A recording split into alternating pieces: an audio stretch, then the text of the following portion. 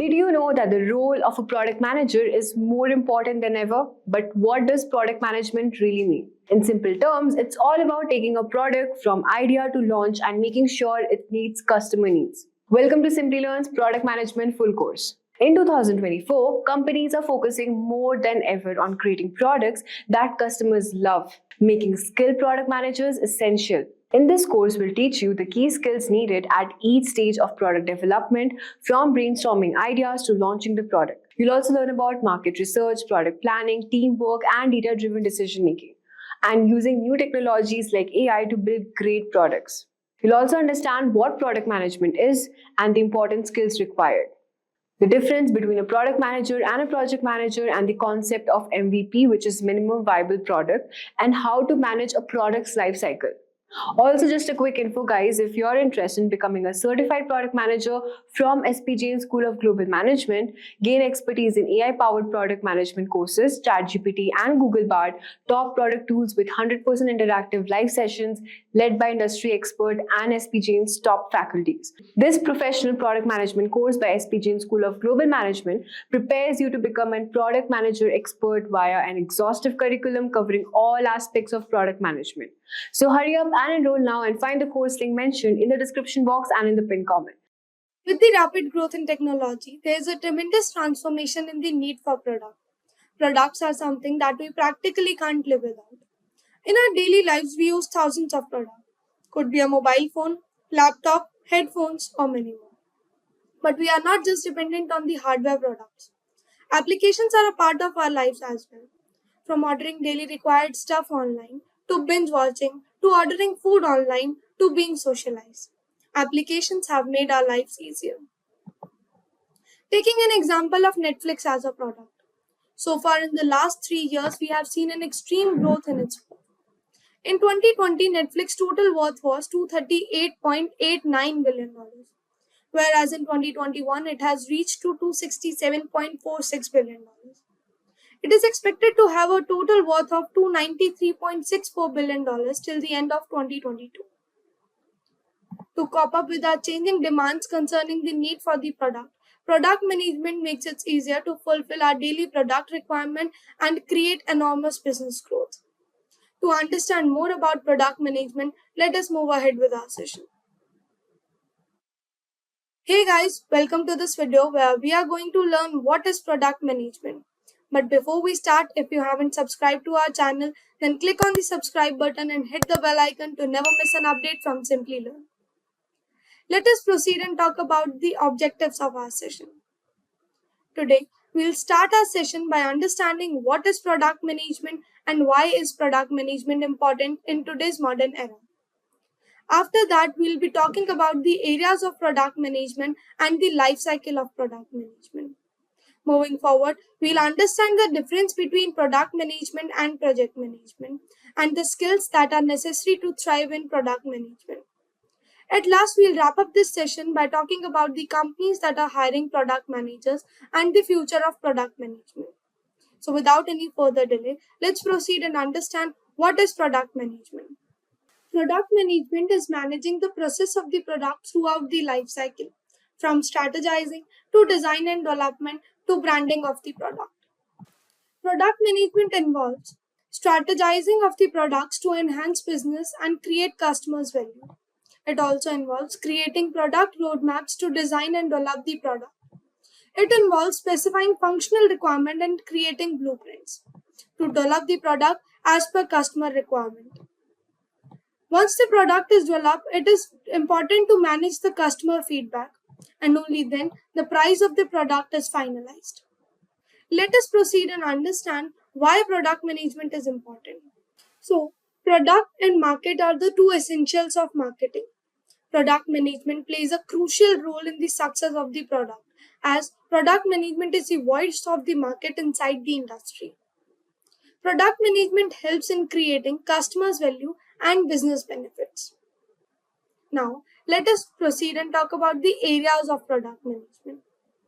So, product management is divided into 3 key areas: product discovery, product planning, and product development. Let us move ahead and know what is product discovery and what are the various parts that product discovery follow. The very first phase of product discovery is alignment, where the team is created and a task is allotted to the team to work on a particular project. The next phase of product discovery is research. The research work is done to know what are the requirements of the product and what does a user need from the product. The team researches on the problem statement and check whether the gathered data is correct or not. The next phase of product discovery is ideation. The team starts to find a solution for the problem statement. In the next phase of creation, the team starts to create a prototype of this product and test it within the team or maybe outside the team. In the next phase of validation, the product is validated to know whether the product is worth spending the resource, money, or time or not. After product validation, the refinement process is done. The process of product discovery is aligned to meet the need of the business goals. After product discovery, product planning is the next area of product management. Product planning involves 4 steps. Number 1, identifying profit. The process is done to check the success of the product and to know what would be the profit out of it. The next phase of product planning is evaluation of the product. The product is evaluated to check the suitability and safety of the product for the users. In the next phase, we have allocation of the resources and time plannings.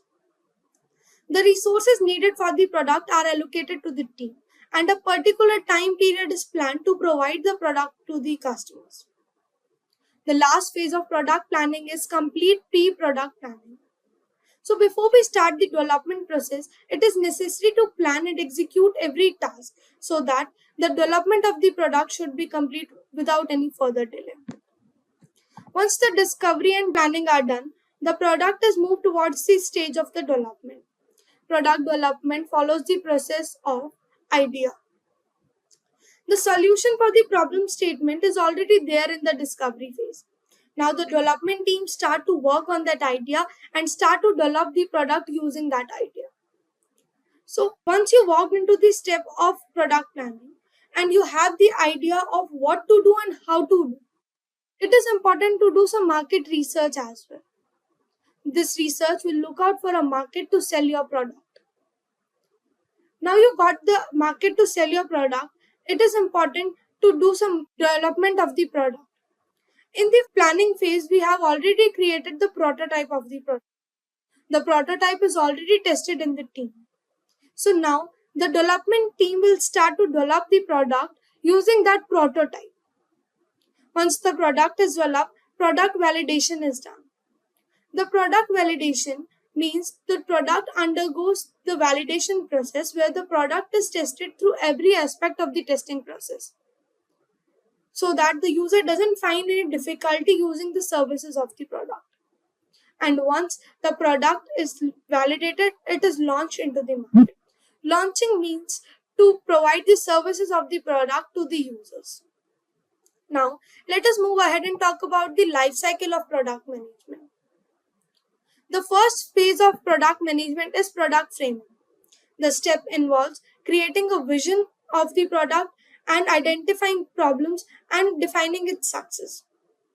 The next phase of life cycle of product management is research. Research means to learning from the people about the need and values of the product. The next phase of life cycle is designing. In this phase, the team synthesize visions, ideas, and research in the prototype of the product. In the next phase of plotting, the testing and solution of the product is done in the real time with real people. After plotting the product is launched into the market. Launching means to send your product into the wild and let it flourish. And once the product is launched into the market, it is important to do the measurements. Measurement means using matrices and data to check the success of the product and plan the improvements for it. Now the question arises that what is the difference between the areas of product management and the life cycle of product management? So the areas of product management describe every sub-phase that come under every phase of product management or that come under area of product management. whereas the life cycle of product management represents the workflow of product management as a complete process. A lot of us tends to get confused between product management and project management. So let us proceed and understand the difference between the two bold terms. Product management leads to the external market operations and management, whereas project management leads to the management of internal operations. Product management deals to the project given to the whole company, whereas the project management deals with the particular project given to the manager or the team. The life cycle of product management is product framing, research, design, plot, launch, and measure, whereas the life cycle of project management is initiating, planning, executing, monitoring and controlling, and closing. In product management, manager must be good at market research, strategic thinking, and business surveys. Whereas in project management, the manager must be good at planning and budget organizing. Moving on to the skills that are necessary to thrive in product management. The skills that are mandatory for a product manager are technical skills. The manager must know how to perform some specific task. The knowledge could be of any programming language or some specific tools. Presentation skills. The product manager must have the ability to deliver the presentation in attractive, creative, and informative ways. Analytical skills. The manager must know how to provide the information in shorter ways and get the conclusion. Communication skills. The manager must be able to deliver the information in such a way that the audience can understand it properly. Time management. The manager must have the skills to manage the time efficiently. Team management. The manager must be able to lead a group of the people working together to achieve a common goal. To choose a right field as a career option, it is necessary to know what would be the scope of the field in the market. So, let us take a look at the companies that are hiring product managers. There are more than 40,000 opening in India and more than 15,000 opening in US for product managers. The companies that are hiring product managers are Google, Microsoft, Amazon, Salesforce, Uber, Swiggy, and many more.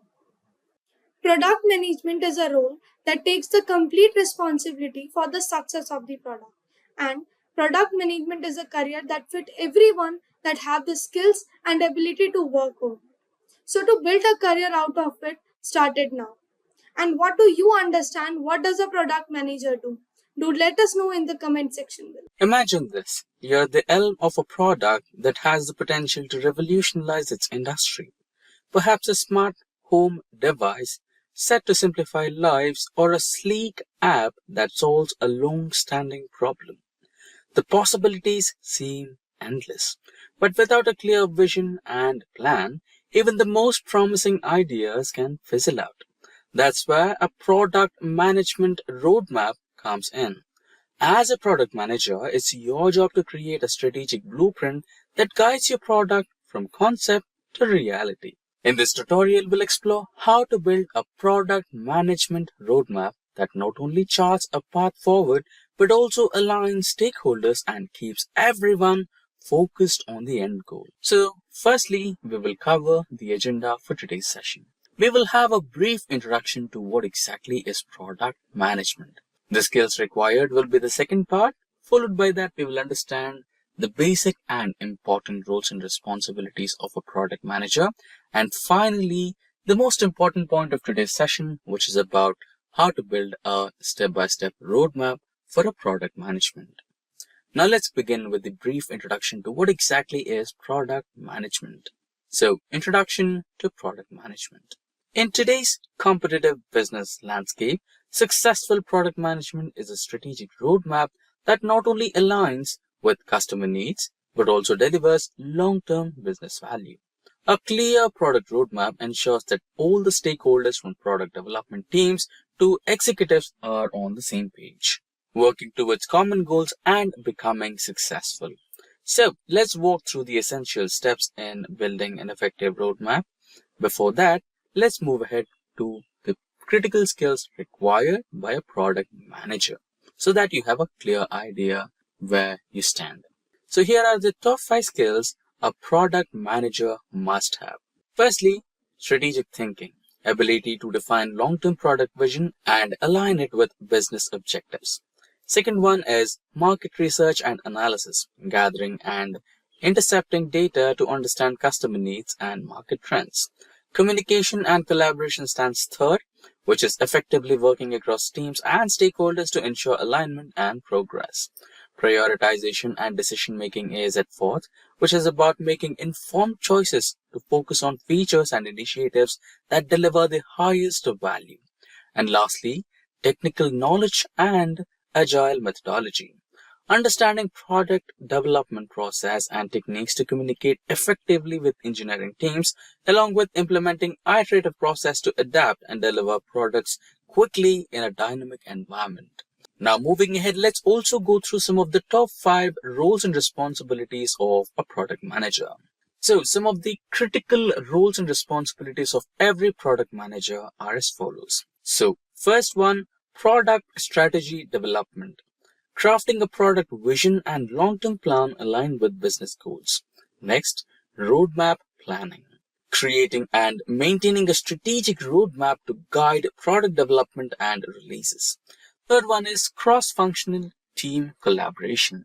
Coordinating between teams like engineering, marketing, and sales to ensure seamless execution. Fourth one is where we find market and user research.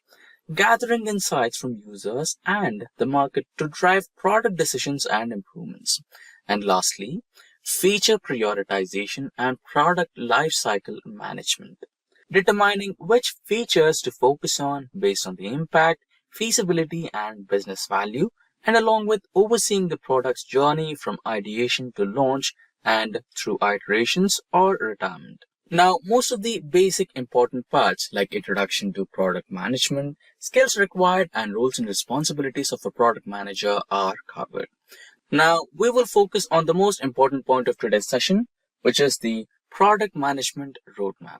So first, we will get started. So here it goes, the roadmap to product management. So now, the first step, define the vision and objectives. The foundation of any product roadmap is clearly defined by the product vision and objectives. Start by asking key questions. What the problem is and what problem is the product solving? Who is the target audience? What are the long-term goals for the product? Your product vision should articulate the purpose and the value of the product brings to the customers. While objectives must be specific, measurable, and aligned with the business goals. For instance, if your product aims to improve the user's engagement by 20%, your roadmap should reflect strategies that drive that engagement. By setting a clear vision, you will establish a direction that keeps your team aligned and motivated, creating a shared understanding of what success looks like. Now moving ahead, the second step, identify key milestones and deliverables. With the product vision in place, the next step is to break down the journey into manageable pieces. This is where you identify key milestones and deliverables. Think of milestones as makers of progress. They represent significant achievements along with the product development path. For example, a milestone could be launching a beta version of your product or integrating a new feature by a certain date. Each milestone should be tied to clear deliverables, such as product features or improvements in functionality. This step ensures that your roadmap isn't just a list of tasks, but a structured path towards achieving product goals. It also helps in measuring progress and making adjustments as needed. Now moving into features and initiatives. Prioritization is critical to ensure that the most impactful features are delivered first. To effectively prioritize, use a framework such as Moscow method, must have, should have, could have, and or RISE scoring, research, impact, confidence, and effort. When prioritizing, consider customer needs, marketing trends, resource constraints. Firstly, we'll discuss customer needs. which features will solve the most pressing problems for your users. Followed by that, we will focus on market trends. Are there emerging opportunities for competitive threats you should address? Then the resource constraints. How much time, budget, and manpower will each feature require? And then the prioritization helps focus on efforts on the features that deliver the greatest value in the shortest time. And then prioritization helps focus on efforts. Prioritization helps focus efforts on the features that deliver the greatest value in shortest time. This not only satisfies customers, but also maximizes return on investment for business. Now, the fourth step. Develop a timeline in phases. A roadmap without a timeline is like a journey without a map. After prioritizing features, it's time to map them onto a timeline. Determine realistic deadlines for each milestone and organize your roadmap into phases. The typical phases include discovery and research, understanding the market, customers, and competitors. Next is design and development, which is about creating prototypes, gathering feedback, and iterating on product features. Third step is testing and quality analysis, which is about ensuring the product works and ensuring that the product works as intended and is free of defects. Fourth one is launch and post-launch. Releasing the product, marketing it into customers, and gathering users' feedback is all about launch and post-launch. So by creating a timeline, you establish a cadence for product development. This also helps stakeholders visualize the flow of product and anticipate when key deliverables will be completed. Now, let's discuss the step 5. Collaborate and communicate with stakeholders. A product roadmap is only as effective as the communication that supports it. Continuous collaboration with stakeholders, including engineers team, marketing, sales, and executives is essential for success. Set up regular check-ins and updates to ensure everyone is informed and aligned. Transparency fosters trust, reduces misunderstandings, and helps ensure that the roadmap evolves based on real-time feedback and changes in market conditions. Using tools like Jira, Trello, and Asana can help in tracking progress and keeping communication fluid. Now, the iterate and adapt. A roadmap isn't static. It is a living document that should be revised and revised as conditions change. Once it's live, track performance metrics such as user engagement, customer satisfaction, and revenue growth. If prioritization shifts or priorities shift due to market changes, new competitors, or customer feedback, be prepared to adapt. Agile product management encourages continuous iteration, so make sure your roadmap is flexible enough to accommodate new information and changing business needs. So it's crucial to remember that a successful product roadmap is not about sticking rigidly to the plan, but about delivering the most value to users and the business. If you ever wondered what a product manager does or why the roles is so crucial in modern businesses, this video is for you. We'll explore the day-to-day responsibilities of a product manager, the key skills required, and how they act as a connective tissue between customers, technology, and business goals. So let's get started. So let's first understand what is a product manager. Let's begin with the basics. What exactly is a product manager? At its core, a product manager is a person responsible for guiding a product's development from its initial concept to its final delivery. They identify customer needs, align those with business's objectives, and ensure that the product delivers value to customer while fulfilling the company goals. Product managers are essentially the CEO of the product, a term popularized by Ben Horowitz. This doesn't mean they have direct authority over teams, but rather they are responsible for defining the product vision, rallying teams behind it, and ensuring the product meets a success criteria. Their goal is to balance business priorities and user experience technological feasibility. Now that we have understood the broad definition, let's explore the specific responsibilities of a product manager. So let us now understand the core responsibilities of a product manager. The first step is to understand the customer. The first and foremost responsibility of any product manager is to understand the needs and the pain points of the customer. So this requires building empathy for the end users. Product managers often engage in market research, customer interviews, and data analysis to uncover user needs. This empathetic approach helps them create products that truly solve customer problems. The second step is defining the product vision. Now, once they have a deep understanding of customer needs, product managers set the vision for product. So this vision isn't just a vague idea, but a clear roadmap that guides the product's development. A well-defined vision outlines the product's objectives, the problems it will solve, and what success will look like. Now the third step is prioritizing features. Product managers must prioritize features based on customer needs, technical constraints, and business goals. They often have to make tough decisions about what to build next, balancing whether users want against or what is feasible for the development team. Effective prioritization ensures that the most impactful features are built first, maximizing the product's value. The fourth step is collaborating with cross-functional teams. Product managers work closely with designers, engineers, marketers, and also the sales team to bring the product vision to life.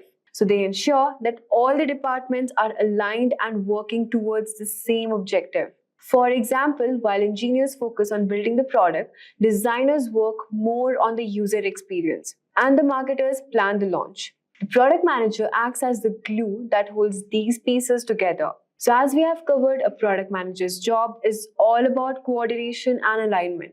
But what are the specific skills which are essential for success in this role? Let's talk about the essential skills of a product manager. The first skill is empathy. Empathy is one of the most important skills a product manager can have. So being able to put yourself in the customer's shoes allows you to better understand their problems and design solutions that meets user needs. So whether it's through user surveys, interviews, or customer feedback, empathy is what drives a successful product. The second skill is strategic thinking. Product managers must have long-term strategic vision for their product. They need to align their decisions with the company's overall goals, ensuring that the product contributes to the broader business objectives. This involves constantly analyzing the market competition and future trends to make informed decisions. The third skill is technical understanding. While product managers aren't required to be engineers, they must have a solid grasp of technology behind their product. Understanding the technical constraints and opportunities helps them make realistic promises that aligns with engineering's team capabilities. The fourth skill is having communication and leadership. Since product managers are the key points of contact between various teams, strong communication skills are essential. They must clearly convey the product vision, explain priorities, and resolve conflicts. They also need leadership skills to inspire teams to work towards a common goal, even without having direct authority over them. With these skills in mind, let's explore how the product manager's role differs from other similar positions. So, product managers versus product owner. The term product manager and product owner are often used interchangeably, but they refer to different roles. A product manager is responsible for the broader strategy and vision of the product, while a product owner is more focused on the execution and day-to-day task of managing the product development. Product manager focuses more on setting the product vision, defining success metrics, and working with stakeholders, whereas the product owner works closely with the development team, breaking down tasks into actionable sprints and ensuring the team is executing accordingly to the product vision.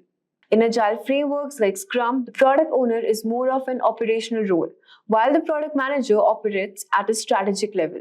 Now that we have understood these distinctions, let's dive why these product managers are so vital to a company's success. So why product managers matter? Product managers play a pivotal role in ensuring a product success in the marketplace. So even without effective product management, companies risk building products that either don't meet customer needs or don't align with business goals. The product manager ensures that a product delivers both value and customer to the business. They also bring together different teams to work toward a common goal, creating alignment across design, development, and marketing. This holistic approach leads to better, more successful products that customers love and businesses benefit from. Lastly, if you're inspired to pursue this career, here's how you can start your journey as a product manager. If product management sounds like the right career for you, here's how you can get started. First, you have to build foundational knowledge. Learn the basics of product management, including popular frameworks like Agile and SCRUM. There are many other online courses and resources available to help you get started. Second, develop empathy. Begin interacting with users and customers to better understand the pain points. This will help you practice empathy, which is the key to building a successful product. Get experience. Look for opportunities to manage smaller projects within your current role or volunteer to work on cross-functional teams. Gaining experience with product roadmaps and feature prioritization will help you transition into the role. With dedication and the right skills, you can embark on a rewarding career as a product manager. And that's it for today's video. We have covered what product manager does, their key responsibilities, the essential skills needed, and how to start your journey in product management. Do you know, friends, that product management is a rapidly growing field in this tech? It mixes creativity, strategy, and technology, with product managers being the key to launching new products. If you are looking for a career that balances businesses, skills, project management, and the latest tech, then this might be a perfect choice for you. In today's video, we will be covering top 10 skills that one needs to become a successful product manager. So guys, let's start with understanding first who is a product manager. So guys, a product manager is basically a professional who is responsible for overseeing the development and life cycle of the product, from ideation to launch and beyond. They basically act as a single bridge between different teams such as engineering, design, marketing, and also sales to ensure that the product meets customer needs and aligns with the company's strategic goals. The product manager is often seen as a product CEO, as they are often responsible for its successful or failure. I hope so you would have got a brief idea regarding who is the actual product manager. Now let's move on and discuss the top 10 skills which are required to become a successful product manager. So guys, our first skill is strategic thinking. Then is user-centric design approach. Moving ahead, we have product lifecycle knowledge. Then we have problem solving. Then we have prioritization techniques. Moving ahead, we have Agile and SCRUM. Then we have performance metric analysis. Then we have effective communication, stakeholder management, and finally, negotiation and conflict resolution. Let's understand each of the skills one by one. So guys, our first skill is strategic thinking. So guys, strategic thinking involves looking beyond the immediate task and considering the bigger picture. A product manager with strong strategic thinking skills can anticipate market trends, set long-term goals, and align the product's direction with overall business strategy. This skills helps in making decisions that ensures the product not only meets the current demands, but is also prepared for future challenges. For example, a product manager at a tech company sees that more people are using a wearable technology. They propose developing a smartwatch that integrates health tracking, communication, and entertainment features, positioning the company ahead of competitors. So you can see, certain task is needed for a product manager in the scope of strategic thinking. Now let's understand our second skill, that is user-centric design approach. So guys, a user-centric design approach ensures that a product is built around the needs and preferences of its users. This skill requires empathy, understanding of user behavior, and a commitment to solving user problems. By focusing on user experience, product managers can create products that are not only functional but are also delightful to use. For example, guys, a product manager at a bank receives feedback that customers find online banking app very confusing. So they conduct user interviews and usability tests, leading to redesign of the app with simpler navigation and more intuitive interface, resulting in a higher customer satisfaction. So you can see what is a task for a product manager in the domain of user-centric approach. Now let's move on and discuss our next skill, that is product lifecycle knowledge. So guys, product lifecycle knowledge involves understanding the different stages of a product which goes through, for example, introduction, growth, maturity, and decline. Each stage requires different strategies for marketing, development, and resource allocation.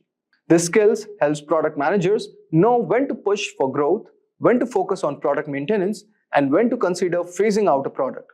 For example, a product manager at a consumer electronics company notices that a popular smartphone model is reaching market saturation.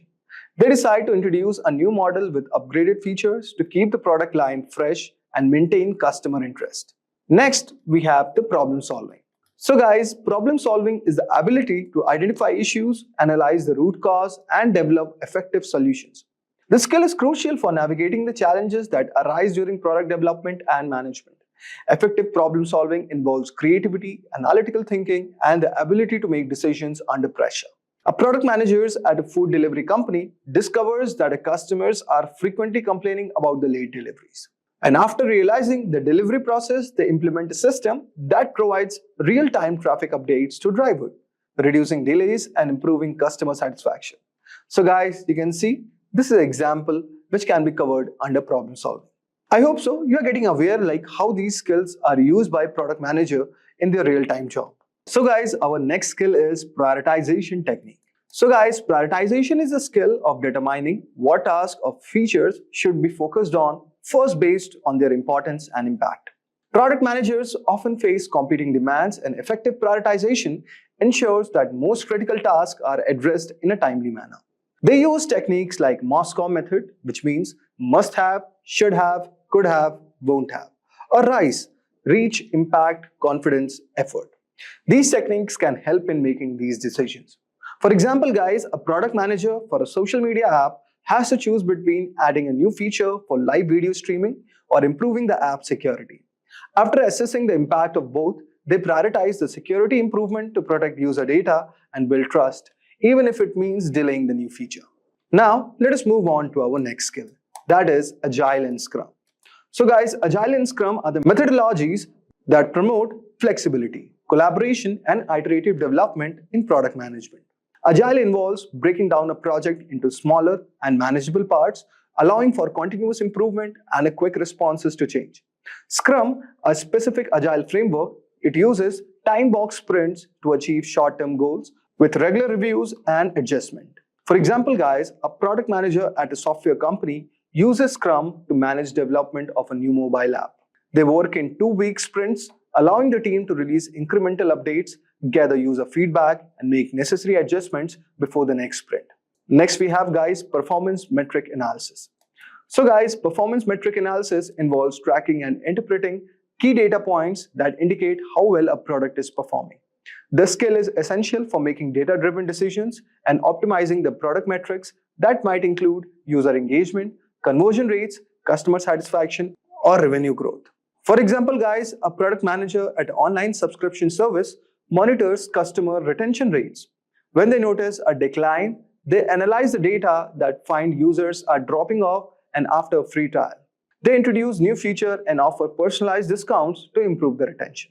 So guys, this was how performance metrics help in product management. Next, let us move on to effective communication. So guys, effective communication is the ability to clearly convey ideas, expectations, and feedback to various stakeholders, including team members, executives, and customers. This skill ensures that everyone involved in the product development process is aligned and working towards the same goals. It also involves active listening and the ability to adapt messages to different audiences. For example, guys, a product manager at a retail company regularly updates the development team, marketing team, and company executives on the progress of a new e-commerce platform. By clearly communicating the timeline, challenges, and next steps, they ensure that all the teams are coordinated and working efficiently. The next one that we have all over here is stakeholder management. So guys, stakeholder management involves identifying, engaging, and maintaining positive relationships with all parties interested in the product success. This skill requires balancing the needs and expectations of different stakeholders, including customers, team members, investors, and executives. It is all about building trust and ensuring that stakeholders are kept informed and involved at appropriate stages. For example, guys, a product manager developing a new educational app involves teachers, students, and parents in the design process. They gather feedback and adjust product features to meet the needs of all stakeholders, ensuring broad support for the app. And finally, we have negotiation and conflict resolution. So guys, negotiation and conflict resolution involve finding mutually beneficial solutions when there are disagreements or competing interests. This skill is vital for resolving conflicts within the team, with stakeholders, or during business negotiations. A product manager must be able to navigate these situations diplomatically, ensuring that the product success is not compromised. For example, guys, a product manager at a manufacturing company mediates a conflict between a design team, which wants to use high-quality materials, and the finance team, which is concerned about the cost. They negotiate by selecting materials that maintain quality while staying within the budget.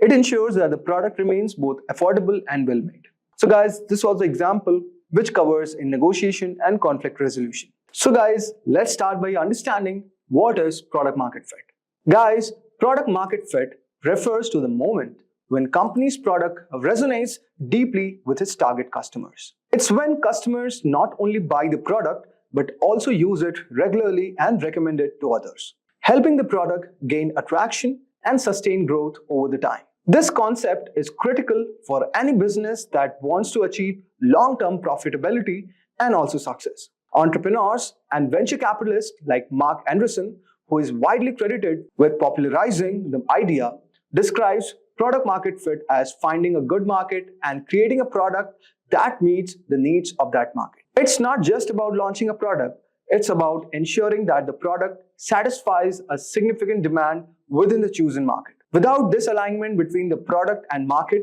growth will be significant and demand will be chosen within the market.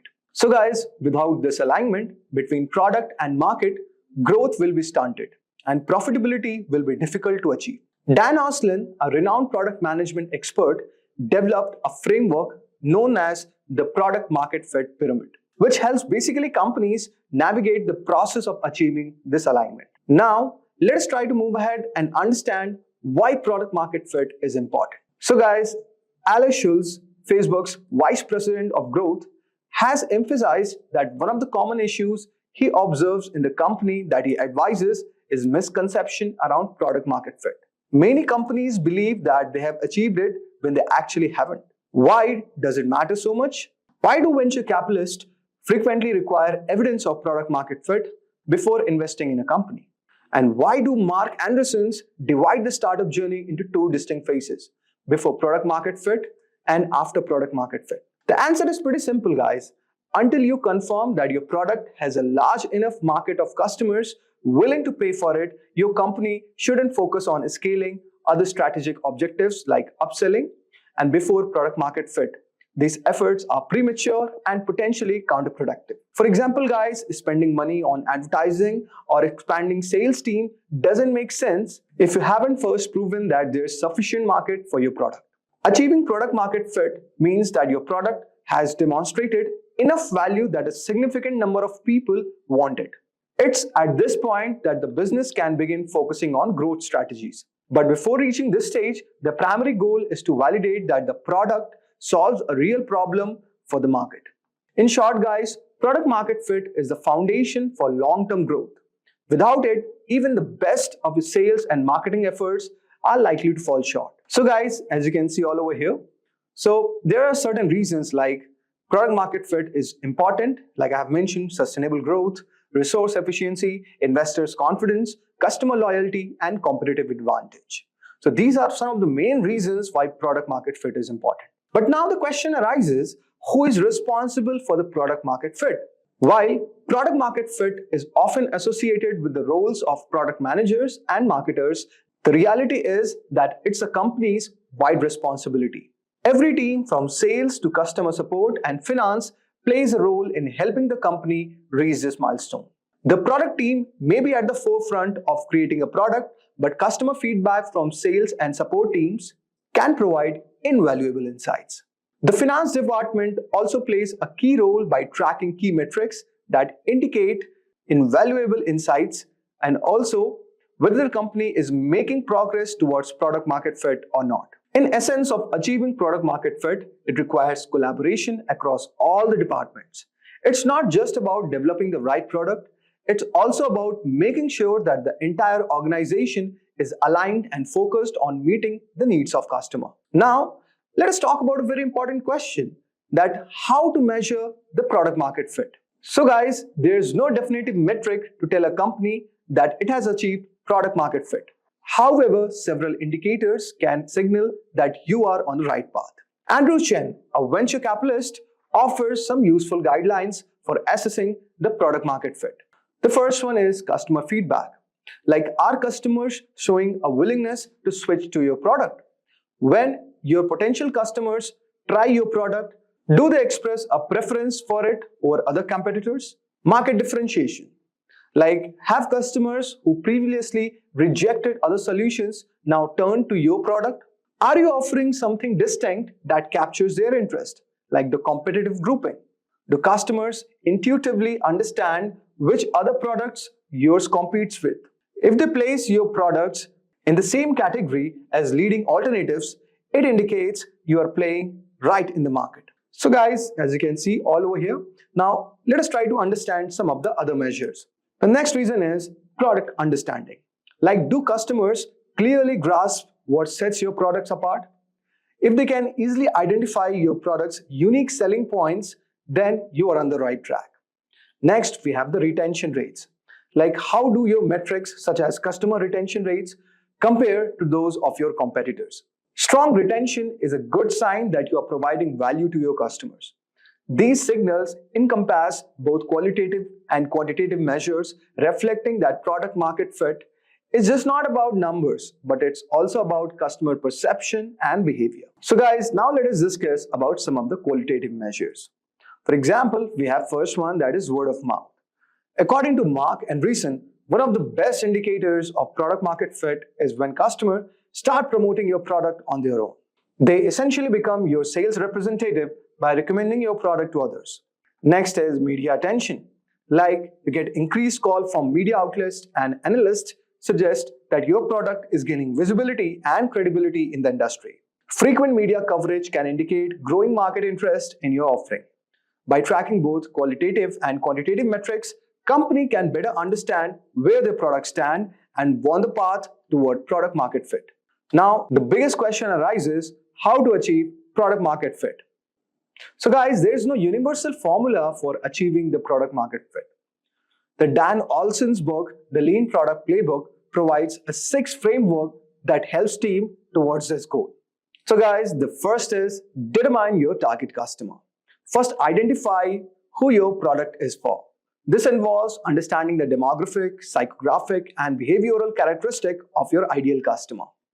Without a clear target audience, it's difficult to design a product that meets the real needs. Next is identify the underserved needs. It means that you have to assess the unmet or poorly met needs of your target audience.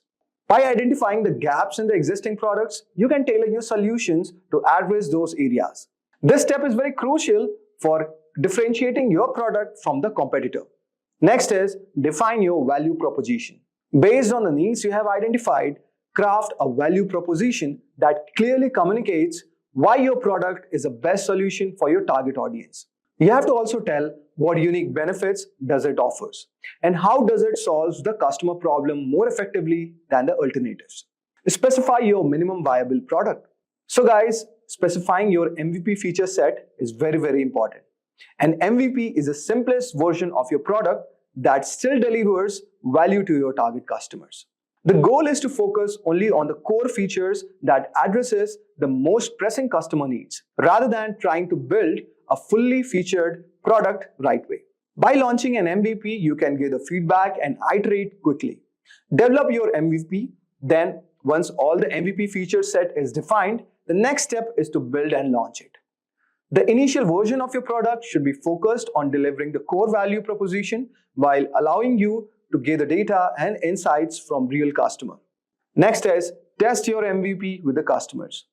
Finally, once the MVP is live, collect feedback from your target customers.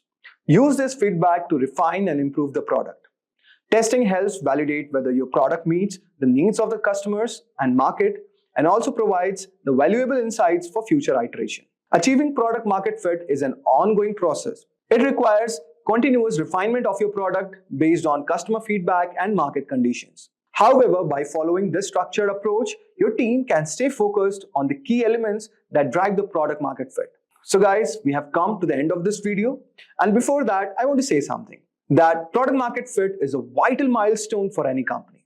It is the point at which your product gains enough attraction in the market to support sustainable growth. Without it, even the most ambitious business strategies are unlikely to succeed.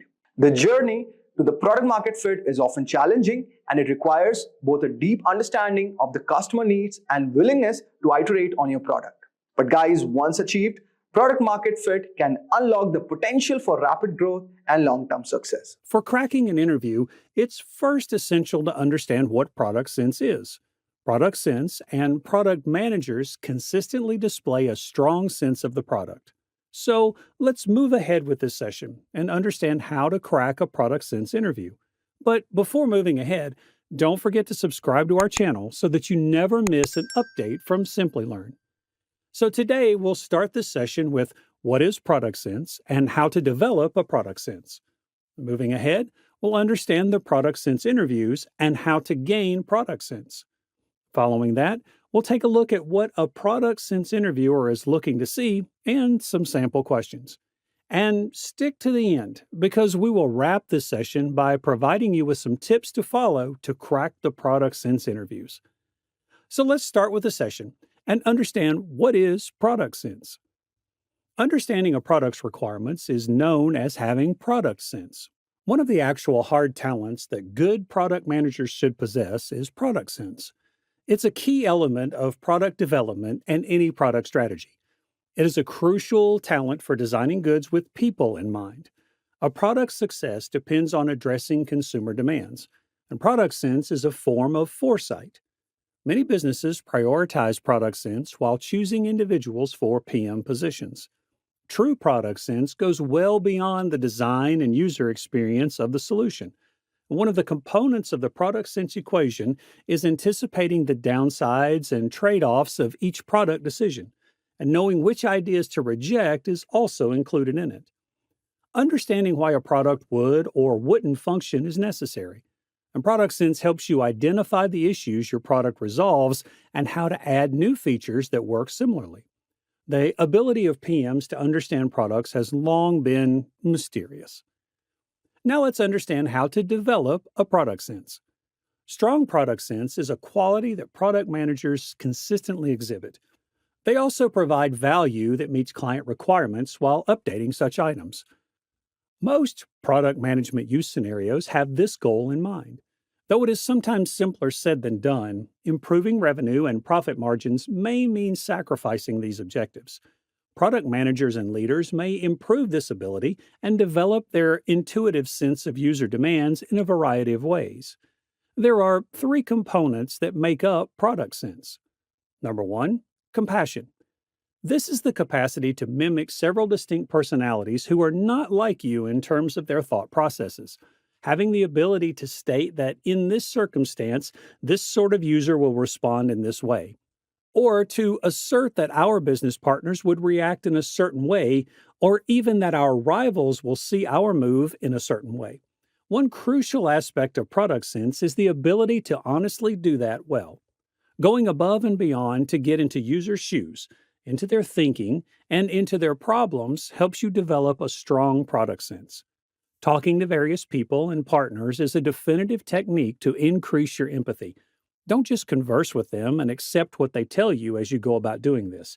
The most crucial component of developing this empathy is to try to understand why they are saying what they are saying. Although you won't always have the user in front of you to ask what would work, you may accurately forecast it by knowing why they feel or act the way they do. Number two, originality. The ability to think creatively and generate fresh solutions to a given circumstance or challenge is the most elusive but significant component of product sense. It is the responsibility of the product manager to specify the construction process. You may develop the key talent of creative thinking to do this. It might be a force multiplier to be able to come up with novel solutions to consumer issues. In addition to providing sensible answers, the top product managers also inspire innovation. After all, nothing has ever been constructed before without the use of creativity. Setting strategy, prioritizing new ideas, and putting them into practice all need creativity. And number three, domain knowledge. When you have a deep understanding of the industry you work in, ideas for what kind of product to create and how to create it will automatically come to you better and more accurately. To be more precise, I'd advise putting your attention on understanding your users and consumers, the competitors and what they're up to, and any opportunities or constraints presented by technology. Functional expertise is concerned with the product management process, whereas domain expertise is focused on the market. I contend that this is distinct from talents. The art of influencing is one such. Influencing is a crucial ability for PMs since they have a lot of responsibility and limited control over other people. The market, consumers, industry, opponents' products, and etc. are all part of the domain experience. Yes, some technical expertise is required, but the market is still the major concern. Otherwise, you run the risk of becoming technology driven, missing market possibilities, or misinterpreting client wants. Now, let's move on to the basic detailing of the product sense interview. Product interviews not only attain questions based on the product sense, but also analytical questions and case studies. In most cases, the product sense interviews hold on to the questions like, which is the product you like the most? Why do you like it? And what kind of improvements do you want to make to it? Or the interviewer can ask you about a particular product, maybe just like Google Maps. The interviewer can ask about how you would improve Google Maps and its services. The questions about actual products are occasionally included in the product sense interviews. A product's design and strategy might also be the basis for these inquiries. For example, what design principles would you use to create a YouTube clone app that runs in the background? Regardless of whether a product is digital or physical, the solutions for its design or marketing tactics always stay the same. PM interviews evaluate three key competencies: product sense, execution, and behavioral competencies. Every employer has a unique interview process, but they all assess the same fundamental competencies. Hard as it may be to admit, most interviewers need rapid thinking and responses. Quick thinking is facilitated by frameworks. Your interviewer for the execution is searching for if you can quantify what matters and apply analytics to make data driven judgments, if you can identify and balance various trade offs to make wise product selections, and if you can efficiently use your limited time and resources to have the greatest impact. Now let us understand what the interviewer is trying to see in you or trying to judge you on. The interviewer mostly asks you about the four things based on a product: context, prioritization, creativity, metrics. Context. The interviewer will ask you about the context of the problem statement. Do you get the context of the problem? Are you able to empathize with which context the product is going to be used? Who will be the users of the product? And what will be the difficulties the users will face with these particular products? How can we resolve such difficulties? And many more. Prioritization. Are you able to prioritize from all the major points, segments, and use cases you have developed, the appropriate collection of segments and pinpoints, supporting your decisions with logic and data? Such questions are asked by the interviewer. Creativity. The interviewer will always want you to provide a creative solution for the problem statement, because this is where your ability to think of a creative solution to the problem and your ability to design comes into being. Metrics. The interviewer may ask if you can come up with the metrics against which you will judge your product intervention. Well, these are the four primary aspects around which the product sense interview will roam. The interviewer is going to check your ability to think, design, strategize, and create. The interviewer doesn't expect you to come up with a solution that will change the whole face or the product. They are typically trying to find out if you have the structure of the product based on the problems and their solutions in your mind. Before moving ahead, here's a question for you all. What is your favorite product and why? Do let us know in the comments below. Now let's know what makes a product manager gain a thriving product sense. Designing products training. Good PMs are familiar with design, and an MBA is beneficial. The subjects of product design and innovation are two of the favorites of usual PMs. Some used to create stuff and get feedback throughout several rounds. It might be challenging to take criticism on the job seriously and promptly. Case studies in marketing. Academically speaking, marketing includes products. Product, pricing, location, and promotion are the 4 Ps. The MBA program is a marketing masterclass, and in the case of study simulations, you compete against other teams, and in that way, you pick things up much more quickly. Hard skills. Great PMs need to influence without being in charge. These frequently involve knowledge of corporate operations, research techniques, and best practices in product management. Here, hard skills are crucial. Clubs, happy hours, and corporate outings make up half of the MBA. Your social abilities will significantly advance as a result. Network.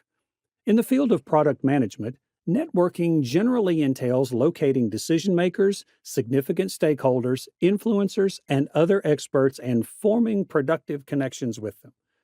Now, I know people who manage billion-dollar hedge, VC, and PE firms. And there's just no likelihood that, as a manager in technology, I would know these folks. Analyzing a problem related to metrics. Choosing the appropriate metrics to track and examine results in better informed choices being made throughout the product development process. These metrics provide the business with tangible proof of the components of the product or customer experience that are not connecting with customers. This data driven knowledge may be used by the product, marketing, and sales teams to better understand the drivers of their consumer profiles. The corporation uses this information to better its products going forward. Measuring impacts.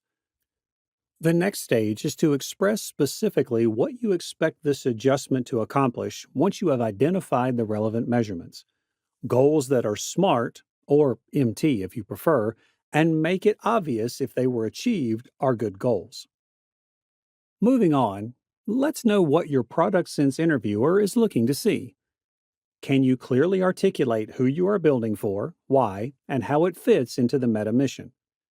Can you provide thoughtful reasoning for why Meta should or should not focus on specific aspects of the broadest possible product opportunity at hand? Can you provide a thorough vision for your desired MVP experience to test out your hypothesis, as well as your desired end state for this product, say 3 years out? This comes down to concretely defining priorities and goals.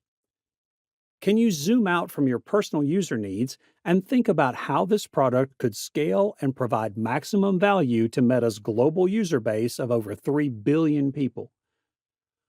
Product sense interview questions will typically be in the form of one very deep hypothetical, what would you build for X, with a series of follow-up questions to understand your thought process. Let's now have a look at a few sample questions. The interviewer may ask you, how would you improve Instagram stories? Build a Facebook product for travel. How would you build Facebook Birthday if it weren't there? How can we improve Google Maps? Create a photo sharing app for Google. Build a music app for Facebook.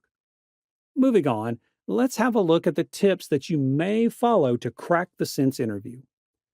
Knowing what the interviewer can ask, you should understand what aspect the interviewer is looking for in you. Adhere to the framework. The product sense interview is all about following the structural framework to provide an ethical and practical solution to the problem given to you. It's not every time about creativity. The solution should be more practical. The interviewer is majorly looking for your structural approach to provide the solution. Questioning. The approach is your interviewer's main area of emphasis. You are not required to respond as soon as you hear the question from the interviewer. It's acceptable to take a break and ask the interviewer a clarifying question if you're having trouble comprehending what is being asked of you.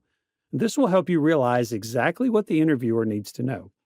Even if you think you understand the question, you should nevertheless paraphrase it to make sure you're not missing any important details.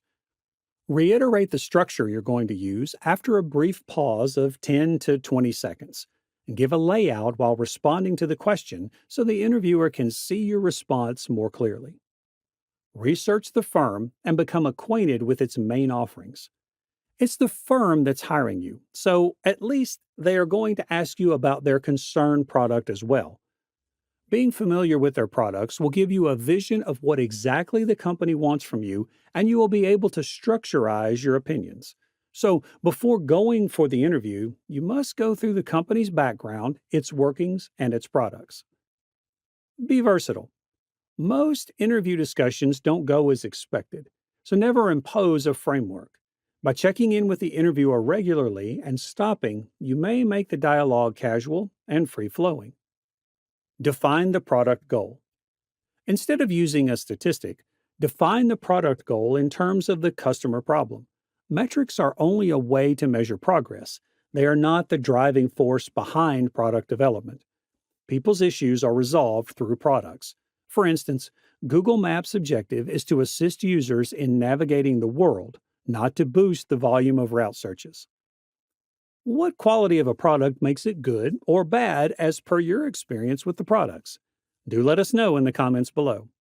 Today, we'll start this session by understanding what is the product and product management, and then what is project and project management. Moving forward, we'll understand who is a product manager and a project manager. Following that, we'll take a look at the difference between product manager and project manager. Next, we'll have a detailed look at the roles and responsibilities and the skills required to start a career as a product manager and a project manager. For choosing any professional career, it is important to have certified knowledge of that profession. So we'll also take a look at the certifications required for both product managers and project managers. We'll also talk about how a product manager and a project manager work together. And stick till the end because we'll wrap up this session by talking about the salaries of a product manager and a project manager. So without any further delay, let's get started and know what is a product. A product is offered to deliver its services to the users by putting efforts to be produced. For example, Google Maps for directional services. It can also be defined as a tangible item that an alliance creates to serve the customer's need. For example, Uber for taxi services. A product is designed to create customers' value by solving their problems with convenient evolution. And it doesn't have any explicit life cycle and has more permanence, which means that a product doesn't have any fixed end date and needs continuous discovery and development. Now let's understand what is product management. So, product management is managing the process of the product throughout the life cycle, from strategizing, designing, and development to branding of the product. The product management involves strategizing products to enhance the profit of the business, creating customers' value, creating roadmaps to get a clear idea of how to design and develop the product, specifying functional requirement and creating blueprints, and development of the product as per the requirement. And once the product is developed, it is necessary to take customers' feedback, and then only the price of the product is finalized.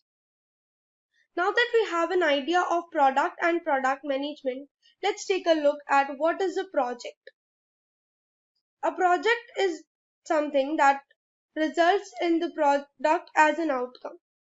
It is a fleeting effort commenced to construct a remarkable product or service. It can also be defined as the process of providing services to the user by focusing on scope, resources, and quality of the output. All the products have a team to work on, a budget to complete the task under a specific amount, a schedule to follow, and some expectations to meet the need of the customers. We can also determine a project as the process of executing a plan which involves taking requirements of the customers and building the solution. Projects are the temporary efforts to meet the need of the business to organize by providing services to the user. Now let's move further and understand what is project management. So, project management is defined as the process of planning and organizing the resources of the company to complete a specific task. Project management plays the same role irrespective of the belonging industry. It is the role that specifies product of an organization. The main objective of project management is to determine the goals and objective of the project. It also creates a quality assurance check to ensure the standards of the project. It is the approach of applying skills and techniques to complete a project as per customer's requirement. And it helps to get a predictable project planning and execution process. The primary constraints of project management are time, cost, scope, and quality. Now let's know more about product and product managers. So let's move further and understand who is a product manager. A product manager is a person in an organization that is responsible for product development as per the customer's requirement. The manager allows the task to the development team and manages the coordination regarding the product developed between the customers and the developers. The product manager monitors the product and the market and develop the competitive analysis. The product manager is an association between the business, developers, and the users of the product. Now let's understand who is a project manager. A project manager is an individual who plans and organizes the resources needed for the project and looks after the specific need of a project of an organization.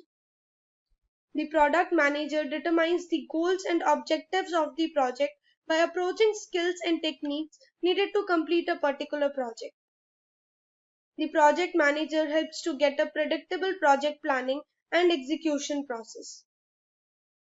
The primary task of a project manager is to determine the scope of the project by using different methodologies of product management. For example, Agile, SCRUM, Prince2, etc. The manager leads the project throughout the life cycle of the project, from initiating to planning to executing to monitoring and controlling to closing of the project. Now, let's move further and understand the difference between a product manager and a project manager. The product manager deals with the all-around needs of the product, from strategizing to branding of the product. On the other hand, the project manager deals with applying techniques to complete a particular project. The product manager focuses on building up the value of the product, but the project manager focuses on work coordination. The product manager owns the what, and the project manager owns the how. The product manager must be good at market research and strategic thinking, whereas the project manager must be good at planning and budget organizing. The product manager brings the idea related to the product into the marketplace. On the other hand, the project manager uses specific skills to deliver a valuable product. The product manager deals with the external market operations, whereas the project manager deals with the internal operations of an organization. The product manager manages the product till its complete success, whereas the project manager manages the project till it's delivered to the customers. So far we have understood about product managers and project managers. So here's a question for you guys. What is the another title for a project manager? Do let us know in the comment section below. Now let's take a look at the responsibilities of product managers. The product manager manages the product throughout the life cycle, from initial stage of planning to the final stage of complete success of the project. The product manager strategizes the product by planning for the particular product. It's the product manager's responsibility to create customers' value by fulfilling the customer's requirement for a product. And the manager builds the roadmap for a product following which the product is created. The manager manages the specifying functional requirements to lead the team about the product. And the manager continuously manages and monitors the development of the product. And once the product is approved, it is sent out in the wild for branding and launching into the market. Let's proceed and know the responsibilities of project manager. The project manager evaluates the initial intakes that are necessary for a project. To finish the project on time, the project manager makes sure that the project is delivered to the customers on time. To manage the performance of the team by continuously monitoring and controlling the work in the team. To manage the proper communication and coordination in the team. To achieve the goal and objective of the project within the given time period. to meet the customer's requirement and make them happy. For being a product manager, one must have all the skills that are required for the profession. So let's know what are the skills that are necessary to thrive in product management. Skills that are necessary for a product manager are strategic thinking. The manager must be able to plan successful future for the product. Leadership skills. The manager must have the skills to lead a group of the people working together to achieve a common goal. Time management. The manager must be good at managing the time and complete the task under the given time period. Empathy skills. The manager must be able to understand the employee's mindset and thinking. Communication skills. The manager must be able to communicate easily with others in order to understand the other person and make him understand his own perspective. Analytics skills. The manager must have the ability to gather information about the product and analyze the information by having a market research about that. Presentation skills. The manager must be good at presenting his thoughts in a creative and attractive ways. Customer orientation. The manager must know how to put the needs of the customers over the needs of the business. Self-confidence. The manager must have self-confidence because only then he or she will be able to lead the team. Now, let's know what are the skills necessary for a project manager.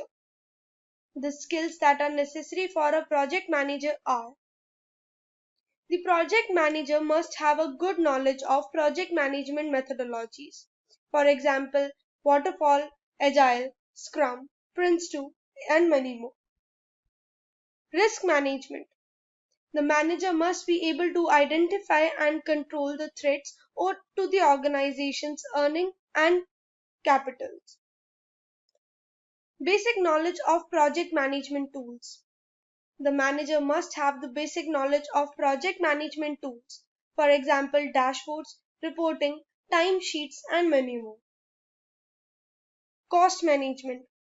The manager must be good at managing the project cost to provide maximum benefits to the organization. Adaptability. To become a manager, one must be able to adjust to different conditions and circumstances. Critical thinking. The manager must be able to think rationally and understand the logical relationship between the ideas. Now let's move on and know what are the certifications available for a product manager. The certification that fits best for product managers are Product School Product Management Certification. The Product School offers two types of product management certification. One is Product Manager Certification and the other one is Senior Product Manager Certification. The Product Manager certifications help learners to learn how to build digital product end to end, from discovery to optimization and to develop a portfolio project with the help of your instructor. And the Senior Project Manager certification assists the product managers to enhance your technical hard skills and learn to leakage advantage to make informed decision and build strategic skill set to help guide your team in context of the marketplace. Pragmatic Institute Project Management Certification. The certification concentrates on defining the roles and responsibilities, focuses on the right feedback from the right sources, and building buyers' products. It also pledges the product managers will accumulate functional skills, tools, and templates in the field of management. The institute has its branches in over 50 plus countries and have over 10,000 plus hiring companies covering the topmost MNCs as well. The institute provides provision methodologies, adaptable resources, battle-tested strategies, and the world-class support to the organizations. Simplilearn Professional Certification in Product Management. Simplilearn's professional certification in product management is one of the top 4 worldwide certified programs in product management. This course is in partnership with SP Jain School of Global Management and involves 4 months of rigorous live training with SP Jain top faculties across Australia, Dubai, and India, along with live sessions from top product leaders. This program prepares you to become a product manager via an exhaustive curriculum covering all the aspects of product management and educates you on the latest industry trends, advancements, and related industry applications from top products experts via live sessions. The program provides a 150% salary hike and is connected with 2,900 plus hiring partners. The program will take you towards product strategy, new product ideations, product development, product lifecycle management, design thinking, UI UX, and many more different concepts of product management. The top companies that are hiring product managers via the Simplilearn product management course are Amazon, Microsoft, Google, IBM, Adobe, LinkedIn, Deloitte, Airbus, and many more. Now let's take a look at the certifications available for project managers. The certifications that are fit for project managers are Project Management Professional, that is PMP. Project Management Professional is an international acknowledged professional designation proposed by the Project Management Institute. Gaining a PMP certification can help you in acquisition in your professional and personal growth. The PMP certification can help you showcase your skills and get you work globally recognized. It allows you to prove your experience and competence to lead and direct projects. PMI Agile Certified Practitioners. The PMI ACP training empowers you to become a skilled Agile professional with knowledge of broad range of Agile methodologies. ACP is PMI's fastest growing certification, and recently ACP PMI has been updated with additional of the Agile Practice Guide. Certified Association in Product Management. The Certified Association in Project Management is a vendor neutral entry level certification to help individuals formulate project management skills. It is one of the several certifications issued by the non-profit Project Management Institute, that is PMI. Certified Scrum Master. The CSM certification course is focused on providing an improved understanding of Scrum methodologies and their implementation. It helps you to become a certified Scrum Master, a designation offered by Scrum Alliance to which who you have completed a CSM certification course and demonstrate their understanding by passing the exam. Project in controlled environments. It is also known as Prince2. Prince2 or Project in Controlled Manner Environment certification is a process-based project management method that offers a systematic approach to delivering a successful project with clear templates, processes, and steps. So far we have understood a lot about how product managers are different from project managers. Now let's understand how product managers and project managers work together. So, a product manager sets the trajectory for a project by creating visions of the and goals by doing market research and knowing the customer's requirement. And the project manager brings these visions and goals into the reality by working on the projects and develop the products. With this, we have came to the end of this session. But before we wind up, let's know what is the average salary of product managers and project managers. The average salary of product manager in India is approximately 10 lakhs and in US is approximately $90,000 to $1,60,000. The average salary of project managers is 10 lakhs in India and in US it is $75,000 for a freshers and $140,000 for an experienced person in US. Why product backlog is important? The product backlog is a fundamental component in Agile and Scrum methodologies, serving as a dynamic, prioritized list of features, enhancements, bug fixes, and other changes that are needed to improve a product. Prioritization. The team can prioritize tasks based on the product's requirements and the value they bring to stakeholders. Transparency.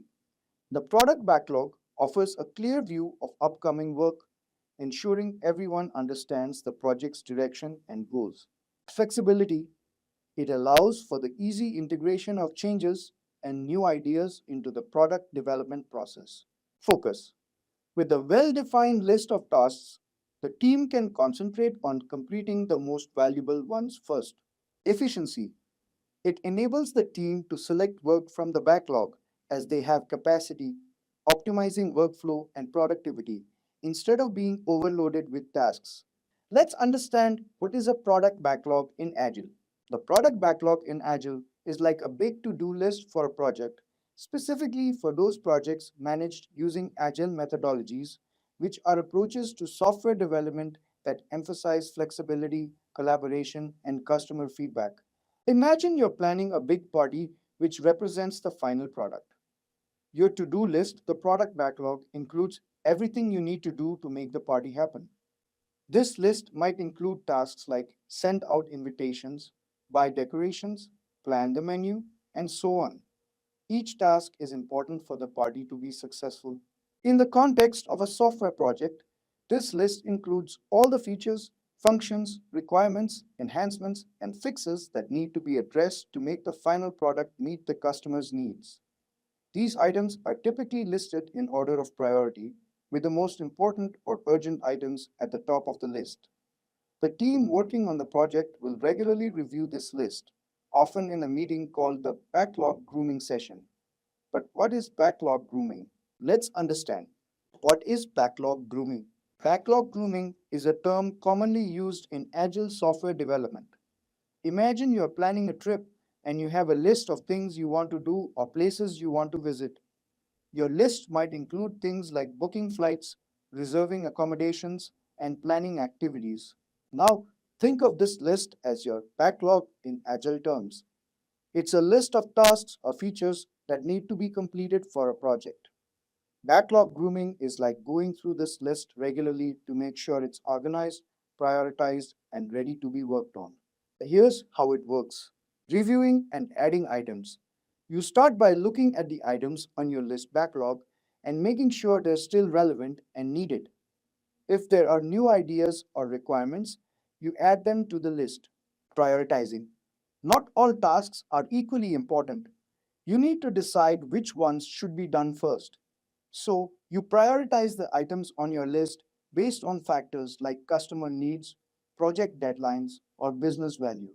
Breaking down tasks. Some items on your list might be big and complex. It's easier to work on smaller, manageable tasks. In backlog grooming, you might break down big tasks into smaller ones so they can be completed more easily. Estimating effort. It's important to have an idea of how much time and effort each task will take. During backlog grooming, you might discuss and estimate the effort required for each item. This helps with planning and resource allocation, ensuring clarity. Everyone involved in the project should have a clear understanding of what each task entails. Backlog grooming provides an opportunity to clarify any doubts or questions about the items on the list. Keeping it up to date. Backlog grooming isn't a one time thing, it's an ongoing process. You should regularly review and update the backlog as the project progresses and new information becomes available. Alright, so after that, as the project progresses, the team selects items from the top of the product backlog to work on during each development cycle called a sprint. Now, what is sprint? A sprint is a time box period, usually 4 weeks, during which the development team works on a set of items from the product backlog to create a potentially shippable product increment. Sprints provide a focused, concentrated effort to deliver valuable work within a short time frame. At the beginning of each sprint, the team selects a set of items from the product backlog based on their priority and capacity to form the sprint backlog. They commit to completing these items by the end of the sprint. Once the sprint is over, they review the work and present it to the stakeholders, usually the customer or client, for feedback. All right, now let's understand what's in a product backlog. A product backlog serves as a comprehensive checklist for a project team, outlining all the tasks required to enhance the product's quality.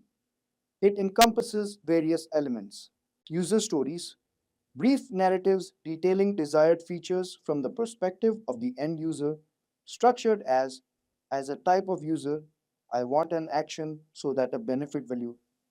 Bugs issues. Any flaws or malfunctions within the product are documented here for resolution. Tasks. These entail specific actions necessary for fulfilling a user story or rectifying a bug. Enhancements. Suggestions for improving the product's functionality or value, not necessarily related to troubleshooting. Technical work. Tasks related to enhancing the product's technical aspects, such as code-based refinement or software component updates. Knowledge acquisition. Activities aimed at empowering the team with essential insights or skills for making informed decisions, such as research or exploration tasks. And there you have it. We've explored the ins and outs of the product backlog in Agile. By understanding its importance and how to manage it through backlog grooming, you're well equipped to steer your projects towards success. In today's competitive online landscape, outranking competitors is essential to drive organic traffic to your website and establish your brand as an authority in the industry. As companies seek to innovate and stay competitive, the role of the product manager has become increasingly important in driving success. According to the US Bureau of Labor Statistics, the employment of product managers is projected to grow by 10% from 2020 to 2030, which is faster than the average for all the occupations. Product management is an important function in modern businesses responsible for driving product innovation, development, and success in the market. This is why the salary of a product manager is pretty high. The annual salary for a product manager in the United States is $102,000. With the increasing demand for digital products and services, the role of product managers has become even more crucial in today's fast-paced and dynamic business environment. So are you ready to take your career to the next level? Simplilearn's professional certificate in product management will introduce you to the perfect mix of theoretical knowledge and extensive hands-on capstone projects. This program is in collaboration with SP Jain School of Global Management, which is ranked 4th in the world by Times Higher Education. This program involves 4 months of live, rigorous training from SP Jain's top faculties spread across Australia, Dubai, India, etc. This program covers, first, why products fail and some succeed, understanding your product. In this session, you will appreciate the purpose of your product and how to make decisions among disruptions and changing market conditions to keep the purpose anchored strong. Next course is leadership, growth mindset, and having a product culture. In this session, we will learn about leadership thinking, culture for product development, and product milestone achievement. Next is feeling the pulse of the customer product ideation and strategy.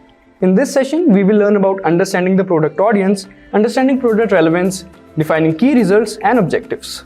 Next course is product idealization, design thinking, innovation, and market. In this course, we will learn about product idealization strategy, design thinking techniques, innovation and market fit, creating buyer personas, positioning and messaging based on standard templates and frameworks. Following this course is value validation and testing if customers would pay. In this session, we will learn defining product value, conducting market research analysis, and product resource identification. Along with all these, there are many other topics and concepts that will be covered in this professional certification in product management program. So what else can you expect from this program? This program includes Simplilearn's Job Assist, which will help you get noticed by top hiring companies. Second is SP Jain Global School of Management certification. Third is hands-on learning experience by solving real-life product problems via project on Facebook, Tesla, Instagram, Netflix, and Nike. Fourth is hands-on learning via case studies and assignment. Then fifth is 8 times higher engagement in live online classes by SP Jain top global faculties. Next is product management toolkit training that involves Jira, Mixpanel, Google Analytics, and Balsamiq. This program contains live session via product leaders from Amazon, Microsoft, Adobe, VMware, and is designed for graduates and experienced professionals looking to explore their careers as product managers. Upon completion of this professional certification in product management, you will receive a certification of completion from SP Jain School of Global Management. These certificates will testify to your skills as an expert in product management. So what are you waiting for? Don't miss out on this chance to take your career to the next level. Enroll in our professional certificate in product management program today and start your journey to become a product manager. The link is added in the description box and the comment section below. Today, we'll start this session by understanding what is product management and who is a product manager. Following that, we'll cover the different type of product managers and their roles and responsibilities. Moving forward, we'll learn the difference between a product manager and a project manager, and the skills that are necessary to start your career as a product manager. And stick till the end because we'll wrap up this session by knowing the top companies that are hiring product managers and the average salary of a product manager. So without any further delay, let's move on to the first phase of our session. What is product management? Product management is managing the process of the product throughout the life cycle, from strategizing to design and development to branding of the product. Product management involves strategizing products to enhance the profits of the business, creating customers' value, creating roadmaps to get a clear idea of how to design and develop the product, specifying functional requirements, and creating blueprints. Then the development of the product is done as per the requirements. And once the product is developed, it is necessary to take customer feedback and finalizing the price of the product. Now, let us understand who is a product manager. The product manager is the one who leads the team by managing the product throughout the life cycle, from strategizing to design and development to branding of the product. The product manager is the mini CEO of the product as he leads the product within the organization. The product manager is an important organizational role that focuses on long-term vision for a product.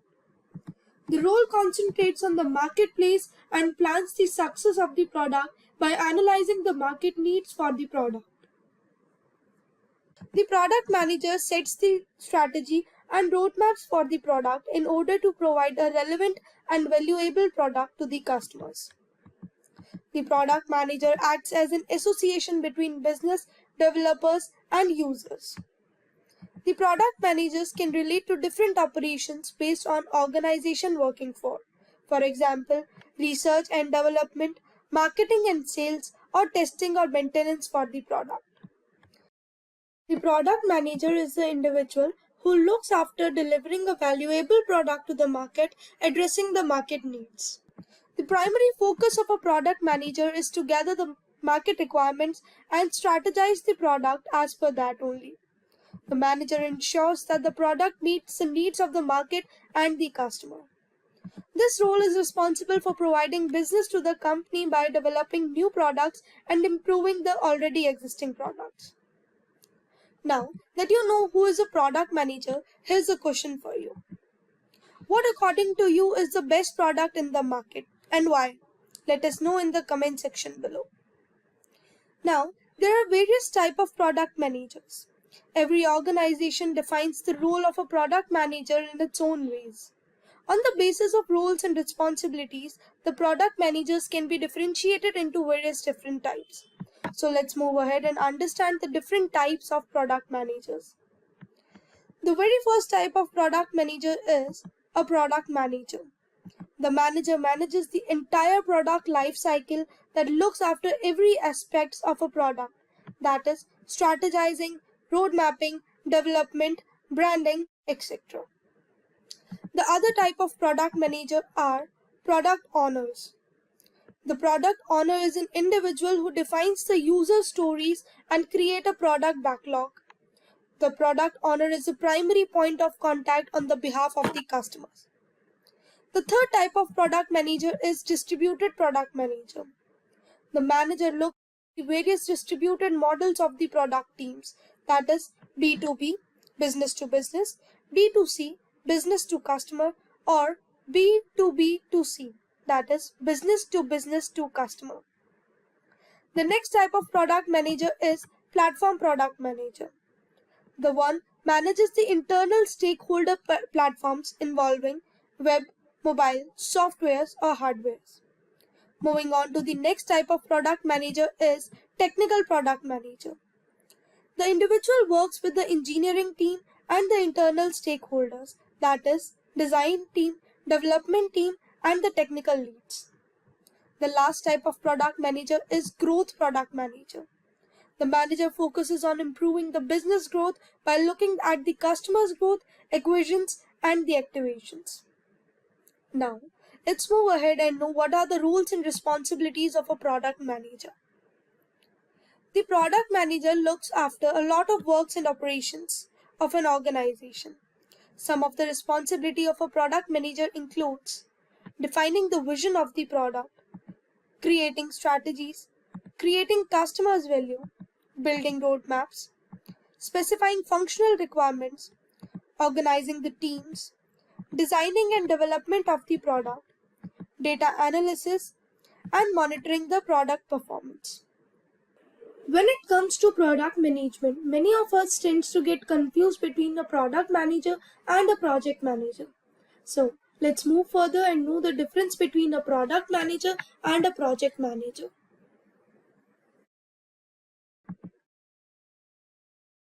The product manager deals with all-round needs of a product, from strategizing to design and development to branding of the product.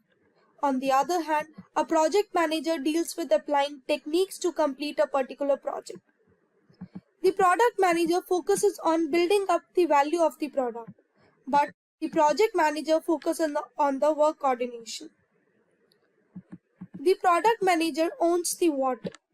On the other hand, the project manager owns the how. The product manager must be good at market research and strategic thinking, whereas a project manager must be good at planning and budget organizing. The product manager brings the idea related to the product into the marketplace. On the other hand, the project manager uses specific skills to deliver a valuable product. Now, let's move further and know the skills that are necessary to start your career as a product manager. The skills that are necessary for a product manager are strategic thinking, leadership skills, time management, empathy skills, communication skills, analytical skills, presentation skills, customer orientation, and self-confidence. To start your career in product management, you should be aware of the future scope of the field. So, let's take a look at the companies that are hiring product managers. The topmost companies that are hiring product managers are Google, Microsoft, Amazon, TCS, Oracle, SAP, HCL, Wipro, Zoho, and many more. Now, let's move to the end of this session and know what is the average salary of a manager. So, the average salary of a product manager in India is 10 lakhs per annum, whereas the average salary of a product manager in US is approximately $90,000 to $1,60,000 per annum. With this, we have came to the end of this session. But before ending this session, which company would you like to work for as a product manager? Do let us know in the comment section below. It's a pleasure to welcome you to our new video discussing the top 10 tools for product management. In this video, we will discuss what considerations should be taken before choosing a tool for product management, and then we will look out at the top tools for product management. But before we start, let's brush up on your knowledge. So here's a question for you all. What does a tool stand for? Do let us know in the comments below. Software for product management is an administrative tool used to produce and enhance a company's goods rapidly and effectively, along with successfully enhancing business profits. These tools allow product managers and their teams to gather fresh concepts and develop detailed strategies to turn them into actual products. Although these technologies are typically utilized by product managers and product teams, they also give other departments, such as marketing and sales, additional clarity and insight into product development. Product management is used for product analysis, development tracking, and road mapping. Whenever we concern tools for product managers, we often mean the basic handful of tools that the majority of us use daily. These product management tools typically consist of software for product analytics, development tracking, and road mapping. However, a product manager's duties go beyond simply gathering product perspicuity, surveying the backlog, and evaluating the product plan. Whether you are a beginner or an experienced product manager, you should utilize the right tool to ensure you are not overlooking a crucial aspect of your job. Product managers are frequently in charge of organizing the examination, choice, and purchase of product management solutions for usage inside their company. It might be challenging to choose the best product management solution, though. Now let's move ahead in our session and know what considerations should be taken before choosing tools for product management. Depending on the requirements of the business, each product firm will have a unique collection of tools in its accumulation. The set of tools that the product team employs to manage their operations is known as product management tool accumulation. These tools are frequently integrated, where they perform well together and complement one another. The product development efforts may succeed or fail greatly depending on the choice of product management tools. So, to have a successful product, there should be some considerations to follow up on before choosing a management tool. So, let's take a look at the concerns one must heed before choosing a product management tool. The very first consideration that should be taken is to recognize the demands of your product management staff. Making a charter with a list of questions for your new product management tool is an intelligent method to assess the requirements of your product management team. The charter will aid in outlining particular demands and may be used as a benchmark for assessing items. The next consideration that should be considered is to do some product research. It's time to research the various product possibilities after you have a clearer idea of your demands and criteria for a product. Reading product reviews and seeing product demonstrations are the most significant ways to accomplish this. You will have a deeper grasp of the features and how each product functions by doing the research for the product. Moving on, we have to consider items depending on product needs. Following your research, it's time to analyze the items in light of your unique needs. Start by grading each item according to how effectively it satisfies your needs. To rank the various items, you may add a column to each need to rank the various items. This stage will enable you to evaluate and contrast several solutions and decide which product management suite is best for your team. The next consideration is to aim to stay within your budget. When looking at product management solutions, budget is always an important consideration. But if you work for a startup or a smaller firm, it's much more crucial. Keep in mind that some of the top goods could have steep asking prices as well as ongoing costs. The simplest method to achieve this is to set a predetermined budget for your product tool and use it as a guide when weighing various possibilities. Then we have to make sure that the tool is with effortless use. Make sure the tool you use is simple to use before you buy it. Although it should be obvious, certain technologies are quite complex and need users to undergo many days of training. The technology that works best for you and your team will be the one that you find simple to use. Many tools allow you to try them out for free, so you may decide whether to buy them before you use them. The next consideration is reporting in real time. Find a product tool that offers real-time reporting to save time.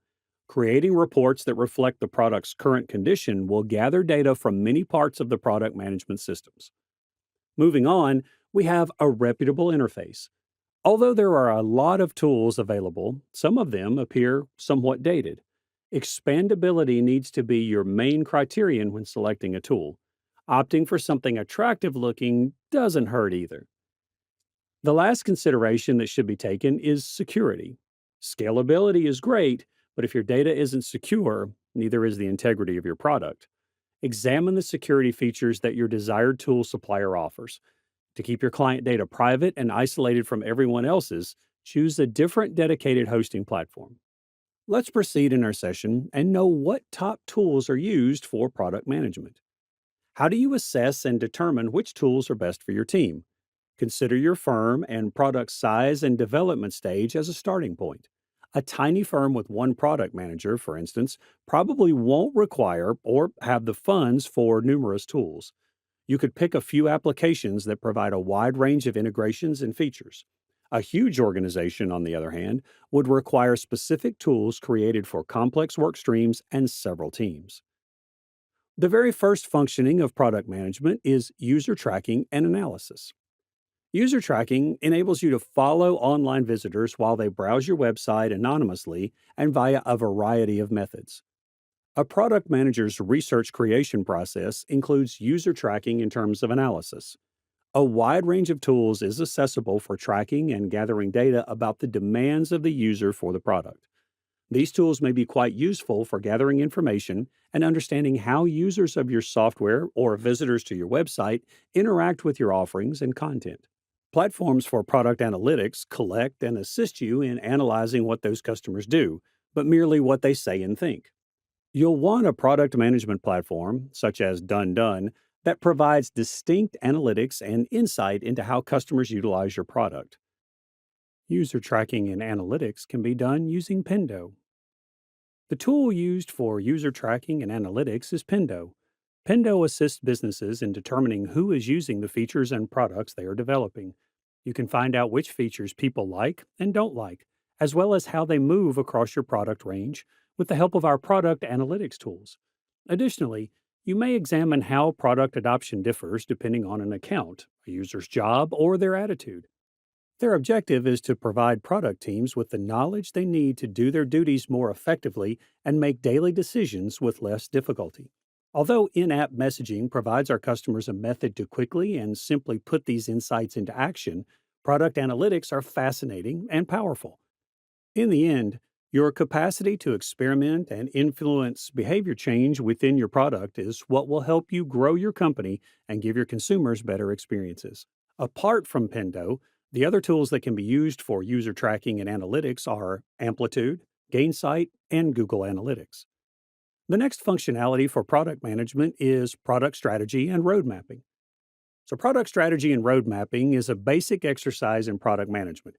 Even though PMs are renowned for their adaptability, mapping out your course reveals the type of stakeholder negotiating abilities and data driven planning that make product management so successful. Our knowledge of PM's experiences indicates that Product Board goes toward the making things easier side. AHA is also practical and founded on reliable theoretical understandings of how product managers operate. When choosing your road mapping tool, remember that product managers are reportedly trusted by Airtable, Airfocus, and RoadMonk. The tool used for product strategy and road mapping is Product Board. Product Board is used to prioritize features, create roadmaps, collect customer input, and validate concepts. All the tools required to create a user-centered product. The road mapping capabilities of Product Board are noteworthy. Depending on how you operate, you can organize product features into release, sprint, period, or now, next, later buckets, and you may customize roadmaps for different audiences. For instance, you may develop roadmaps that are customer centered or that are expressly geared for leadership. The other tools used for product strategy and roadmap development are Product Plan, RoadMonk, and Airfocus. Moving on to the next functionality of product management is flowcharting. Even while not all product managers utilize flowchart and diagram software, it is still an excellent approach to do a task that many PMs ignore but really shouldn't. You and your organization will benefit from having a greater understanding of the whole client experience with your business after creating a customer journey map. A correctly made journey map will display every interaction a person has with your business, from their initial visit to your website or their first phone contact from a sales representative through their eventual purchase and use of your product. The tool used for flowcharting is Microsoft Visio. Visio's flowcharting and diagramming capabilities can be useful for outlining any particular elements of a user's workflow or experience with your product. The flowcharts you generate using these tools may help you get insights into how to strategically prioritize your product roadmap, since they provide a visual representation of that workflow or experience rather than just a list of the stages your client will take. Apart from Microsoft Visio, OmniGraffle is the other good tool that can be used for flowcharting in product management. Now let's move ahead and know the other functionalities and tools for product management. The other functionality of product management is presentation. A key communication skill for a product manager is the ability to present. It is a component of conveying the product strategy to the company and the team developing the product.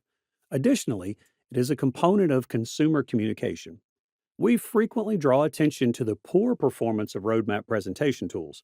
However, this does not imply that Keynote or PowerPoint shouldn't occupy a significant position in your toolbox for product management. For distributing your high level goals, ideas, and plans within your company and to external audiences like clients, presentation decks may be quite helpful. For instance, vision boards may be a potent tool for selling a group of executive stakeholders the vision of your product. Additionally, using presentations to teach salespeople or educate industry analysts about your product may be quite successful. The best tool for presentation is Microsoft PowerPoint. One of the most often used tools for presentations is PowerPoint. It is a component of the Microsoft Office package and is usable for domestic, commercial, and academic uses. PowerPoint dominated the presentation industry and was most well known for its templates and usability. This program enables anybody, from amateurs to experts, to create presentations utilizing text, graphics, video, audio, and data tables. You may deliver the presentation as you like by using a range of animations and transitions. Other than PowerPoint, Keynote, Google Slide, and SlideShare are tools that can also be used for presentations. Moving on to the next functionality of product management, it's prototyping and wireframing. Design teams experiment by turning their ideas into physical prototypes, which might range from paper to digital. To capture design concepts and user testing, teams create prototypes with varying levels of realism. You may improve and evaluate your ideas using prototypes, allowing your company to release the proper items. You must put a lot of effort into demonstrating that your product concept can be realized before bringing it to fruition. More technologies are emerging as a result of the growing significance of user design and easy consumer journeys. They also employ techniques to minimize discomfort and streamline the delivery process. The number of web-based apps available has increased due to this popularity. Some, nevertheless, are a little questionable in terms of usefulness. Most people are using multi-purpose applications that may be used for prototyping, designing, and whiteboarding. If you're searching for a versatile tool that is also great for prototyping, we may suggest Figma. The best tool used for prototyping and wireframing is Balsamiq. Balsamiq Wireframes is a quick, low-fidelity UI wireframing tool that simulates sketching on a whiteboard or notepad while using a computer. It effectively pushes you to put your attention on structure and substance rather than wasting time on early debates about colors and details. With wireframes, you may quickly produce new ideas, discard the subpar ones, and identify the best solutions. The alternatives of Balsamiq for prototyping and wireframing are Sketch, InVision, and Adobe XD. The next function of product management is product development. Product development involves bringing a new thing or item to market or enhancing already available goods to boost sales. A product is initially merely a sample. For a firm to become something that can be sold on the market, a lot of time and money must be invested. The idea, design, development, and marketing of newly developed or freshly renamed goods or services are all phases in the process known as product development, sometimes known as new product management. The entire process of creating a product, from conception through market launch, is referred to as product development. Product research makes the difference between a product's success and failure, both at launch and throughout the product lifecycle, by helping you understand the requirements and desires of your consumers and keeping an eye on the competitive landscape and environment of your product. The best tool used for product development is Rally. The foundation of value stream management is Rally. By enabling business leaders to address challenging issues like how to prioritize capabilities related to development, how capabilities relate to development outcomes, how to track capabilities progress from planning to delivery, and how to find opportunities to optimize flow, Rally's insight contributes to value stream management. Rally is used by value streams to make complicated processes transparent and enable swift business pivots based on data driven choices. The alternative to Rally for product development is Azure. Moving on, we have project management as the next functionality of product management. A project manager oversees several projects that are necessary to achieve the various goals that a product manager sets for it in terms of vision, goals, and business trajectory. The project manager is therefore more of a man of action, whereas the product manager is more of a master strategist. Making a distinction between projects and products might be helpful. Though product management and project management are two different jobs, still there would be some interactive work. No product manager can operate without zero work support of a project manager. The tool used for project management is Jira. Jira brings teams together for everything from agile software development and customer service to startups and companies. Jira assists teams in planning, assigning, tracking, reporting, and managing work. Jira software, the top solution for agile teams, helps software teams develop better. A workflow is the first step in managing projects and tasks in project management software. Workflows outline your procedure and make task tracking possible for your team. Visualize your process so that your team is aware of the status of tasks and projects. Projects frequently contain checkpoints or milestones that must be met to maintain the overall project's direction. Versions are milestones in Jira Work Management. After creating versions, you may group work into several versions. Other than Jira, Pivotal, Monday.com, and Diagrams.net are the tools that are used for project management. So, moving on from project management, collaboration is the next functionality of product management. Working in the product sector offers some of the most intriguing opportunities for cross functional collaboration. Although there are difficulties, which we'll discuss momentarily, it exposes everyone engaged to every step of the product development and launch process. UX designers have the chance to learn more about marketing, and engineers have the chance to learn more about UX design. The tool used for collaboration for product management is Trello. Trello is one of the more powerful project management applications that aims to improve teamwork inside and between departments. Trello allows you to manage several projects and arrange various activities by allowing you to create boards, lists, and cards. To get a clear picture of everything that is happening, you may also set up calendars, make checklists, and assign productivity indicators.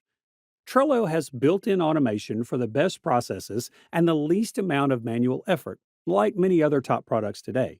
Trello is an essential component of your product management stack since the job of the product manager involves coordinating a lot of various moving elements. The alternatives for Trello for collaboration are GoToMeeting, Dropbox, and Zoom. The next functionality of product management is user experience and testing. In the field of product management, the phrase user testing is frequently used. Usability testing is frequently used interchangeably with user testing. During the user testing phase of the design process, you analyze your product or service using actual customers to develop user centered designs. Through this technique, you may learn how your target market behaves when using your product, giving you useful information for the development process. The best tool used for user experience and testing is Adobe Target.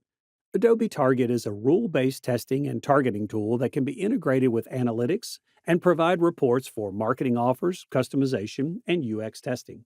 This feature enables marketers to determine which offers, experiences, and messages are engaging customers. It has a user interface, integrated best practices, and powerful features for tracking site traffic. It allows for more conversion and properly filters results according to its self-learning algorithmic methodology. The tailoring of consumer interactions across all marketing channels and business contact points may also be automated. Other tools that can be used for user experience and testing are Helio, Hotjar, and UXCam. In the end, the last functionality of product management is customer feedback and survey. Getting feedback from customers involves talking to them and asking them what they think of a good or service. To properly comprehend their behavior and demands, it is crucial to pay attention to their thoughts and feelings. It is crucial for product managers because before you can offer a helpful solution, you must embrace your people and understand the suffering caused by their issues.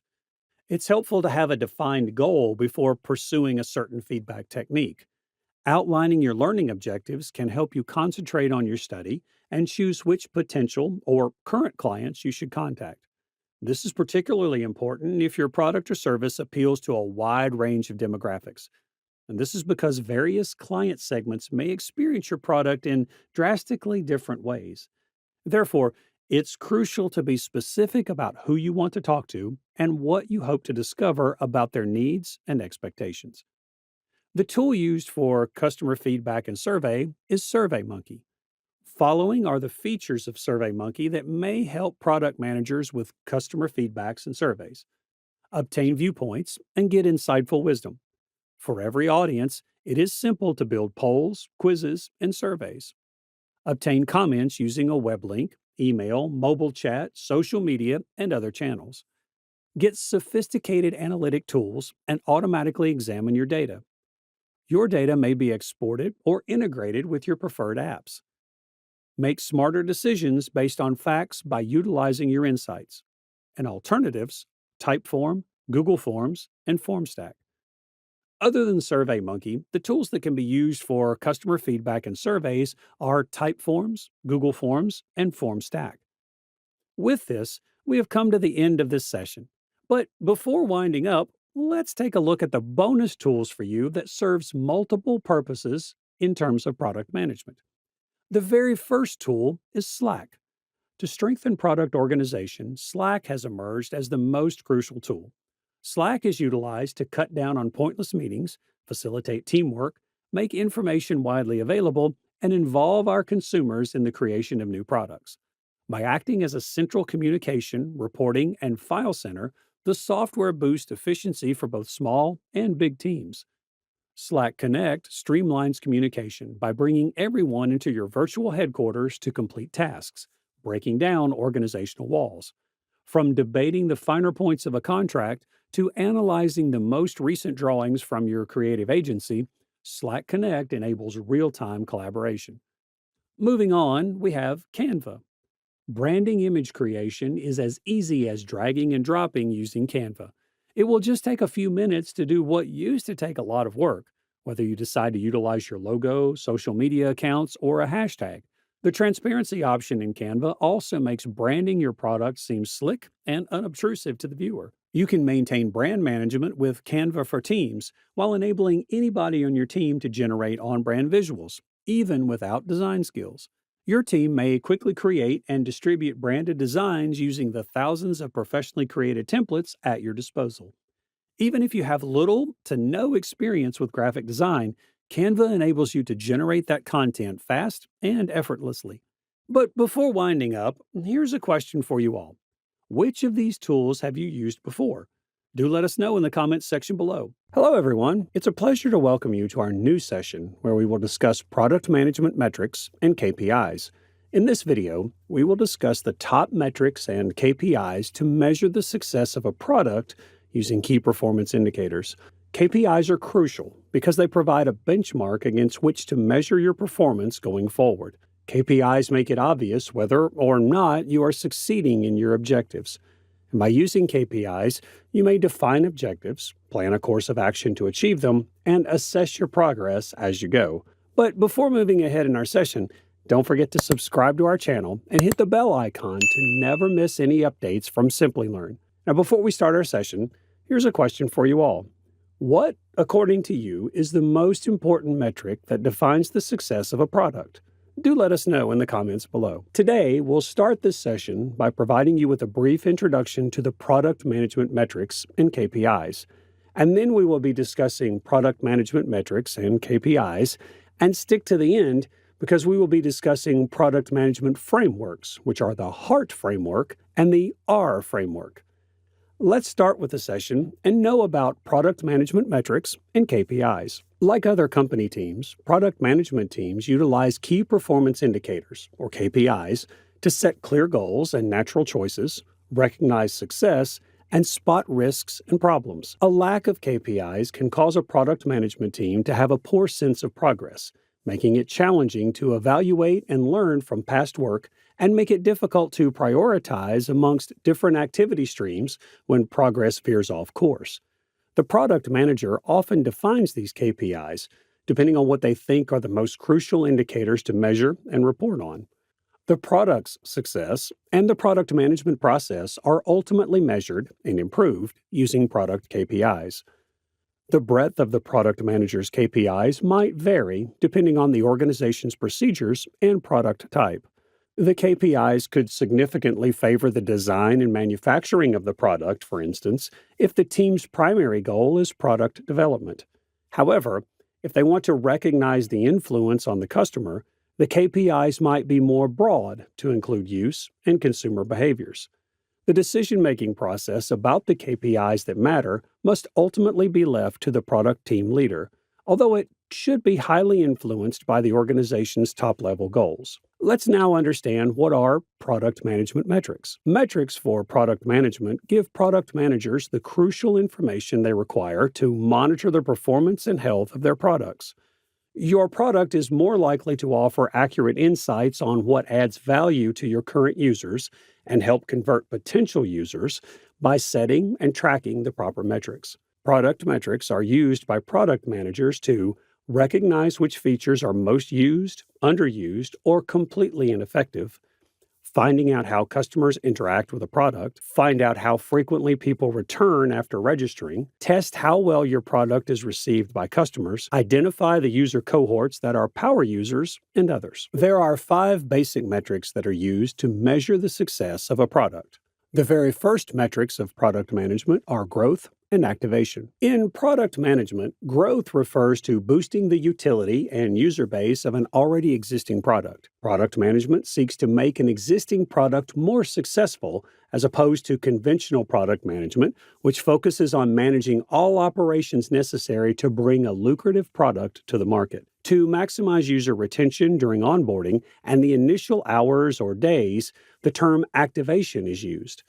Onboarding customers with less friction, educating them about the benefits of your product, and gaining their early commitment are all examples of activation goals.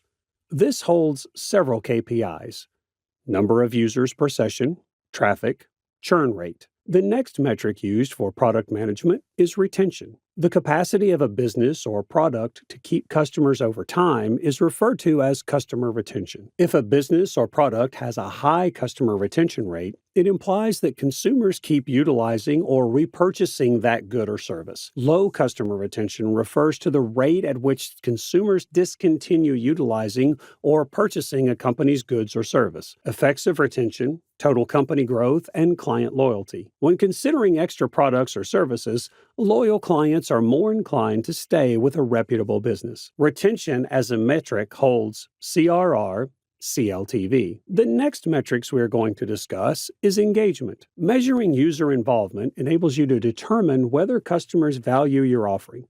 Logins, downloads, and the amount of time people spend on your website are all indicators of engagement. Engagement holds daily and monthly active users, session duration. Moving on, we have user happiness as the next metric used in product management. Since user happiness is a self-reported statistic, asking users to estimate their happiness rather than observing their behavior is necessary. Happiness in the context of products and services refers to a gratifying or enjoyable user experience. Contentment, joy, and delight are additional nouns that can be used to denote happiness. User happiness is a self-reported assessment. Thus, rather than observing people's actions, you need to ask them how happy they are. That also implies that prejudice and feelings are present in this situation. User happiness holds NPS, rating on the App Store. And the last metric used for product management is revenue.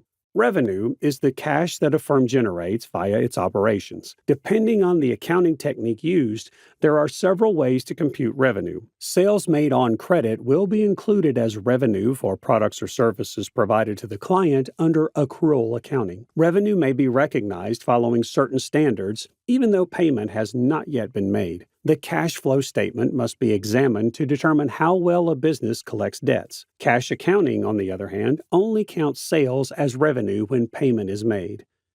Revenue holds: CAC, MRR, ARPU. Now, let's move ahead in our session and understand what are product management KPIs. The success of a team may be measured using KPIs for product management. Product management, sales, and marketing teams, as well as other business experts, use these KPIs to set objectives, track development, and address problems. Because they offer advice on setting priorities and assigning tasks, KPIs are beneficial for product managers and other team leaders. The creation and management of high-quality products for a corporation depend on these metrics. Product managers can carry out the following tasks thanks to KPIs: establish goals, track development, take notes on prior work, make sensible choices, manage competitors, resolve issues, deliver high-quality products. The very first product management KPI is monthly recurring revenue, or MRR. A company's predictable income stream from month to month is measured by its monthly recurring revenue.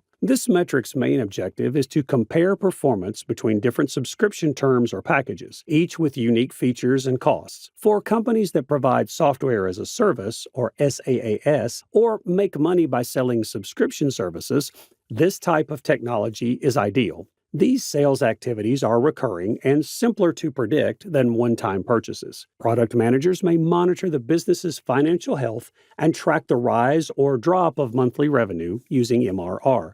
This gauges a product's monthly gross sales. If you wish to compute this, you must take into account the MRR at the beginning of the month, add the income from new customers, and subtract the number of customers you lost.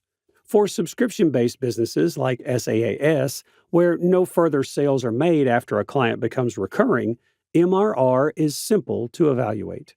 Monthly recurring income is calculated by multiplying the average monthly revenue per user by the overall number of users for a particular month. The next product management KPI is the customer retention rate. It is the proportion of clients who remain clients after a specific amount of time. The length of time you can keep clients will be measured using this KPI in product management. You should also check to see if steps are consistently done to keep clients if the number of customers departing starts to fall. Without a retention plan, it is common for firms to focus solely on recruiting new clients while utterly disregarding their current clientele. Asking your former clients why they choose to stop doing business with you is another strategy you may employ to lower the retention rate. Always remember that acquiring new consumers is harder than maintaining relationships with your current clientele. Older customers are more likely to spend more money with you than new ones. Additionally, it is common for current customers to test new features, upgrade plans, or offer comments. It could be more profitable for a corporation to concentrate on keeping them. The retention rate is equal to customers at the end of a period minus new customers divided by customers at the beginning of the period times 100. Moving on, the next product management KPI is the Net Promoter Score. The number of current customers who are likely to recommend your product to a friend or colleague is measured by a KPI called Net Promoter Score. It keeps track of the number of consumers that aren't interested in your goods, or detractors. Customers who give you a rating of 9 or 10 are the ones who will remain loyal to you. They sing psalms about your brand and are referred to be promoters or advocates. NPS equals the ratio of promoters to detractors. The specific definition of a good NPS score is ill-defined. The ideal NPS score does not exist. Depending on the industry, it varies. A firm in the electronics sector can have a higher NPS score than one in the telecom sector. The percentage of patrons who are inclined to suggest a product or promoters and those who disapprove of it, or detractors, is known as the Net Promoter Score. A high NPS promotes growth, and knowing how many customers are complaining might help a company identify a problem with the customer experience. This measure displays the most popular product features and may inspire teams to come up with fresh concepts for brand new features or improved UX design. Here's the equation. NPS is calculated as the percentage of promoters minus the percentage of detractors. The next KPI used in product management is average revenue per user. The average revenue per user is the amount of money a business may anticipate from a single client. This is an excellent technique for an SaaS business to evaluate the effects of a new strategy, a new subscription plan, or a pricing change. Which client segments provide the greatest value may be determined by running the computation for several subgroups. This can provide information to investors about profitability levels, guide investment choices, and guarantee the business's financial stability. You may calculate the amount of money each user generates each month or year using ARPU. Knowing your ARPU may help you make decisions more easily when you are unsure of how to price a new product or when you want to raise the price of an already existing product. Both new users and current users can have their ARPU calculated. For a new user, ARPU refers to metrics that are based on accounts after the price of the product or subscription plan changed. But for an existing user, it relates to figures from before the price change. ARPU is calculated as monthly recurring revenue divided by total accounts. The next product management KPI is customer acquisition cost. The anticipated cost of acquiring one customer for your firm is known as the customer acquisition cost. Understanding the necessity of measuring CAC is essential if you plan to operate a firm for the long term. CAC covers the money you spend on advertising, overhead, the effort of the sales staff, software used, and other expenses. Only after you can figure out the entire amount spent on each client will you be able to estimate how much you will need to spend moving forward on bringing in new business. The cost of luring and acquiring a new talent is known as the customer acquisition cost. This includes the time, materials, cash, and effort needed to create leads and turn prospects into paying customers. The customer acquisition expenses might include the price of marketing supplies, sponsoring costs, cost of software marketing, salary levels for sales and marketing staff. CAC is the sum of all past and present cash outlays divided by the total past and present customers. The next product management KPI is customer lifetime value. You may estimate a customer's lifetime value to determine how much revenue they will provide overall. In essence, it provides you with a general sense of how much income you may expect from a client before they quit doing business with you. Customer lifetime value is a common metric for determining the potential revenue a business might derive from a client over time. The term customer lifetime refers to the typical length of time a customer supports a business. Value is the amount of money or profit that a client is worth. A firm may plan its economic stability and do financial forecasting using CLTV. Obtaining cash from investors might also be aided by it. Product managers may learn from CLTV how much money they can spend on acquiring and retaining customers. These expenses include those for lead creation, marketing, and retention tactics. They want to ensure that their expenditures are reasonable given the return on their investment. Establish the average customer lifetime and average revenue per user for your company to compute CLTV. CLTV equals average revenue per user times average customer lifetime. The next product management KPI is the number of customers acquired. The number is not reserved only for your sales and marketing staff. The quantity of customers you have obtained is a good sign that your product is successful. If the discrepancy between the amount you anticipate and the actual acquisition is significant, either your skills have been overestimated or the product hasn't yet gained much traction. You may use this to identify areas where the product may be improved. Learn more about the reasons why your product failed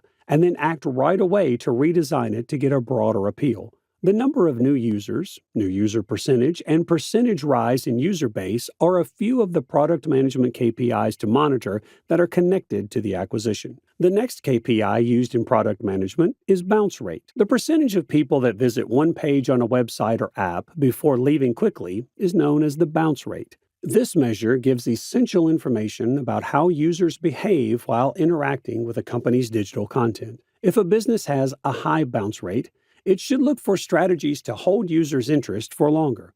It is a statistic that assesses the proportion of people that access just one page before leaving the website or simply staying for a brief period. The bounce rate provides you a chance to improve the offering so that the visitor explores more pages and progresses farther down the sales funnel. You may boost the average user's focus on the website by using this statistic. The bounce rate should be decreased according to the product manager. The next KPI for product management is churn rate. The pace at which customers depart a business, or the churn rate, is the reverse of the retention rate. Particularly following a product modification, it provides information on client satisfaction. Two different turnover rates exist: client churn and churn in revenue.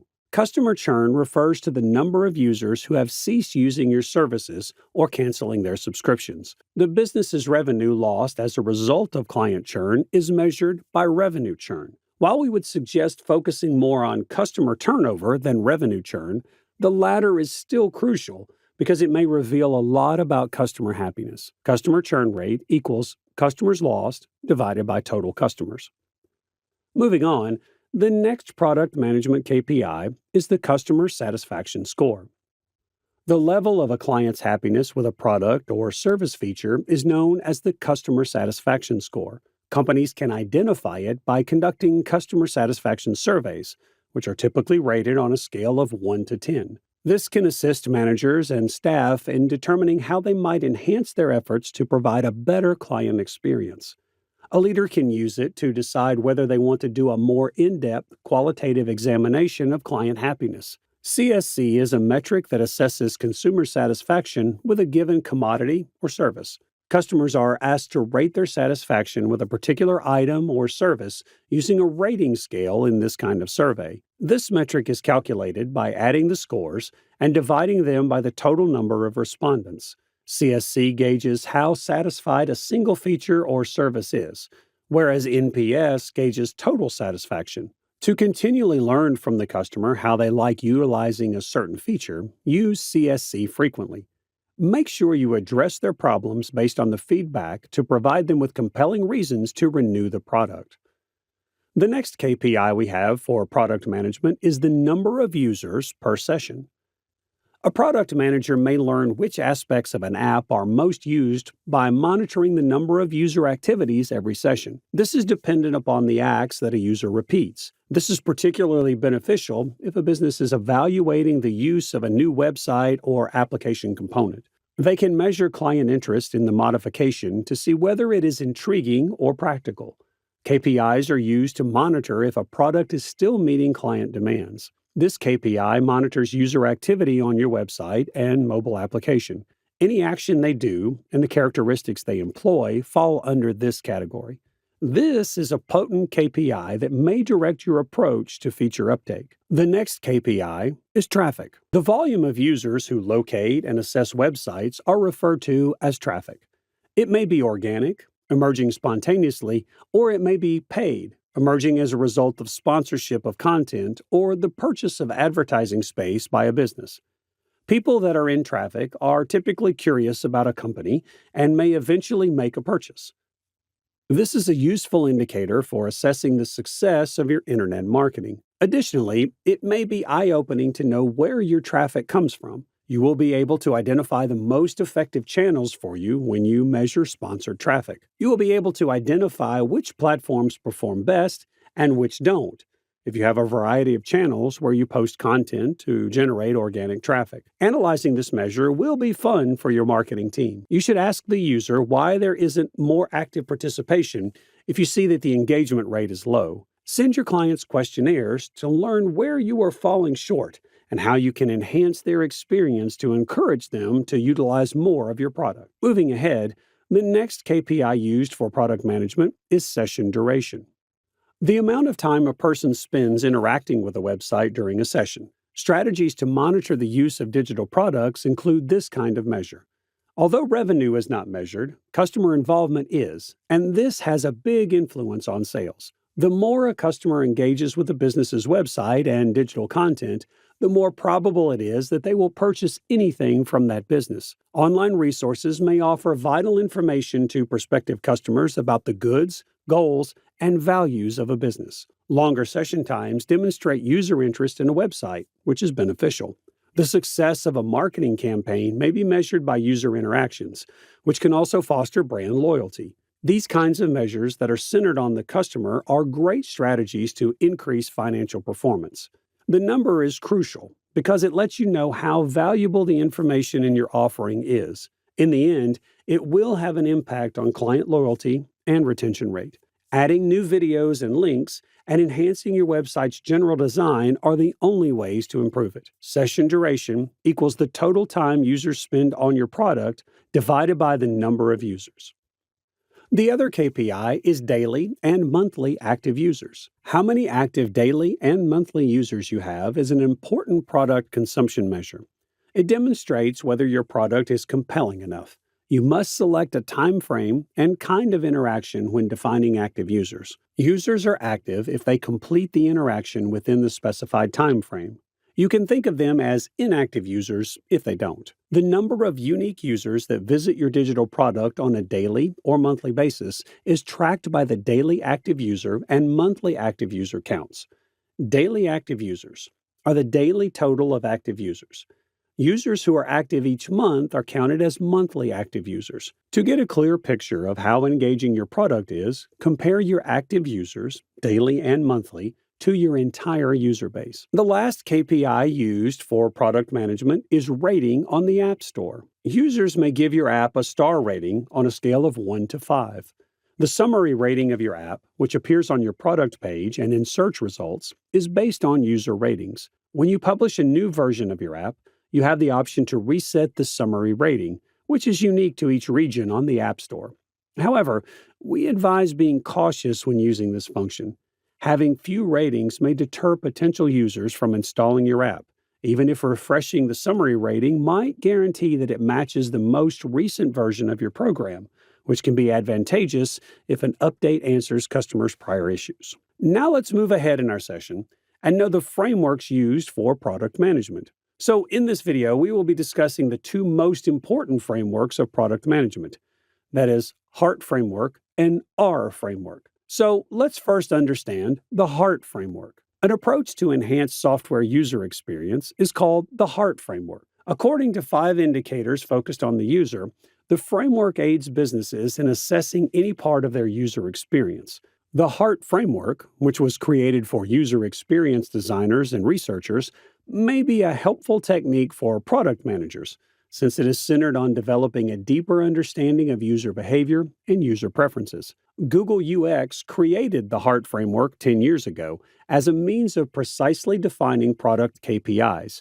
To enable data-driven decision-making, it aids in defining and delivering user-centered product metrics. The HEART framework may be used by product managers to prioritize features, assess the performance of a product, and make more data-driven product choices. The user's experience is measured by HEART. Instead of focusing on system or technology metrics like failures, we wish to pay more attention to user data like usage frequency. These categories include happiness, engagement, adoption, retention, task success. Adoption. The rate of users who finish the trial or onboarding process and switch to regular use is known as adoption. It tracks the success of your client acquisition and activation processes and enables you to pinpoint the factors that encourage repeat usage. Task success. To determine whether users can successfully execute their tasks using your solution, look at task success. Based on the findings of these tests, you may modify your app's functionality, such as the back end, to make sure information flows through it smoothly and delivers the outcomes users are looking for. Engagement. User activity is gauged via engagement. Depending on your product, this may include the number of sessions each week, the number of likes or downloads, the length of sessions, the number of transactions, as well as other metrics. It is vital to define, track, and monitor suitable user behaviors in your app. The findings will provide you invaluable insights into how people use your app, and you will be able to observe the effects of any changes you make. Retention. The percentage of people that often utilize your product is measured by retention. It's important to keep track of who is and isn't returning to your product and why, as negative retention, also known as churn, will affect how your product performs in the market. Happiness.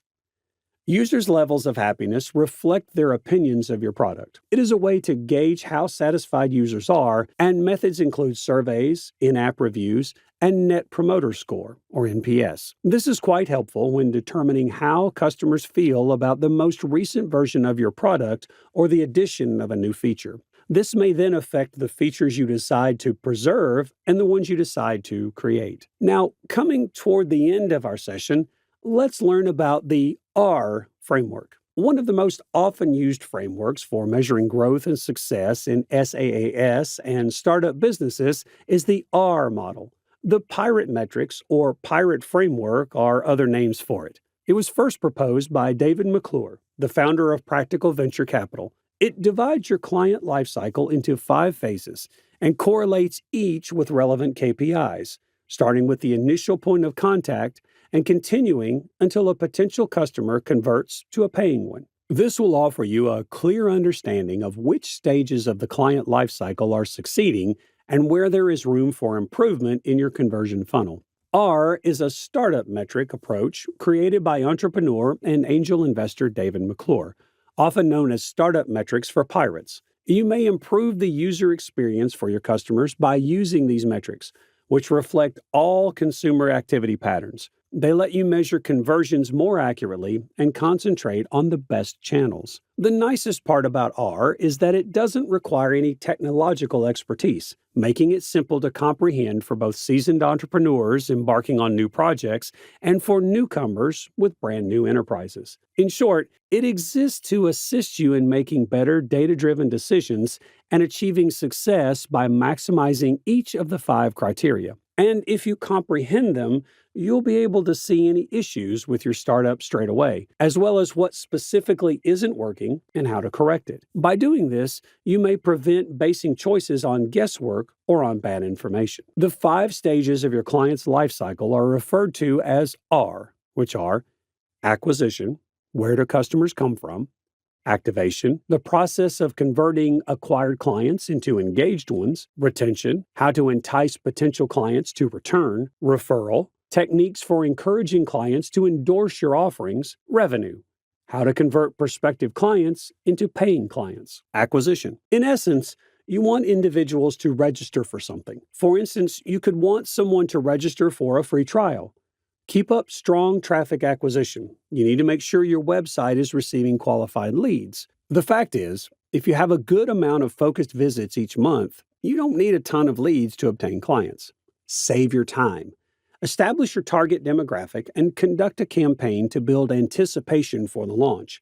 When customers are waiting for your product to launch, gaining new customers will be simpler. You must provide your audience with value if you want your advertising to be effective. For instance, you provide an automated email marketing service. In this situation, a smart place to start is an online network for experts in email marketing. To pique interest and discreetly promote your product to the audience, publish engaging pieces regarding email marketing growth techniques. Activation. The value and happiness a firm provides at this stage mark the beginning of a connection with a consumer. And whether or not that relationship progresses further down the funnel will depend on those factors. The number of people who do a certain action, such as seeking additional information, subscribing to a YouTube channel, or making a purchase, may be used to assess activation. The number of customers or users who have been activated would be divided by the total number of people that viewed the website, or etc., to arrive at a formula that would be helpful at this point. Retention. Retention is essential to economic success for any organization that wants to endure for a long time. This is because the most significant measure of how much people value your product or service is retention. Depending on the pricing range of your goods, attracting first-time buyers or customers may not be challenging because people make impulsive purchases every day. A subsequent purchase or engagement, however, shows that the customer was satisfied and that the item or service matched their needs. Businesses use many techniques for measuring retention, however, such as annual recurring revenue, monthly recurring revenue, customer churn, repeat purchase ratio, and time between purchases may be approaches to gauge client base retention. Referral. Referrals are one of the last components of the pirate funnel. It is crucial to remember that many graphic representations of the funnel include an arrow called acquisition that loops up from the bottom back to the top. And this is because a perfect funnel would be a loop or a customer cycle that keeps bringing in new clients while maintaining existing ones. Successful referrals may be especially crucial since they are a less expensive method of acquiring customers than traditional marketing. And because of the impact of family and friends, they are frequently predisposed to brand loyalty if individuals in their circle are already customers. There are no ideal measures for this statistic. However, several metrics, such as number of active users sharing invites, can assist a firm when they start tracking referrals. Many times, people fail to mention that they were recommended, or a user who receives an invite from a friend may take months or even years to activate. Nevertheless, a good referral program may be demonstrated by reduced customer attrition, sustained growth, and overall program success. Revenue. Although money is transferred earlier in the customer lifecycle, revenue may be unreliable if the preceding phases aren't completed and measured. For this reason, revenue is frequently shown as the last step in the pirate funnel. Rapid revenue production is less important for a company's success than effective marketing and initiatives to keep customers and get them to recommend others. The ability to track income correctly is essential for a business to succeed. And while being aware of total revenue after costs is crucial, it only represents a small portion of the full picture. To get a full view of a company's success and make informed financial decisions, it's important to evaluate income across a variety of user, product, and service categories. So far, you have learned a lot about product management metrics and KPIs. So here's a question for you all. Which metrics would you prefer to measure a product if it's good to go or not? Do let us know in the comments below. And if you have any questions regarding product management metrics or KPI, then do let us know in the comments below. Product managers and product owners are two terms that may sound quite similar, but when it comes to roles and responsibilities and the work focus, both terms are way too different from each other. So let's move ahead with this session and understand the difference between product managers and product owners. But before moving ahead, don't forget to subscribe to our channel so that you never miss an update from Simplilearn. And before we move on with our session, here's a question for all of you. Which organization are you planning to join as a product manager? Do let us know in the comments section below. Today we'll start this session by understanding who is a product manager, and then we'll understand who is a product owner. Moving ahead, we'll understand what is the focus of both roles, and then we'll know the skills necessary for a product manager and a product owner. Then we'll understand the difference between product managers and product owners. And then we'll discuss the switching in the roles. And then we'll understand, does an organization need both roles? And stick to the end, because we will wrap up this session by talking about the salaries of both product managers and product owners. Now let's start this session and understand who is a product manager. A product manager is the one who defines what success looks like for a product, articulates what that success looks like in terms of a product, and rallies a team to make that vision a reality. They do this by determining the customer need and the more significant business objectives a product or feature will accomplish. Product management is responsible for strategically directing the creation, introduction to the market, ongoing maintenance, and enhancement of a company's products. The long-term strategy, product vision, market trends, and the discovery of new opportunities are the primary responsibilities of a product manager. To ensure a product's effective launch, product managers oversee tasks and groups of people. In addition to conducting user research, this expert sets a long-term product strategy and a product roadmap, and decides which features to include. Although it's frequently not clearly defined, the position of a product manager, or PM, is crucial and critical in many businesses. All product managers lead the development of products and are ultimately in charge of the success of those products, even if the duties of PMs vary quite a bit among industries and enterprises. Product managers monitor the market and conduct competitive analysis while serving as a point of contact between a company's business, its developers, and its customers. A product manager can be anyone with the right mindset who is curious and willing to learn. The manager collaborates closely with the development team and is in charge of coordinating the efforts of all groups working on a product, including the engineering, design, marketing, and sales teams. Production must be regularly tracked and managed to ensure that it meets quality standards and client specifications. Now let's understand who is a product owner. A product owner is a specialist who makes certain a development team completes duties that enhance a product. Additionally, they act in the client's and their consumers' best interest. The position is derived from SCRUM Project Management, a framework for setting up the team dynamics and duties for a project. The backlog, or list of necessary work, is likewise managed by the product owners. To help their team know what to focus on, the product owner lists each step in the backlog along with a description of what it requires. These experts, consequently, frequently possess extraordinary strategic and communication abilities.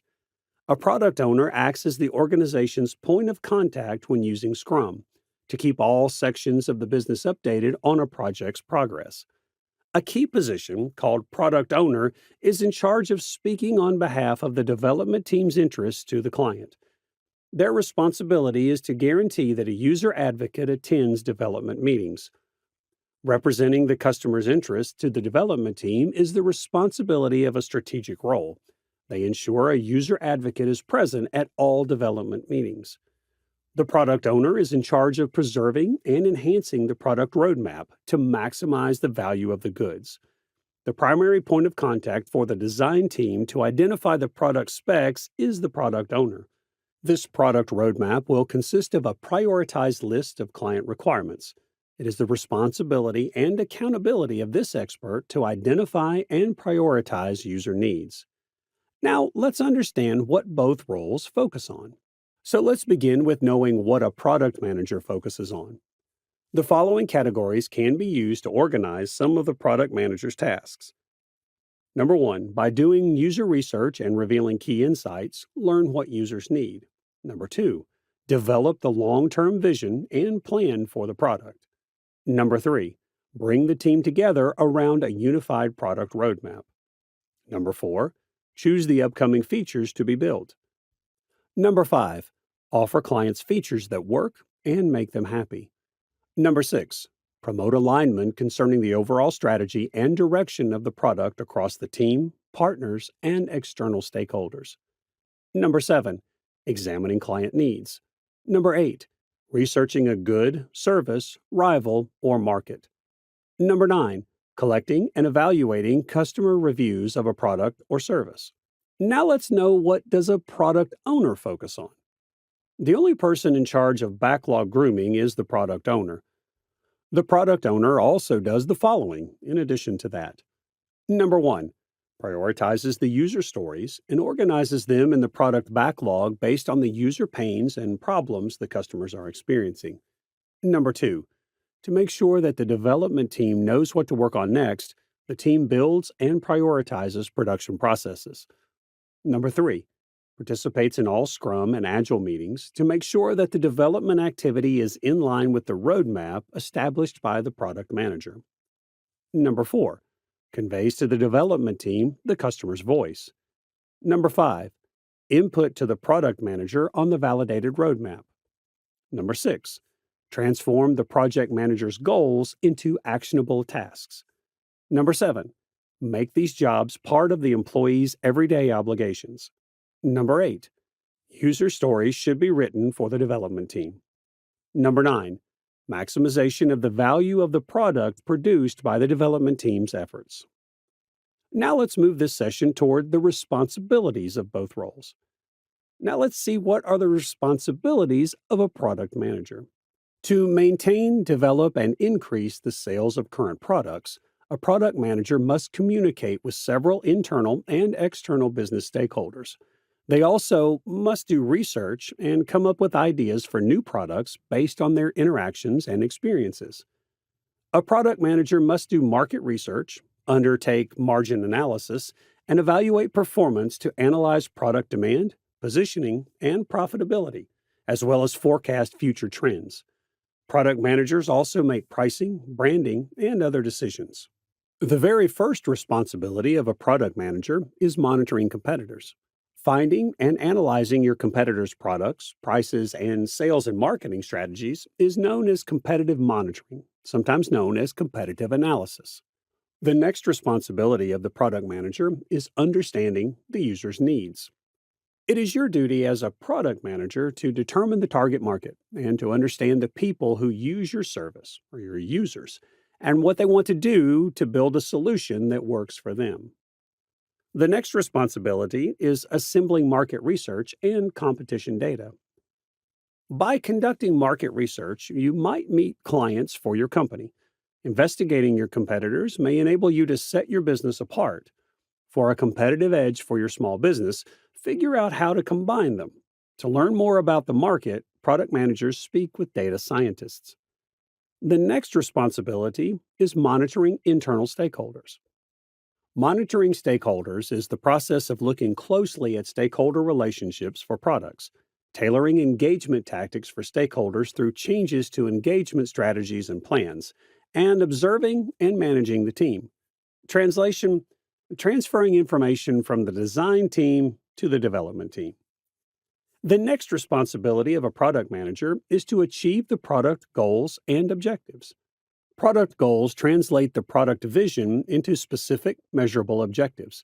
They are quite detailed in terms of your product's performance after it is completed and how you'll measure it.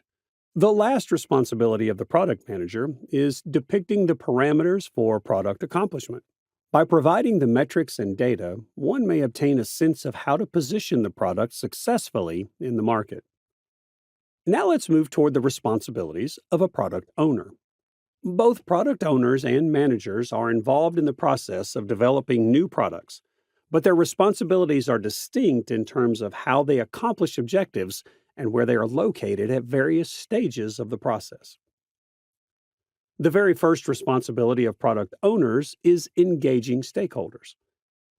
Product owners often collaborate with internal stakeholders inside the business. They oversee important interactions with managers, their departments, and the board of directors. To develop the goods and provide answers, these experts gather data from various parties. To enhance user stories in the backlog, a product owner may speak with end users directly. When developing a product, taking into account the viewpoints of many professionals and customers may help both roles perform their responsibilities more successfully. Moving on to the next responsibility of a product owner is taking care of obligations. Product owners concentrate more narrowly on small-scale activities.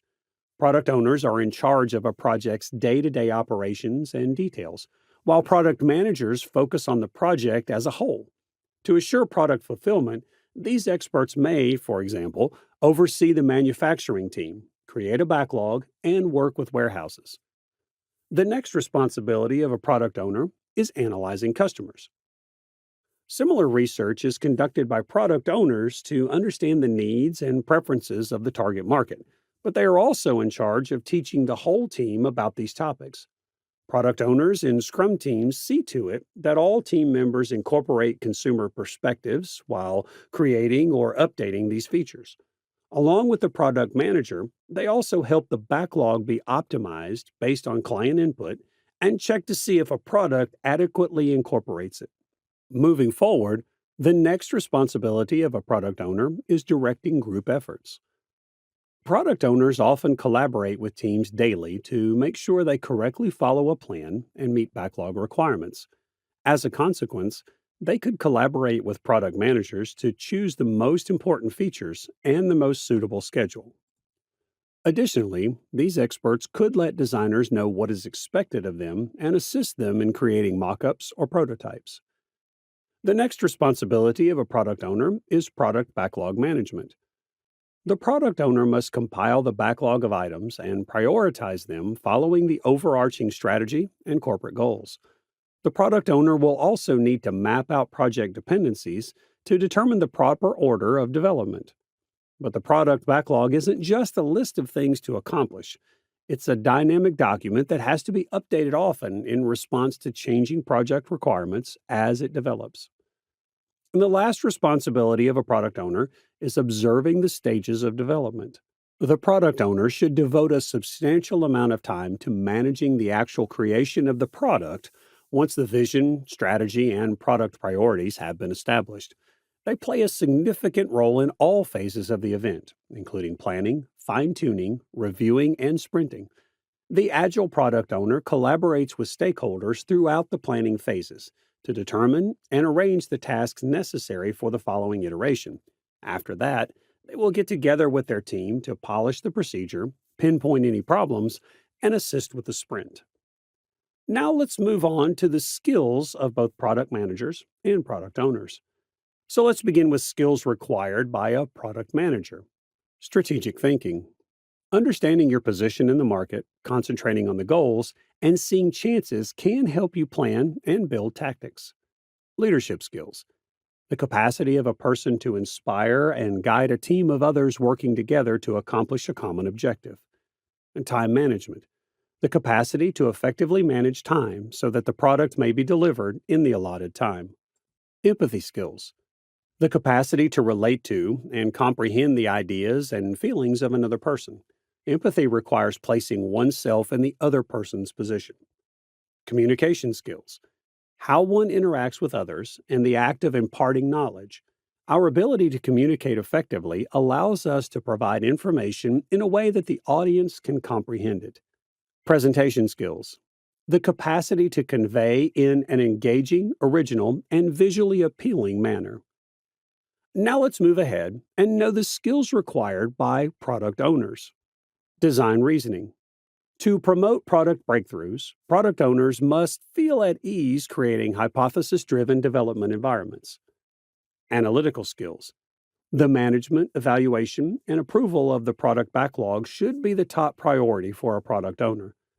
For this reason, they need to be adept analysts who can review product problems and upgrades critically and come up with logical remedies rapidly. Cooperation abilities. Product owners, who act as liaisons between Scrum teams, must be at ease with continual engagement. They should prioritize cooperation and be at ease with delegating, dispute resolution, and interacting with people of all temperaments and emotions. Decision making. Another essential ability for product owners is decision making. The product owner, a senior member of a product development team, makes several choices every day, including choosing which items to add to the product backlog, how to rank them, and how to inform the team of these decisions. Resolution of disputes. The resolution of disputes is the capacity to resolve problems using established techniques or developing new ones. Because of the many parties engaged in the project, disputes may arise often for you as the product owner during the product development cycle.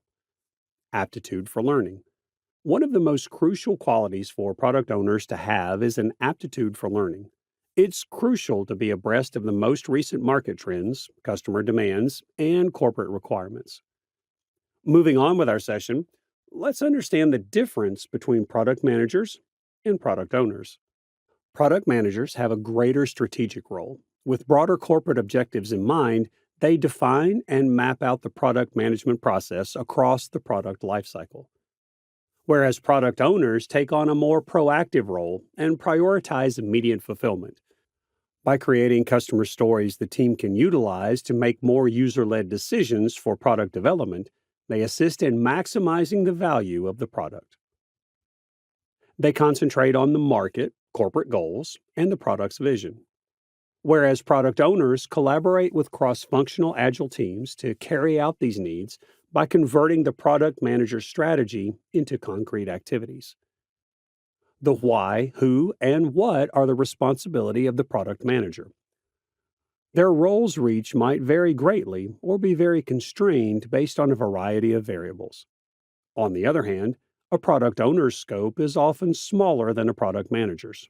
Product owners are in charge of the how.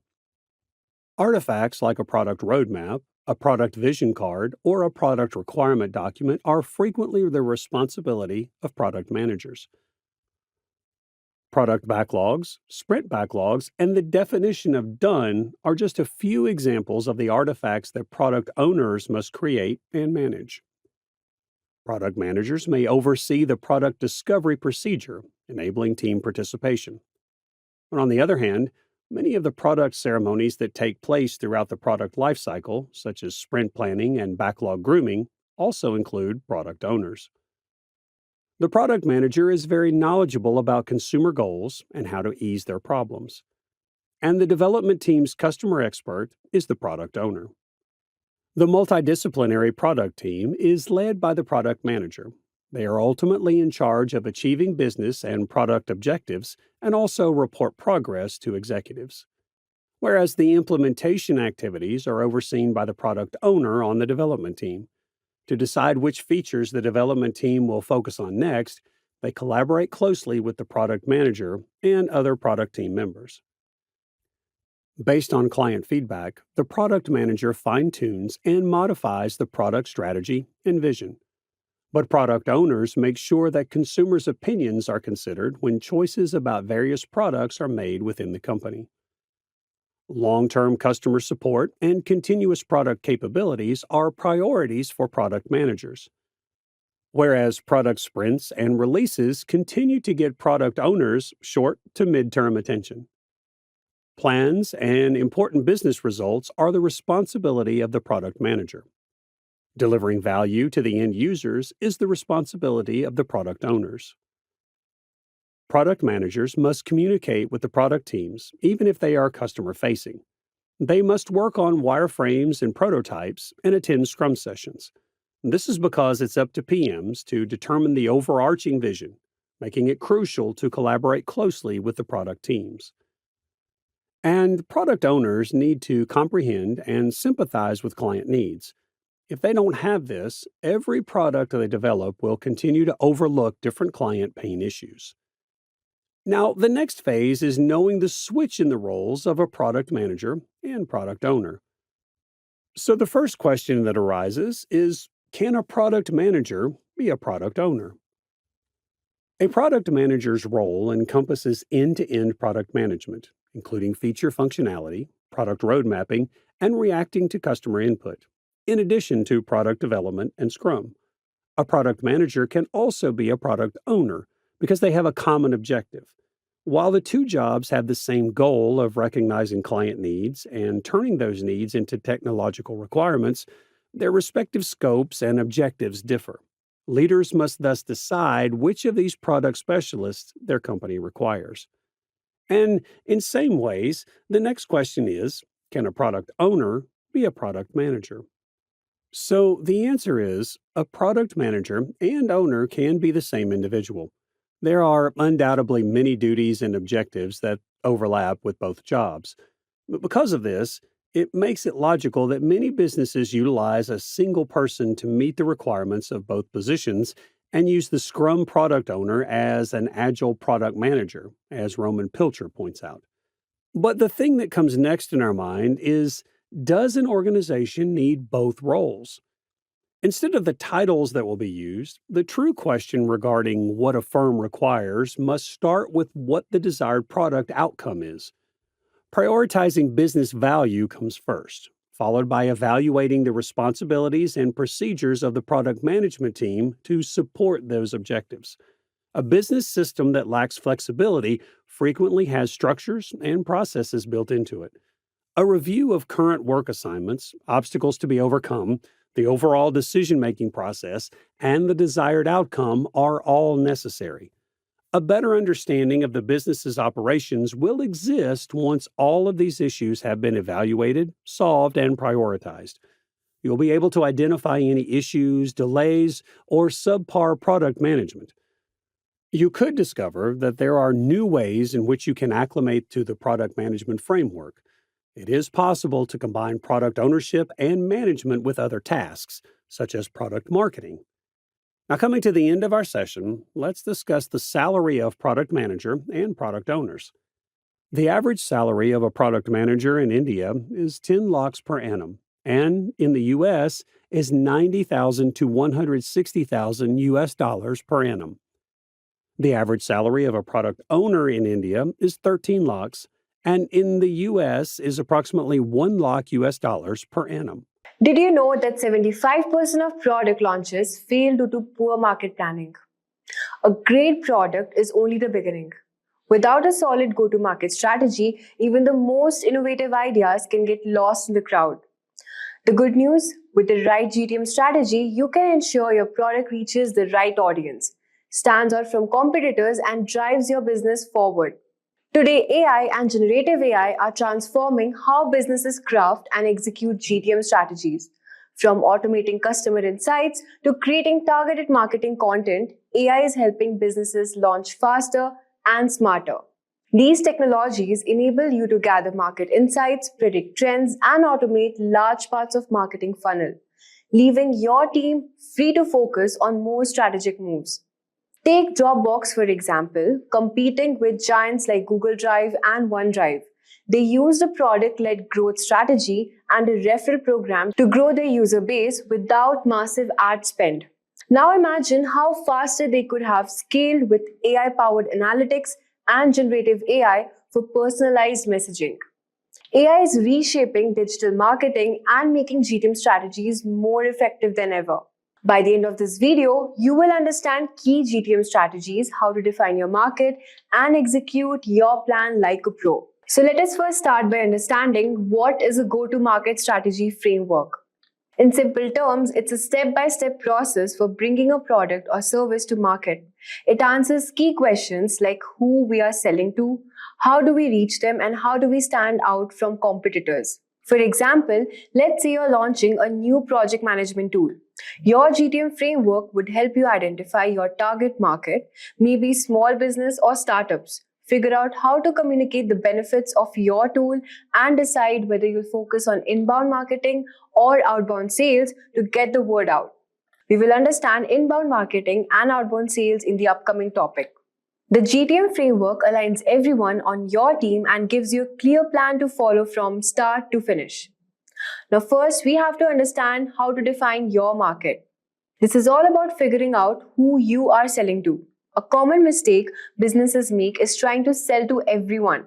But in reality, you need to narrow down your target market.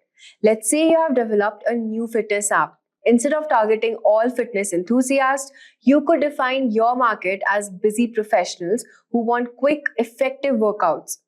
This helps you focus your marketing efforts and craft more tailored message. The more specific you get, the better you can target your audience and connect with their needs. So now, the next step is to define your why. Your value proposition is essentially why people should choose you. It's the unique benefit your product offers that your competitors can't match. Let's go back to the fitness app example. Your value proposition might be we help busy professionals squeeze in a 15-minute workout that's just as effective as a full hour in the gym.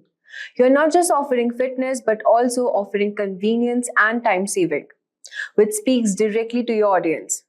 A well-defined value proposition makes it clear why your product matters and why your audience should care. Let's go back to the fitness app example. Your value proposition might be we help busy professionals squeeze in a 15-minute workout that's just as effective as a full hour in the gym. You're not just offering fitness, but also convenience and time saving, which speaks directly to your audience. A well-defined value proposition makes it clear why your product matters and why your audience should care. The next step is positioning. Positioning is all about figuring out where your product fits in the market and how you will differentiate from the competition. Let's say you're launching a premium skincare line. Your positioning might focus on the high-end natural ingredients you use, which differentiate you from the mass market products. Your positioning helps set the stage for your pricing, branding, and overall market strategy. So what are the 5 go-to-market strategies? When it comes to launching a product or entering a new market, there are 5 primary go-to-market strategies, which businesses typically use. The strategy allows you to choose which depends on your product, target market, and overall business goals. Let's break down each strategy with examples so that you can see how they play out in real life. The first is inbound marketing. So this marketing attracts customers by creating valuable content that addresses their needs and pain points. Over time, potential customers find your content organically through search engines or social media. For example, HubSpot mastered inbound marketing by providing free resources like blogs and webinars. Their content is optimized for search engines, leading small businesses to their site, where they eventually convert to customers. This marketing is best for companies which is investing in long-term content creation and SEO to attract organic leads. The second is outbound sales. Outbound sales involve directly reaching out to prospects through cold calls, emails, and demos. This approach is more direct and aggressive, targeting high-value clients. For example, Salesforce uses outbound sales by targeting decision makers at large enterprises with personalized outreach, scheduling demos, and closing deals through direct interaction. This type of marketing is best for B2B companies which target enterprise clients that require personalized engagement. The third is product-led growth. In product-led growth, the product itself drives growth. A freemium model lets users try the product for free, with upgrades to premium features based on the product's value. Example, Slack, which offers a free version of its platform, allowing teams to experience its benefits before upgrading to a paid version for more features. So this type of marketing is best for software as a service companies, which is focused on user experience and self-serve onboarding. The fourth is channel sales. Channel sales rely on third-party partners, resellers, distributors to sell your product, which allows you to reach market you couldn't through direct sales alone.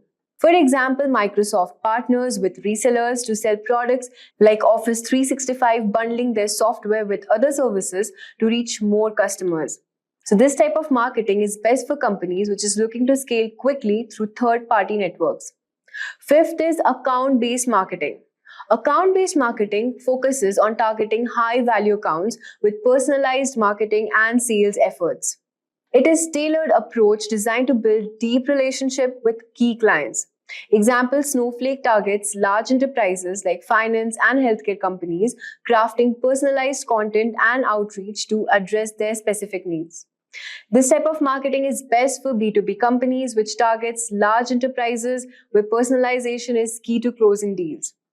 Now that we have discussed the top 5 marketing strategies, let's now talk about important step, which is understanding the competition. Knowing your competition is crucial to understand the successful go-to-market strategy. You need to ask who else is solving the same problem and how they're doing it. Once you understand your competition, you can figure out how to differentiate yourself. For example, if you are selling a new project management tool, you might find that the competitors offer more features, but they are too complicated for small businesses.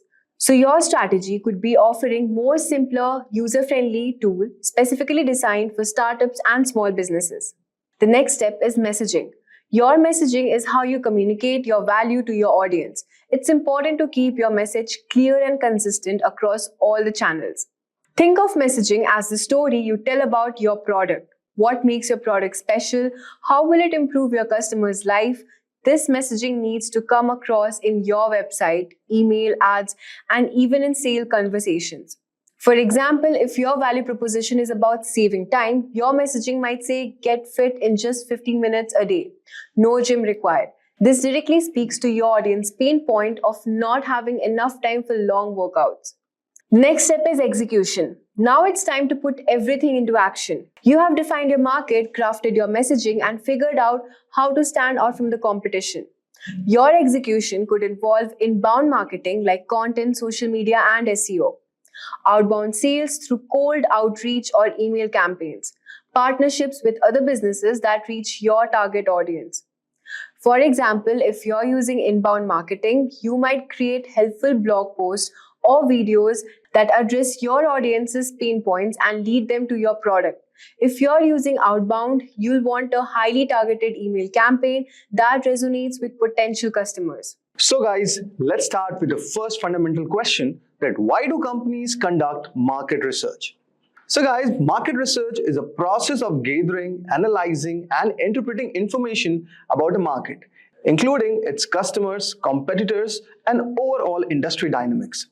It involves collecting data from various sources such as surveys, interviews, observations, and secondary research also, and using that data to gain insights into market trends, consumer preferences, and competitive landscape. The primary objective of market research are: first, understanding the consumer needs, preferences, and behavior. Second one we have is identifying market opportunities and potential threats.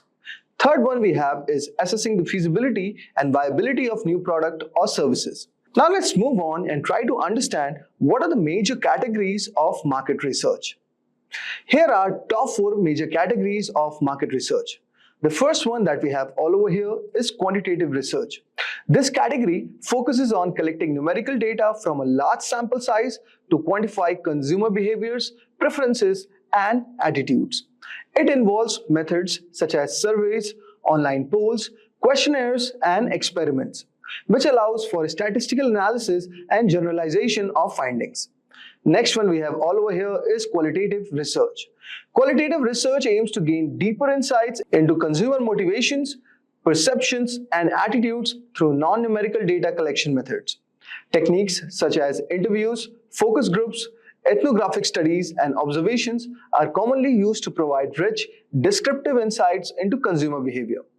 Third one we have all over here is primary research. Primary research involves collecting first-hand data directly from the target market using methods such as surveys, interviews, and observations. This type of research provides customized and up-to-date information tailored to the specific research objective of the project. And finally we have is secondary research.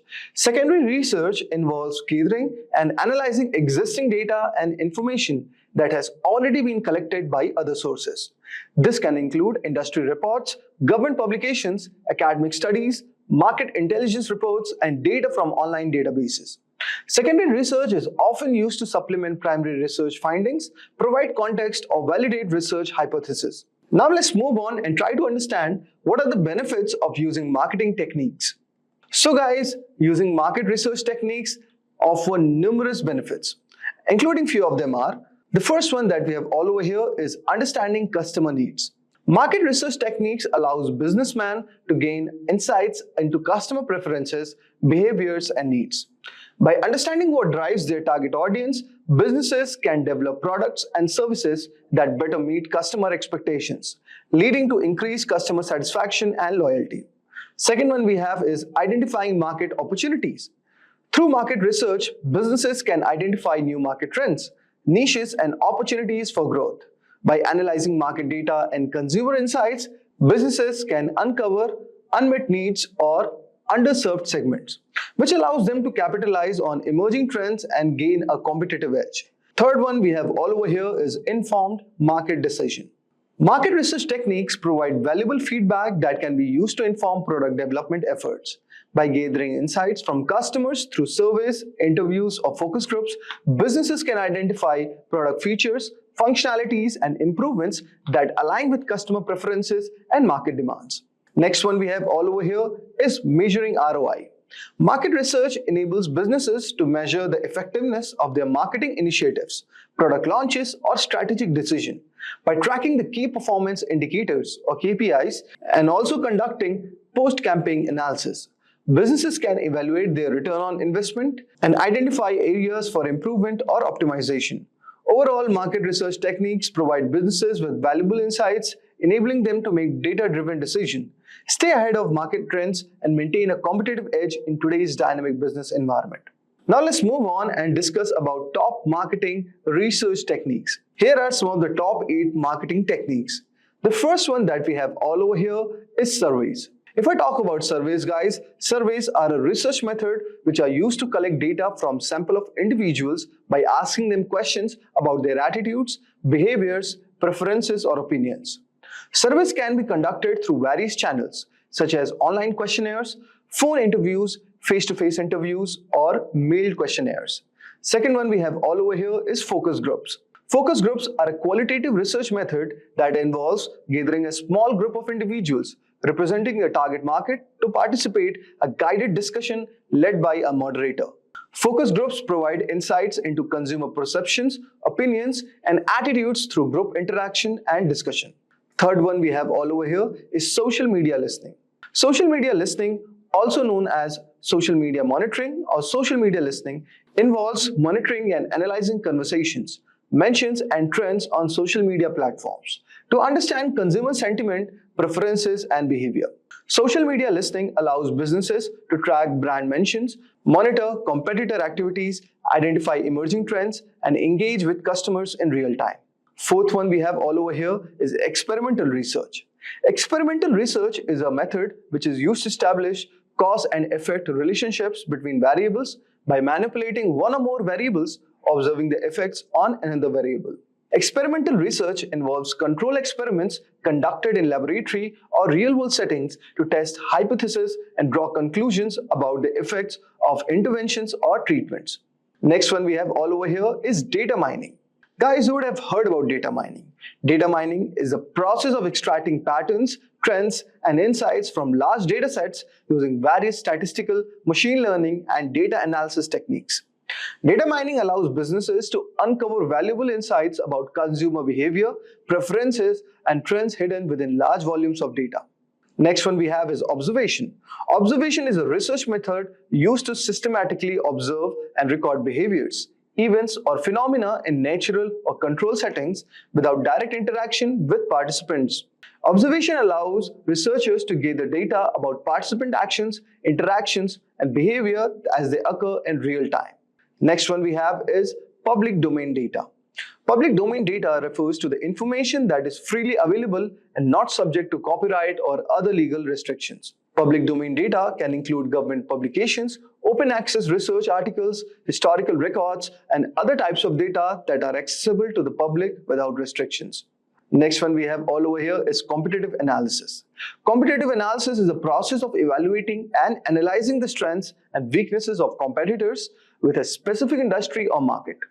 Competitive analysis involves gathering information about competitors' product, pricing strategies, marketing efforts, and market share to identify opportunities and threats and inform strategic decision making. So guys, I hope so you would have got an idea regarding what are the top 8 marketing techniques that you can apply for your business. Now let's move on and discuss a case study of Apple, where we are going to discover how their market research made one of the most successful product, which is known as iPod.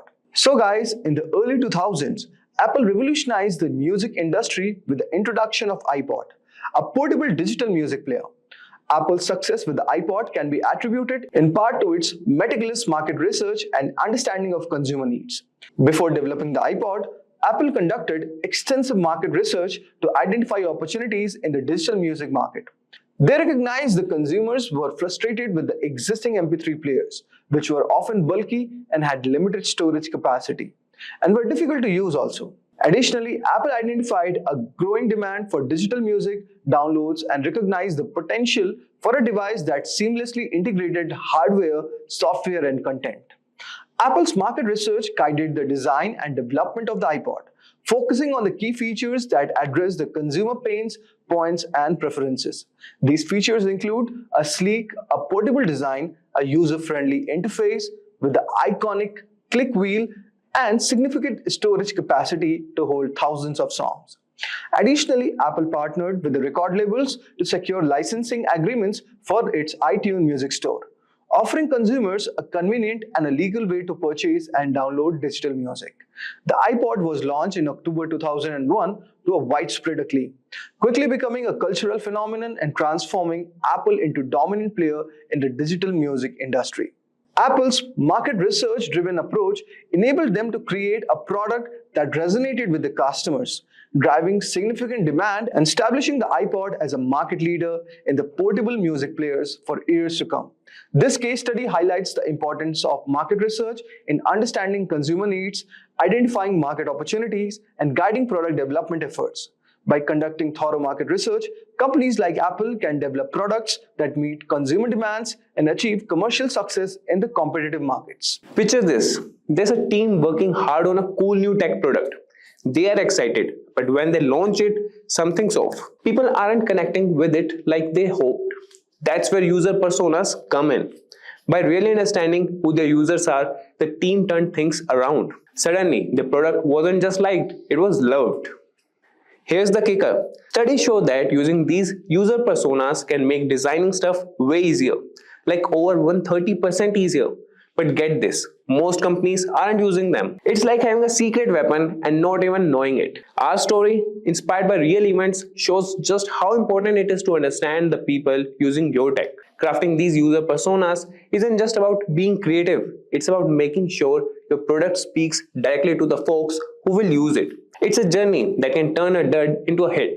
So as we dive into the world of user persona creation, remember, it's all about putting a human touch on technology, one persona at a time. Have you ever been curious about how tech giants like Spotify, Amazon, or Netflix seem to intuitively know your preferences, offering up songs, products, or TV shows that perfectly match your taste? The secret behind this almost psychic ability isn't a result of mystical foresight. It's the strategic use of user personas. If you want to know what user persona is, so user persona are semi-fictional characters that businesses create based on real data and insights from their actual or potential customers.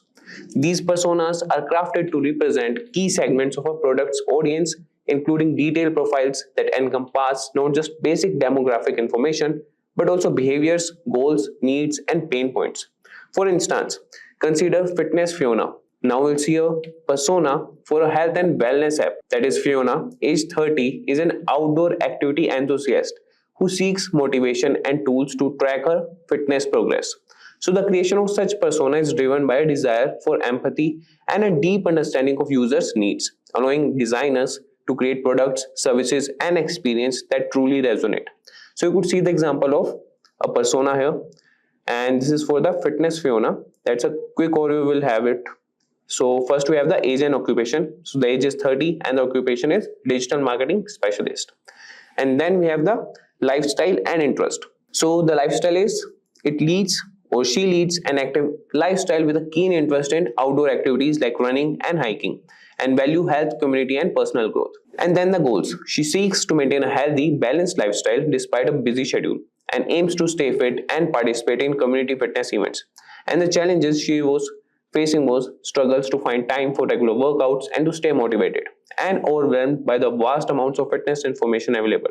And if we talk about her app usage, so she prefers using fitness tracking apps and engaging with health and wellness content online. Looks for apps that provide personalized workout plans, nutritional guidance, and community support. And the tech savviness, that is high, integrates technology seamlessly into her fitness journey. Fiona represents the target user for a health and wellness app, guiding the development towards features that addresses her specific needs and challenges. So this was about a user persona of a lady, that is Fitness Fiona. Now moving to the role of user persona in the company or any role you want. So user persona play a pivotal role in guiding the development and marketing of products and services. Their impact is far-reaching, influencing decisions across various stages of project development and execution. So let's see the points. The number one is enhances user-centered design. So user personas keep the focus on the user's need, preferences, and behaviors, ensuring that product design and functionality are tailored to meet the actual requirements of the target audience. The next is improved product development efficiency. By understanding the specific needs and challenges of the personas, teams can prioritize features and functionalities that offer the most value, thereby streamlining the development processes. Then we have facilitate better marketing strategies. Knowing the personas help in crafting targeted marketing campaigns that speak directly to the interest, needs, and pain points of potential users, improving engagement and conversation rates. Then we have aids in content creation and personalization. Content can be designed to resonate with the personas, whether it's blog post, social media content, or email marketing, ensuring higher relevance and engagement. Then the point is enhance user experience. With insights into the personas, preferences, and behaviors, UX designers can create more intuitive interfaces and interactions that enhance satisfaction and usability. And then the point is guide product customization and innovation. Understanding the evolving needs of your personas can lead to innovations or customizations that keep your product or service competitive and aligned with user expectations. And then we have supports decision making. When faced with decisions about feature inclusion, design changes, or market positioning, user personas provide a preference point that reflects the user's base collective needs and desires.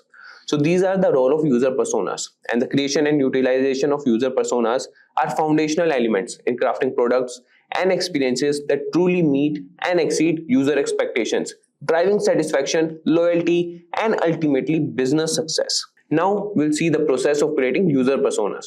So creating user persona is a structured process that combines research, analysis, and creative synthesis. The goal is to generate actionable insights that guide product development, design, and marketing strategies. So we'll have an overview of the steps involved in creating effective user personas. So the number one step is conduct research. Start by gathering data about your potential or existing users. This can include qualitative methods like interviews, focus groups, and ethnographic observation, as well as quantitative methods such as surveys and analysis of user behavior data from analytics platforms. So let's understand this with an example. So let's consider a scenario. The development team for the EcoStay app starts by collecting data. They conduct online surveys targeting travelers interested in sustainable living. They also analyze forum discussion on ecotourism websites and interview frequent travelers to understand their preferences and concerns. So the next step or the process would be analyze the data. Look for patterns and commonalities in the data collected. This might involve segmenting users based on demographics, behaviors, preferences, or goals. The aim is to identify meaningful groups of users who share specific characteristics or needs. And the findings we have from here is, from the research, the team notices, like we are again back to the example. So from the research that was done, that was the conducting the research. So the team notices patterns. Many respondents prioritize sustainability but also express concerns about cost and the authenticity of eco-friendly claims. They identify three main segments: budget eco travelers, luxury eco tourists, and eco-conscious families. So these were the findings, analyzing the data. And then we have create draft personas, the next step. So based on your analysis, start drafting your personas. Each persona should represent a significant segment of your audience. Include demographic details, behaviors, needs, goals, challenges, and any other relevant information that defines the persona. So you could start drafting the persona. That could be for the budget eco traveler and any name Beth. Then you can have her age, occupation, goals, what challenges she is facing, and then the next step, that would be refine and validate personas. Refine your personas by gathering feedback from stakeholders and comparing the personas against actual user data when available. So this step may involve revisiting your research to fill in gaps or clarify aspects of the personas. And for example, the team that was the app team that shares Beth's persona with ecotourism experts and real travelers fitting Beth's profile for feedback. Adjustments are made based on suggestions such as emphasizing the importance of community reviews in Beth's decision-making process. So this was about the refine and validate personas. Now moving to the next step, that is develop scenarios and goals. For each persona, outline key scenario or task they need to accomplish with your product or service. This helps in understanding the context in which your personas will interact with your offerings. So let's consider a scenario with an example only. So Beth, for which the persona was created. So Beth is planning a 2-week backpacking trip across Costa Rica. So she uses EcoStay, that app person was making. So she uses EcoStay to find budget-friendly, verified eco lodges and hostels. So key features she looks for include sustainability certifications, user reviews, and easy booking options. So this was about her. So now moving to the next step, that is apply personas. So use the persona to guide decision making in product development, design, and content strategy and marketing. Personas should inform features, user interface design, and the overall user experience, as well as targeting and messaging in marketing campaign. And if we talk about the example, so the EcoStay app, so that development focuses on features like a verification badge for accommodations with authentic eco certifications, a budget filter with a sustainability rating, and a community review section. So this was about apply personas. Now moving to the next one, or the marketing campaign highlights stories from budget travelers like Beth, showcasing the app's ability to combine affordability with sustainability. Now moving to the next, that is review and iterate. So user persona should not be static. As your product evolves and you gather more data about your user, revisit and update your persona to ensure they remain accurate and relevant. and about the iteration. So after the app's launch, user feedback and usage data are analyzed.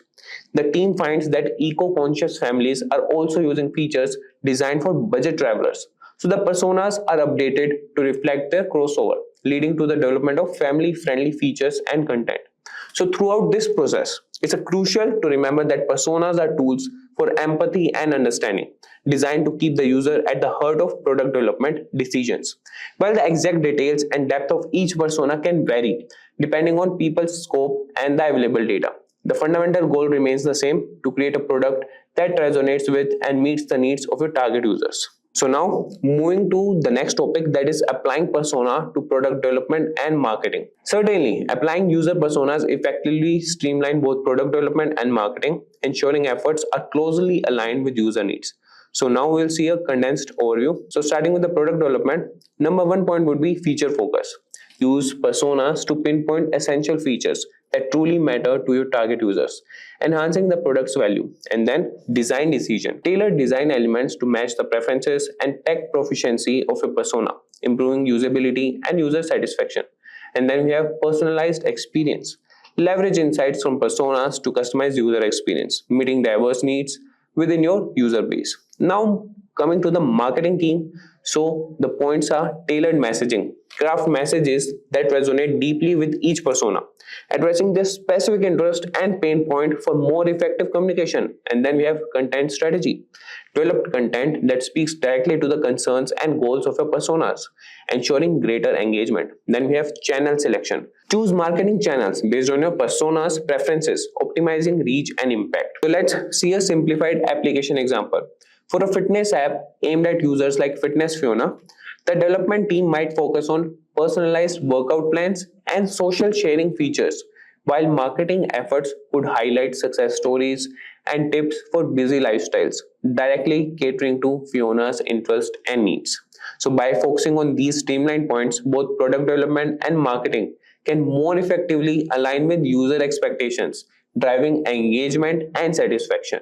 So this was about the process of creating user personas. And now moving to the real world success stories. So real world success stories serve as powerful illustrations of the tangible impact user personas can have on product development and marketing strategies.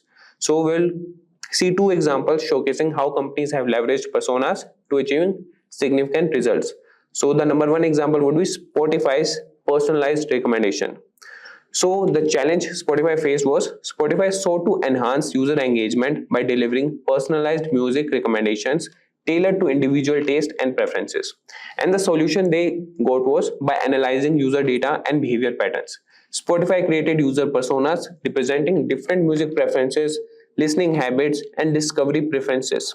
These personas informed the development of algorithms that power personalized playlists such as Discover Weekly and Daily Mix, providing users with a customized music experience. And the outcome it generated was Spotify's use of personas and personalized recommendations led to a significant increase in user engagement and satisfaction.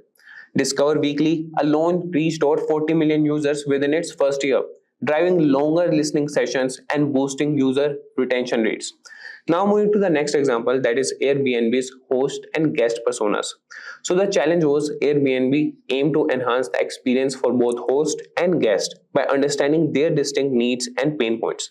And the solution they output or the outcome was detailed personas for both host and guest, encompassing demographic information, motivations, and behaviors. So these personas guided product development decisions, informing the design of features such as host profiles, guest reviews, and search filters tailored to specific preferences. And the outcome that got was by aligning product features with the needs of their user persona. Airbnb achieved significant growth and improved user satisfaction. Hosts felt more empowered to showcase their properties effectively, while guests enjoyed a more personalized and seamless booking experience, resulting in increased bookings and positive reviews. So these real-world success stories highlight the transformative impact that user personas can have on product development and marketing strategies. So by understanding their users on a deeper level and tailoring their offerings accordingly, companies can drive engagement, retention, and ultimately business success. Now, talking about the common pitfalls and tips. So navigating the creation and application of user persona comes with its share of challenges. So here we will see some common pitfalls to avoid and tips to ensure effective use of persona. So the common pitfalls are overgeneralization, creating personas that are too broad or stereotypical that can lead to inaccurate representations of your user base, resulting in ineffective strategies.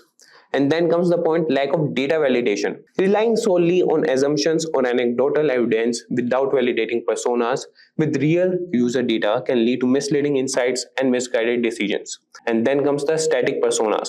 Treating personas as static representations of users can result in outdated or irrelevant profiles. User needs and behaviors evolve over time. Personas should be regularly reviewed and updated. Ignoring negative personas. Focusing only on positive personas can lead to neglecting important segments of your user base with different needs or pain points. So these were the common pitfalls. Now the tips for success. So the number one is conduct thorough research. Invest time and resources into collecting both qualitative and quantitative data to ensure your personas are based on accurate and comprehensive insights. Then comes the point, validate persona with real users. Use surveys, interviews, and user testing to validate personas and ensure they accurately represent your target audience. Then comes the iterate and update regularly. Continuously revisit and refine your personas based on new data and insights to keep them relevant and aligned with evolving user needs. Then comes the point, focus on key personas. Prioritize personas that represent the most significant segments of your user base, focusing your efforts on addressing their needs and preferences. And then comes involve cross-functional teams. Collaborate with stakeholders from different departments, including marketing, design, and product management, to ensure alignment and buy-in for persona-driven strategies. And then comes user personas as decision-making tools. Integrate personas into your decision-making processes for product development, marketing, and content strategy to ensure user-centric outcomes. So by avoiding common pitfalls and following these tips, you can harness the power of user personas to drive informed decision-making, improve user experiences, and ultimately achieve greater success with your products and services. And in summary, user personas are an invaluable tool for understanding and empathizing with your target audience. By creating detailed profiles based on real data, you can inform product development, design, and marketing strategies effectively. Avoid common pitfalls like overgeneralization and static personas by continuously validating and updating them. With user personas, you can prioritize features, make informed decisions, and tailor experiences that resonate with users, ultimately driving engagement and business success. Hey there, fellow entrepreneurs. So picture this. You have got this killer product idea, right? And naturally, you want it to be like totally flawless before you launch it out into the world. But here's the thing, no matter how much you sweat over it, there's always going to be some hiccup or snag along the way. It's just the way the cookie crumbles, you know. But fear not, my friend, because there's a game changer known as MVP. But what exactly is MVP and why does it matter? Well, let's start with numbers. Did you know that 42% of startups fail because there's no market need for their product? Shocking, right? That's where MVP swoops in as a game changer. By focusing on the core features and functionalities, MVP allows companies to bring a product to the market quickly and test its viability with real users. And get this, companies that prioritize MVP development are 3 times more likely to experience success with their product launches. In fact, 78% of businesses say that MVP helped them learn what customer really wanted, leading to more successful iterations down the road. So whether you're brainstorming your next big idea or fine-tuning an existing project, stick around as we unravel the mysteries of MVP. Also, if you are interested in advancing your career, consider SP Jain's Professional Product Management course, led by industry experts. This comprehensive program equips you with essential skills and insights to excel as a product manager. Dive deep into the latest industry trends and advancements through live sessions, from strategic planning to product development and marketing. Gain a thorough understanding of the field. Receive practical guidance and certification to stand out in the competitive market. Take the next step towards success and enroll now to unlock endless opportunities in the dynamic world of product management. So without further ado, let's start. So what is MVP? A minimal viable product or MVP is a strategy used in product development where a new product is launched with basic features enough to attract consumers' attention. It's the simplest version of the product a company aims to bring to the market, whether it's a car, website, TV or laptop. By offering the basic version, companies can gather feedback from the potential user to improve the final product before its full release. An MVP typically includes 3 key elements. Firstly, it offers enough features for consumers to consider consider purchasing it, making it easier for the company to market. Secondly, it includes a feedback mechanism allowing users to provide input on the product. Lastly, it provides future benefits to early adopters, encouraging them to try out the product ahead of others. Some of the fine examples of MVP is Amazon. Believe it or not, Amazon began by selling used college textbooks. Their first version of the product was a basic website for delivering books to students. As time passed, they grew their business to become the huge online store we see today. Similarly, another fine example is Airbnb. Airbnb's journey began with a bold idea: renting out air mattresses. Yes, you heard it right. They kicked off with a simple website connecting travelers with hosts offering makeshift accommodations. This quirky start was their MVP, that is minimal viable product. Slowly but surely, they listened to user feedback, fine-tuned their problem, and expanded their horizons. It's a tale of humble beginnings turned into a global phenomenon. Who knew an air mattress could spark a revolution in travel? And there are many more examples like that.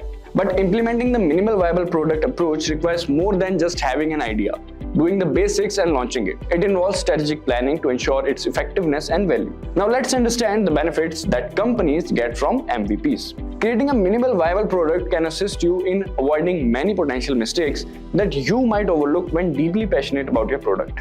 Understand the preferences of your target audience. When a company builds a minimal viable product, they make a basic version of their product to see what people like. By doing this, they can learn what features or things their consumers prefer. It's like trying out different flavors of ice cream to see which one people like the most. Helps create a better product. Yes, making an MVP lets companies test their ideas quickly and see what works and what does not. This helps them make improvements and build a better final product. It's similar to making a rough sketch of a drawing before making the final detailed version. Next is it helps to analyze the demand. With an MVP, companies can see how many people are interested in their product. If lots of people like it, they know there's a big demand. If not many people are interested, they might need to change their plans. It's a bit like testing the waters to see if people want what you're offering. Next is ensures quick release. Instead of spending a long time making a perfect product, an MVP lets companies release something quickly. This means they can start getting feedback and making improvements sooner. It's like serving a simple version of a dish at a restaurant first and then making it fancier based on the customer's say. So this was about the benefits. Now let's talk about how to develop a minimal viable product. So first is understand your goals. Before starting to develop your minimal viable product, it's important to know what you want to achieve. Think about what problem your product will solve or what benefit it will provide to the people. Understanding your goals helps you stay focused and build a product that meets your objectives. The next is study your market. Take some time to reach and understand the market where your product will compete. Look at similar products already available and see what makes them successful or what could be improved. By studying the market, you can identify opportunities and challenges, helping you tailor your MVP to better meet the needs of your target audience. Next is consider the product features. Think about essential features your product needs to have in order to address the problem or provide the benefit you identified. Keep the features simple, focused on solving the core problem or delivering the main benefit. Avoid adding too many features at this stage, as the goal of an MVP is to create something basic that you can test and iterate upon based on the user feedback. The next is gather feedback early and often. Once you have developed your MVP, don't wait too long before sharing it with the potential customers. Gather feedback as early as possible by letting people try out your product and asking for their thoughts. This feedback will help you understand the aspects of your MVP and are working well what areas need improvement, allowing you to make adjustments and iterate quickly. The next is iterate based on feedback. Use the feedback you receive to make improvements to your MVP. This might involve adding new features, refining existing ones, or even pivoting in a different direction based on what you learn from the users. The key is to be flexible and open to making changes based on the feedback you receive, as this will help you create a better final product that meets the needs of your target audience. By following these steps, you can develop a minimal viable product that efficiently addresses a specific problem or need in the market, while also allowing you to gather valuable feedback and iterate towards a more refined and more successful product over time. Today, we will talk about something super important for any team, which is prioritization techniques. Have you ever felt overwhelmed jumping between tasks without knowing which ones really matter? We've all been there, but don't worry. There are ways to get organized and focused. For product managers, prioritization is one of the most crucial skills. It's the key part for any product management interview process. As a product manager, you must prioritize features, requirements, and tasks effectively to ensure your team delivers maximum value to customers.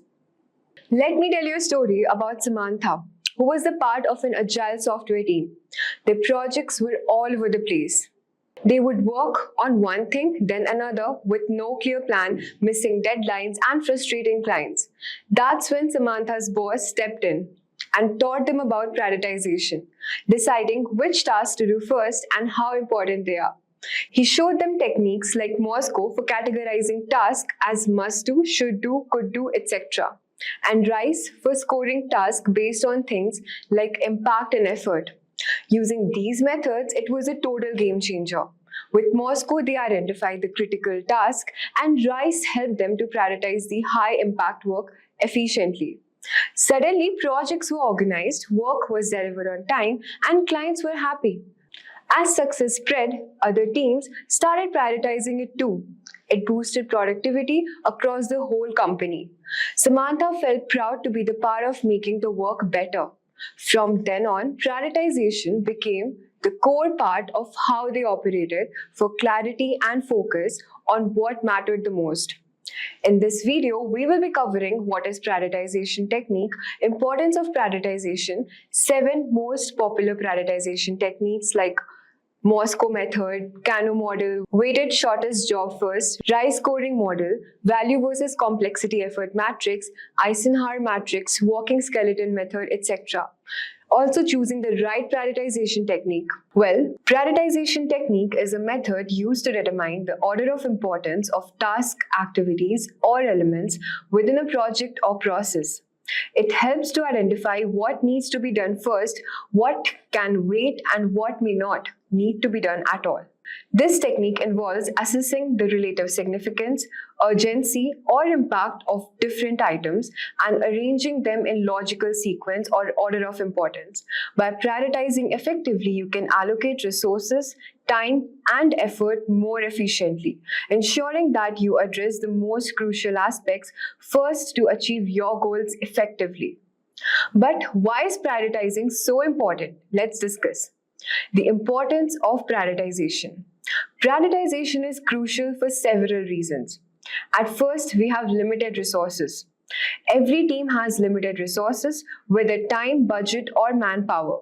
Prioritization helps you make most of these resources by focusing on the most important features first. Then we have customer satisfaction. By delivering the most valuable features first, you can keep your customers happy and engaged with your product. Moving on to competitive advantage. In today's fast-paced market, prioritization can give you a competitive edge by allowing you to quickly adapt to changing customer needs and market trends. Now that we have understood the importance of prioritization, let's dive into some of the most popular prioritization techniques. The 7 most popular prioritization techniques we will discuss today are as follows. At first, we have Moscow method, moving on to Kano model, RICE scoring model, Eisenhower matrix, value versus complexity matrix, weighted shortest job first, and then at last we have the walking skeleton method. Let us start with the first method, which is the Moscow method. Moscow is a simple way to prioritize tasks and features when working on a project. It stands for must, should, could, and want. Let me break it down for you. Must. These are the essential features that absolutely have to be included. If you do not have these, the project will fail. Then should. These are the important features that you should try to include, but they are not critical. They would be great to have if possible. That's it. Then we have could. These are nice to have smaller improvements or additions, and leaving them out won't really impact the project. Want. These are the lowest priority items that don't match the current needs or goals. You can safely leave these out for now. By separating everything into these 4 buckets, you can get super clear as a team on the true priorities and make sure you're laser focused on checking those must-have boxes first. So what are the pros and cons of this method? Well, first off, it's that simple. No complex calculation or scoring systems are needed. You can prioritize a massive backlog just by rapidly categorizing each them. It's also flexible since there are no strict rules or timelines within each bucket. If a should item needs to be deprioritized, no problem. Just move it to the cloud or won't as needed. And finally, the clear separation into these universal terms helps get everyone, developers, designers, product managers, and stakeholders on the same page instantly when it comes to understanding priorities. Of course, there are some downsides too. While it's easy to categorize, Moscow doesn't give you a specific implementation plan or sequence to follow. You have to figure that part out separately. You can also lack some bigger pictures perspective by just focusing on individual feature priorities. You might miss out the strategic product goals or overarching business objectives. And sometimes those category lines can get you a little blurry. In a certain feature, a must-have or a should. Reasonable people may disagree, but in all, Moscow is a simple yet powerful prioritization technique, especially for smaller projects or tighter scopes where you need priorities locked in quickly. For bigger, more complex undertakings, it can't be your only prioritization method. You likely want to pair it up with something more robust. Let me give you an example of a product. For example, a mobile app for buying crypto. The must would include the ability to buy and sell coins, maintain a portfolio view, and set up payment methods. Those are the essential no-brainer priorities. Shoulds could be things like advanced chart analysis, alerts, price tracking, and maybe even integrated social trading features. They are really valuable, but not required for an MVP. Might include custom valuable additions, might include captivating video intros or integrated video calling features. Unnecessary additions could be custom app themes. Features user might dislike include intrusive ads or sneaky premium upsells. By prioritizing based on this model, you can perfect the essential experience before focusing on extra features, themes, or watch list, but doesn't break the core experience. And wants for our initial launch could be things like advanced tax tools, purchase of other asset classes, or automating trades with bots, just not crucial priorities for the first version. By categorizing your backlog into Moscow, you can clearly see that you need to prioritize those 3 must-have items above everything else to have a chance at a successful initial launch. The rest can be prioritized separately within their respective buckets. So that's Moscow in a nutshell, a simple, flexible way to rapidly categorize your priorities at a very first step. Next, we have the Kano model. This one is all about making sure that we are delivering what our users want and care about. It splits features into a few buckets: must-have, one-dimensional, attractive, total time wasters, and stuff. That's all. It splits features into few buckets: must-have, one-dimensional, attractive, total time wasters, and stuff. To use it, we survey our potential users and get them to categorize each feature based on how it impacts their satisfaction. The must-have are things that absolutely need for the product to work at all. One-dimensional features are nice to have that will please them if you get them, but disappoint if you don't. Attractive features are awesome bonus points that delight users, but it's no big deal if they're missing. Indifferent stuff doesn't really matter either way. And reverse features are things users actively hate having. The pros are that it really highlights what matters most to customers and ranks features by their priorities. The downsides is that it ignores how difficult these features are to get built. It's also time consuming to get that user feedback in the first place. This is all for the pros and cons, but when does it make sense to use Kano? Well, it's great for branding new products to get an initial reality check before you start designing, or for validating prototypes and making sure you're on the right track. Let me now give you an example. Say like you're building a dating app, the must-have might be the ability to create profile, browse potential matches, and message people. One-dimensional could be stuff like advanced filtering, super likes, etc. Valuable additions might include captivating video intros or integrated video calling features. Unnecessary additions could be custom app themes. Features user might dislike include intrusive ads or premium upsells. By prioritizing based on this model, you can ensure you perfect the essential experience before focusing on extra features. Next, we got the RICE model, which is little more number driven. It scores each feature by looking at 4 factors: the reach or number of users who use it, the impact it have, your confidence in its success, and the manpower, effort required to build it. You grade each factor like impact, which could be massive, high, medium, low, or minimal. Then you plug those ratings into a formula to get a RISE score. Higher scores means higher priorities. It scores each feature by looking at 4 factors: the reach or number of users who will use it, the impact it will have, your confidence in its success, and the manpower effort required to build it. You grade each factor like impact, which could be massive, high, medium, low, or minimal. Then you plug those ratings into a formula to get a RISE score. Higher scores means higher priorities. The pros of RISE are that it's comprehensive, accounting for user value, technical cost, risk, and all that good stuff. And it uses real metrics instead of just gut feelings. The cons are that it can be calculation heavy for every single feature, and you might be missing some of the data points for brand new products.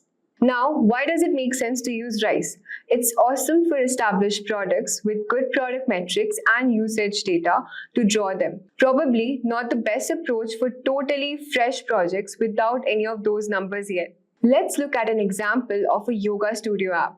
For a new class booking feature, reach could be around 25,000 monthly active users. Impact could be massive, like 3 on the scale. Confidence in its success is medium to high, so maybe considering it to 80%.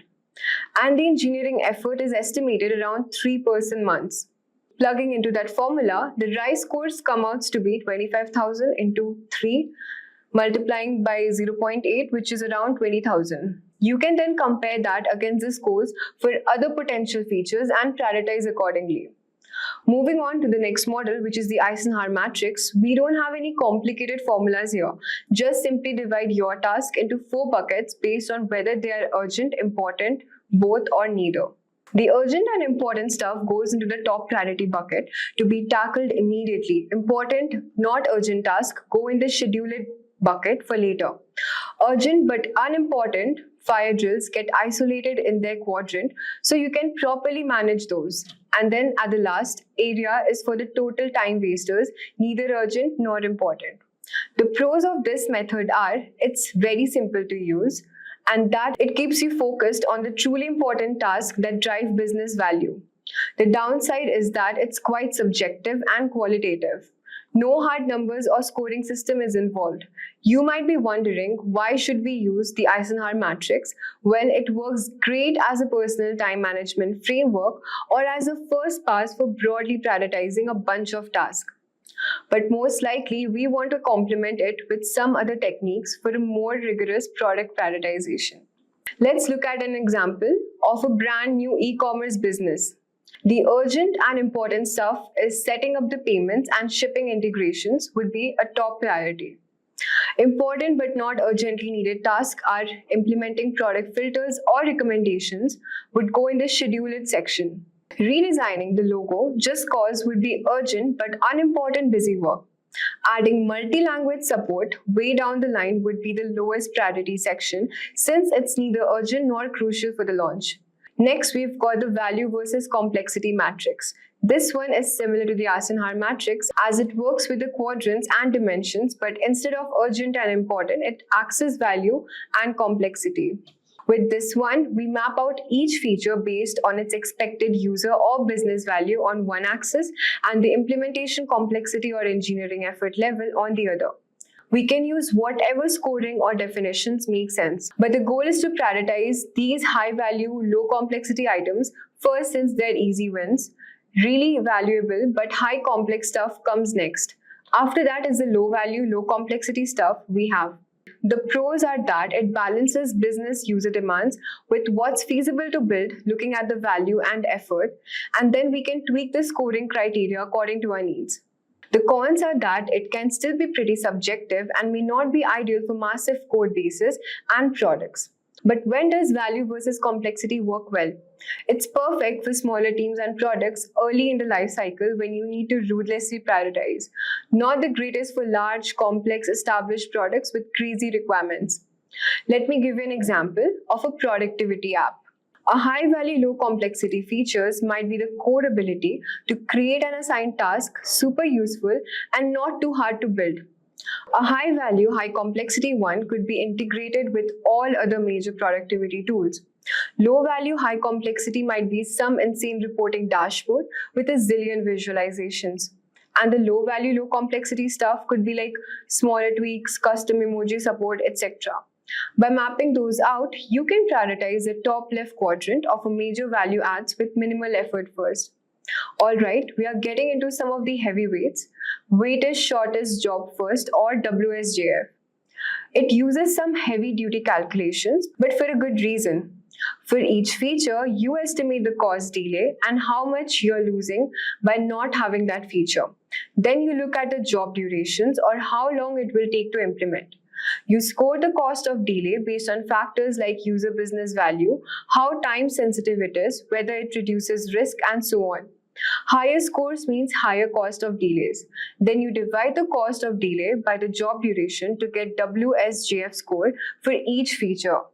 The pros of WSJF are that it's detailed, consistent calculation approach and it optimizes for faster ROI with limited resources. The cons are that it gets calculation heavy quickly and may unintentionally deprioritize bigger long-term projects. Use WSJF when you need to double down on those minimum marketable features and quick, high-impact wins.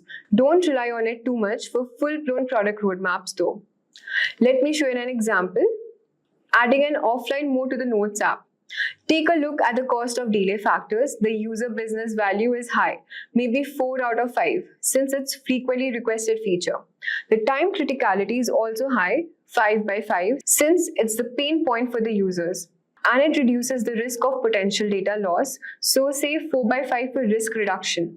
Adding those up, the total cost of delay is 30. If we calculate the job duration to be around 2 months, then the WSJF score comes out to be 13 divided by 2, which is 6.5. You would calculate scores that weigh out for potential features too. Then prioritize the ones with the highest scores, like offline mode first. Last but not the least, we've got the walking skeleton method. This one is all about identifying and prioritizing only the bare minimum core features needed to ship an initial MVP, which means minimum viable product, that basic walking version of your product. The idea is to map out the skeletal requirements that are critical for the product to function and show its core value proposition to users.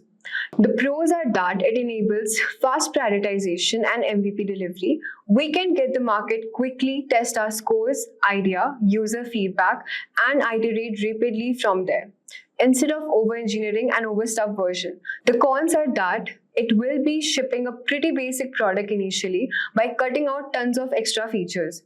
And there's a risk of taking it too far and crippling the product if you're not careful. Use the walking skeleton method when we are focused on delivering an MVP as soon as humanly possible to validate your idea and get moving. Don't use it as your sole prioritization technique for full product roadmaps though. Let me give you an example of a brand new video streaming service. Using the walking skeleton approach, the top priorities would be ability to browse a video catalog, playing those videos back smoothly, user login and subscription functionality. That's the core skeleton. Everything else like recommendation, watch list, parental controls would all be delayed for future iterations after getting the MVP out. By hyper-focusing only on these critical first few steps, we can take an entirely new product from concept to market fast while still shipping a functional experience to start generating feedback and data. Let us now discuss how to choose the right prioritization technique. When considering the prioritization method, keep in mind the following criteria. Simplicity. The simpler the method, the faster you can prioritize. Data-driven prioritization. Some methods rely more on assumptions while others are based on proven data. Balance between technology constraints and business value. Some methods focus more on customer value while others consider technical complexity. Best use case, prioritizing for an MVP might require different techniques than prioritizing for a mature product. Remember, these methods are not mutually exclusive and you can combine them at different stages of your product development lifecycle. So there you have it, a full breakdown of different prioritization techniques from the statistical model to the dead simple matrices. Each one has its own pros and cons. And certain methods will make it more sense than others depending on your project stage, complexity, and data availability. Do you remember when the first iPhone came out in 2007? It was a game changer. But if you try to use the same iPhone today, you might feel outdated. That's because technology moves fast and customer demands keep evolving. So tech giants like Apple must keep innovating and investing heavily in research and development to stay ahead. Keeping track of the entire process from ideathon to product launch is a massive task, especially for companies dealing with complex manufacturing and global distribution. This is where the Product Lifecycle Management (PLM) comes in. Before Product Lifecycle Management, companies had a really tough time.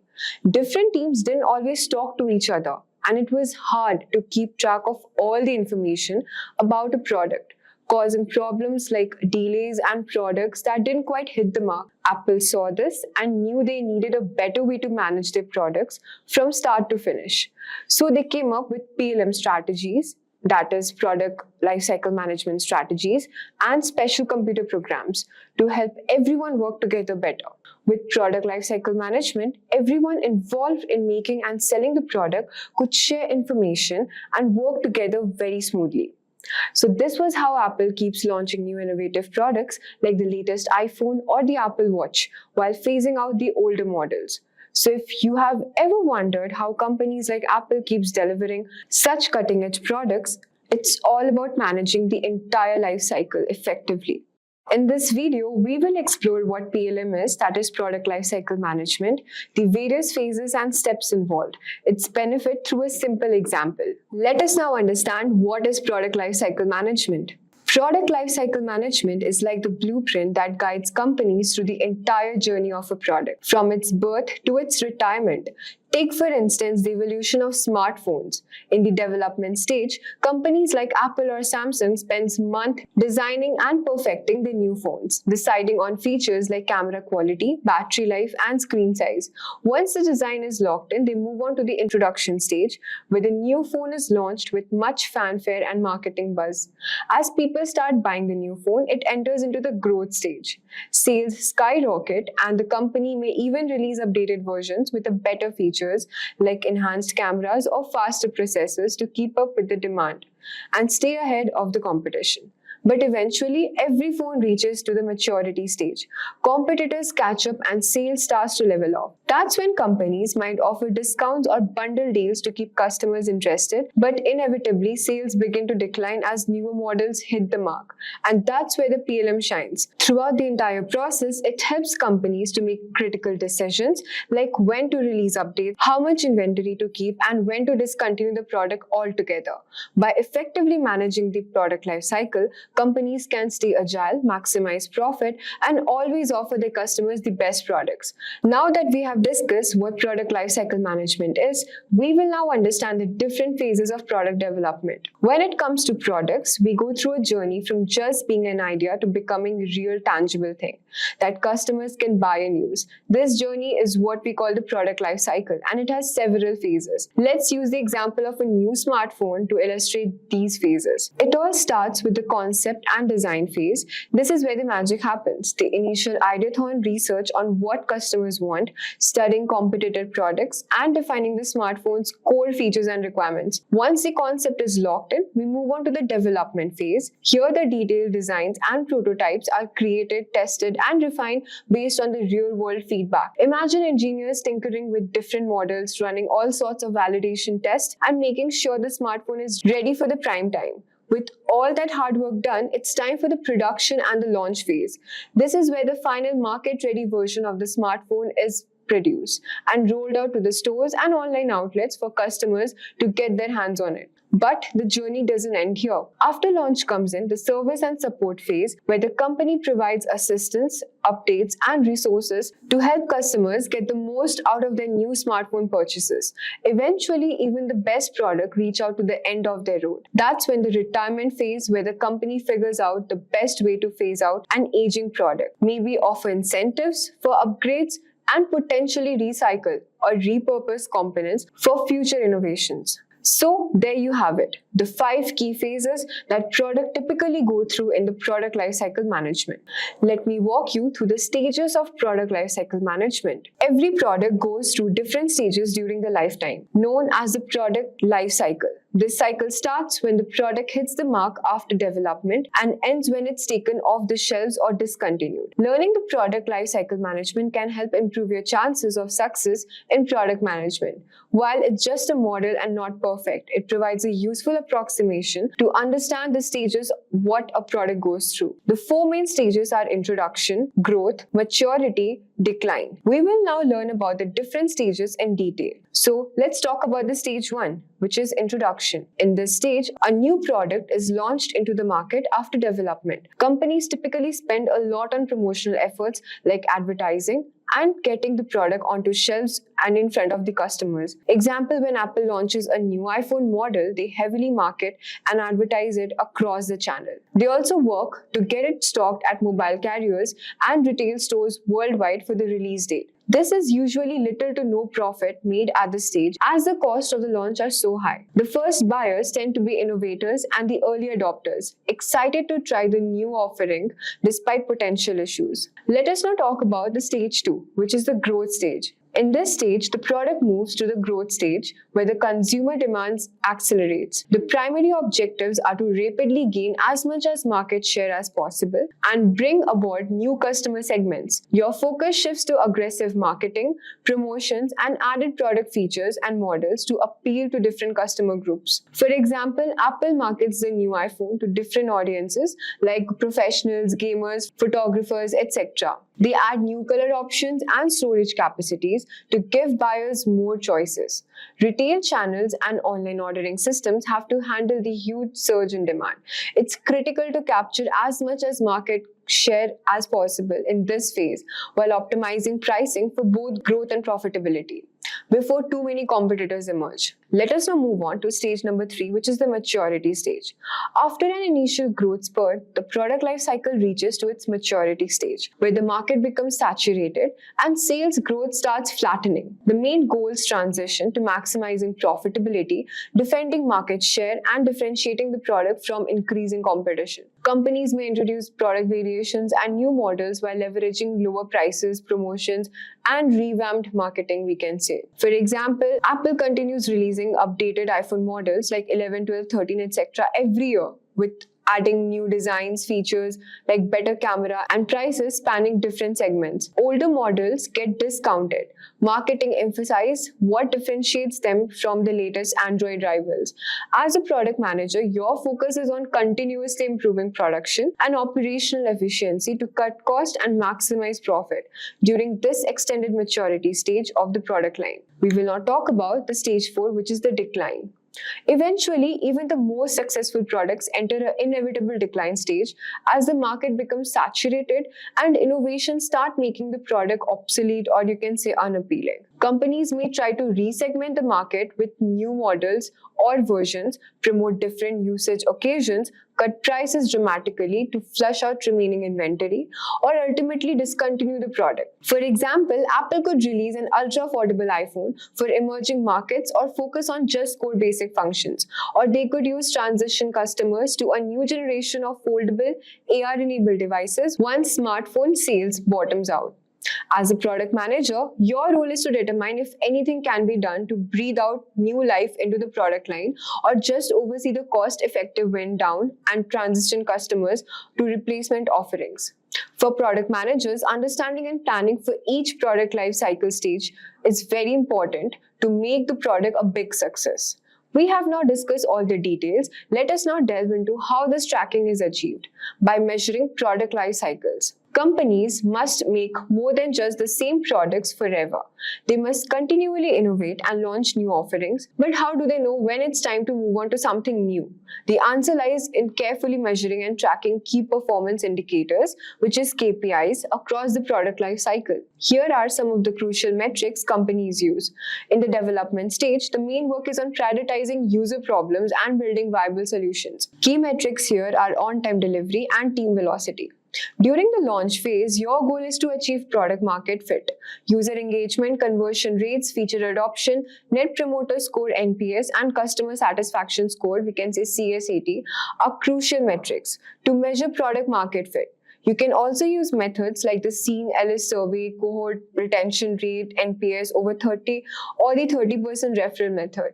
Now in the growth phase, your focus is on gaining market share through the product differentiation and growth experiments. Track user engagement, NPS, referral rates, customer acquisition rates, market share, and even churn rate. In the maturity phase, aim to retain customers by creating product distinctions and reducing cost. Monitor ARPU, retention rates, new feature development, and adoption rates of new features. Finally, in the decline phase, you can either pivot to find new areas for growth or gracefully sunset the product. Track burn rates, monthly recurring revenue, and annual recurring revenue.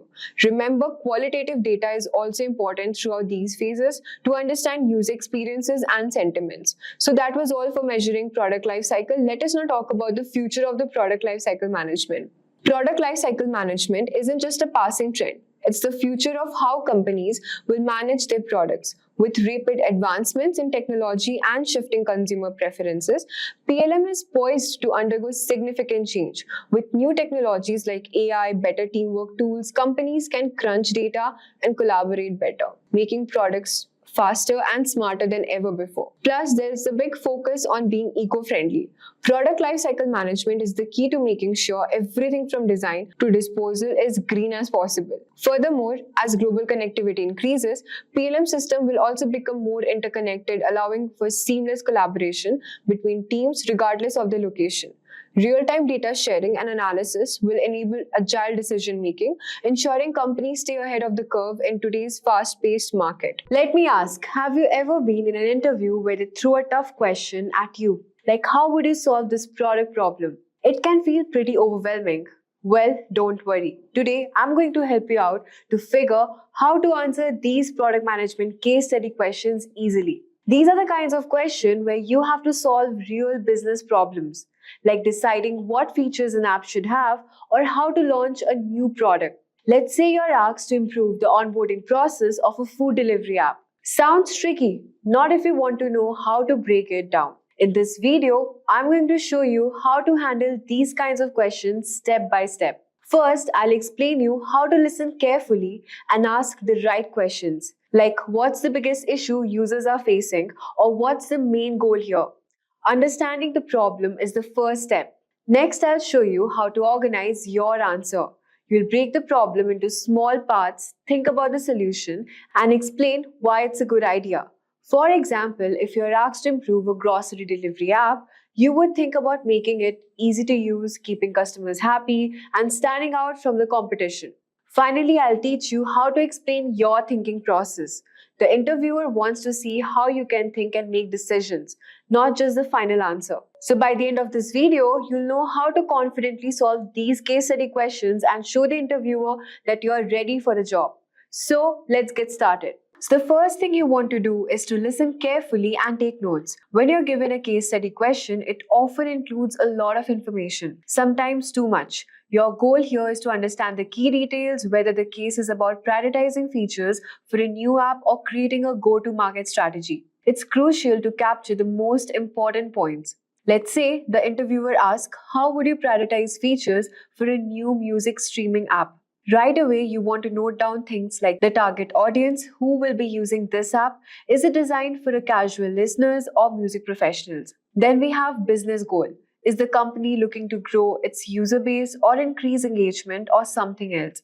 You'll also look into the challenges, what are the key problems, what they are facing. Maybe users are dropping off after the first month or aren't spending much time in the app. So writing these points will help you break down the problem and make sure you don't miss anything when you're ready to give your answer. Remember, case studies can have multiple layers of information, so taking good notes help you organize your thoughts and approach the question logically. The second step is to ask clarifying questions. Don't hesitate to ask clarifying questions. Interviewers want to see how well you dig into the problem. If something is unclear, ask.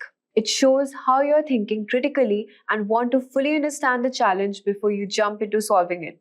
For example, let's say you're asked to improve a product features for a food delivery app. You could ask questions like, what are the main points for users during the delivery process? Is it related to the speed, user interface, or something else? What's the company goal with this feature improvement? Are we focusing on reducing order time, increasing customer satisfaction, or something else? Asking questions like these will not only help you gather more details, but also demonstrate the interviewer that you have a thoughtful and precise in your approach. It's not just about solving the problem, it's about solving the right problem. The next step is to pause and think. Now, take a moment to pause and think. Don't rush your answer. It's tempting to jump right in, but giving yourself time to process everything will help you approach the case study with a clear mind. Reflect on the problem and consider how it ties into the broader goals of the company. For example, if you're tasked with designing a feature for a food delivery app, think beyond the feature itself. Consider the user experience, market positioning, and the long-term impact on the business. Let's say you're asked to improve the sign-up process for a food delivery app. You don't want to just think about making the process shorter. You also want to consider how the sign-up flows into the overall experience. Is it simple and intuitive for the users? Does it create a seamless transition into the rest of the app or not? Also encouraging users to place an order right away. Taking a moment to pause allows you to think through different aspects of the case and gives you a chance to identify any connections that might not be immediately obvious. The next step is to structure your answer. Now that you have gathered your information and asked clarifying questions, it's time to structure your answer.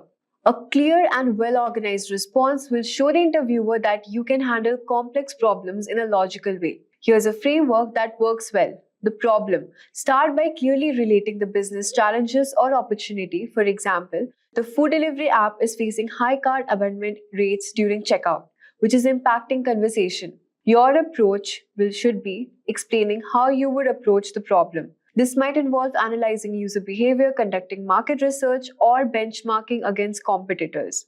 For instance, you could say, I would start by analyzing data or user behavior to identify the exact point where customers are dropping off during checkout. I would also look at competitors' app to see how they streamline their checkout process. Then propose a solution. For example, to solve the cart issue, I would simplify the checkout process by introducing one-click checkout option for returning users and offering payment options that are most popular in the target region. Finally, mention the key metrics you would track to measure success. For example, you would track the cart completion rate and the average time spent in the checkout flow as key indicators of success. Additionally, you would monitor customer satisfaction rates post-purchase. This structured approach helps you provide a comprehensive answer without missing any important details. Let's say the case study asks you how you would enter a new market for a rideshare app. You could structure your answer like this. Problem: entering a new city and competing with established players. Your approach should be studying the city's public transport habits and competitors' offerings, identifying what users in the city value most. The price, speed, or convenience. Your solution should be like launching a pilot program with ride incentives for early adopters and offering personalized ride suggestions based on their previous trips.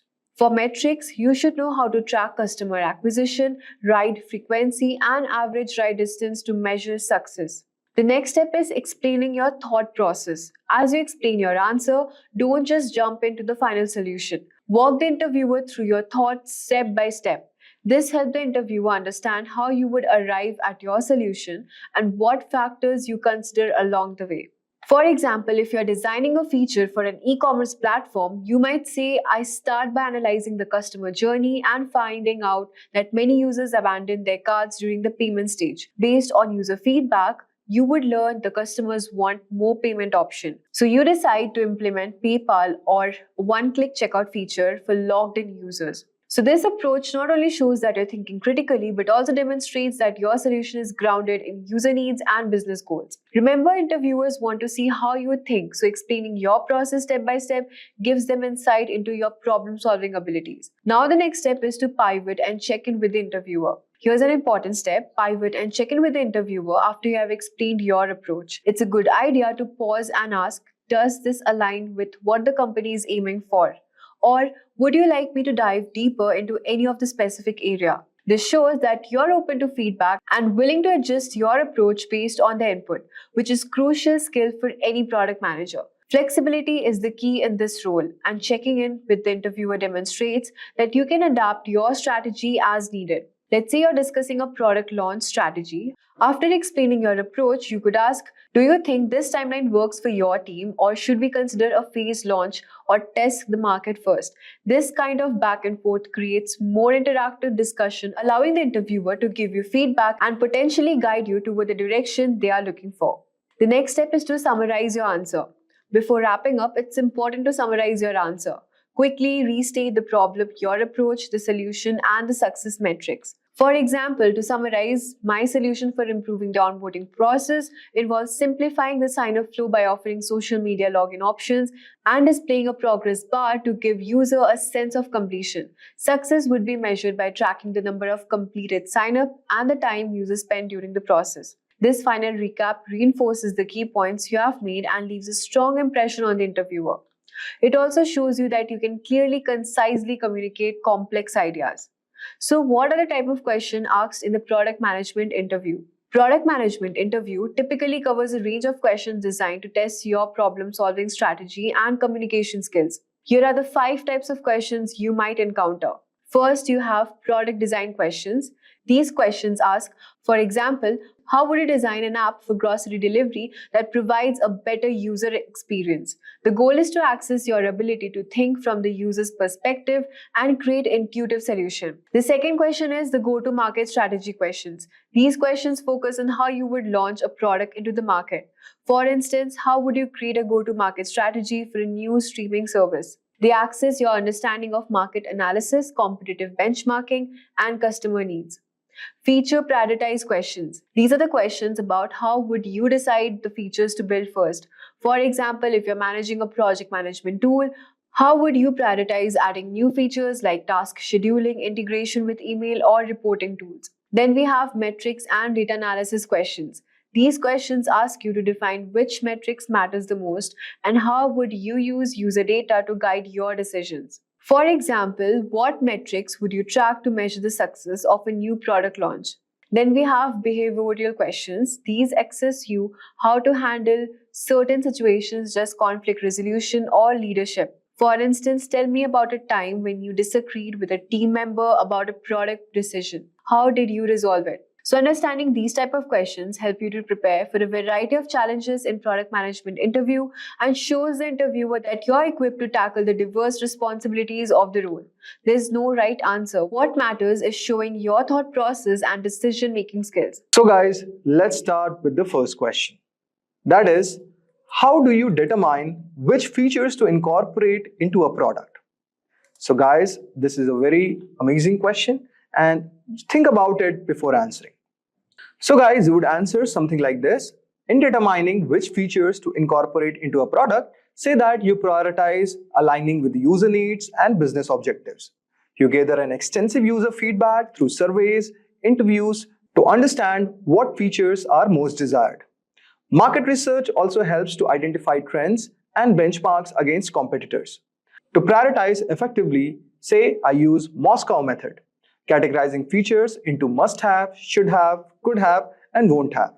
This structured approach ensures that we focus on delivering features that provide maximum value to our users and support our business goals strategically.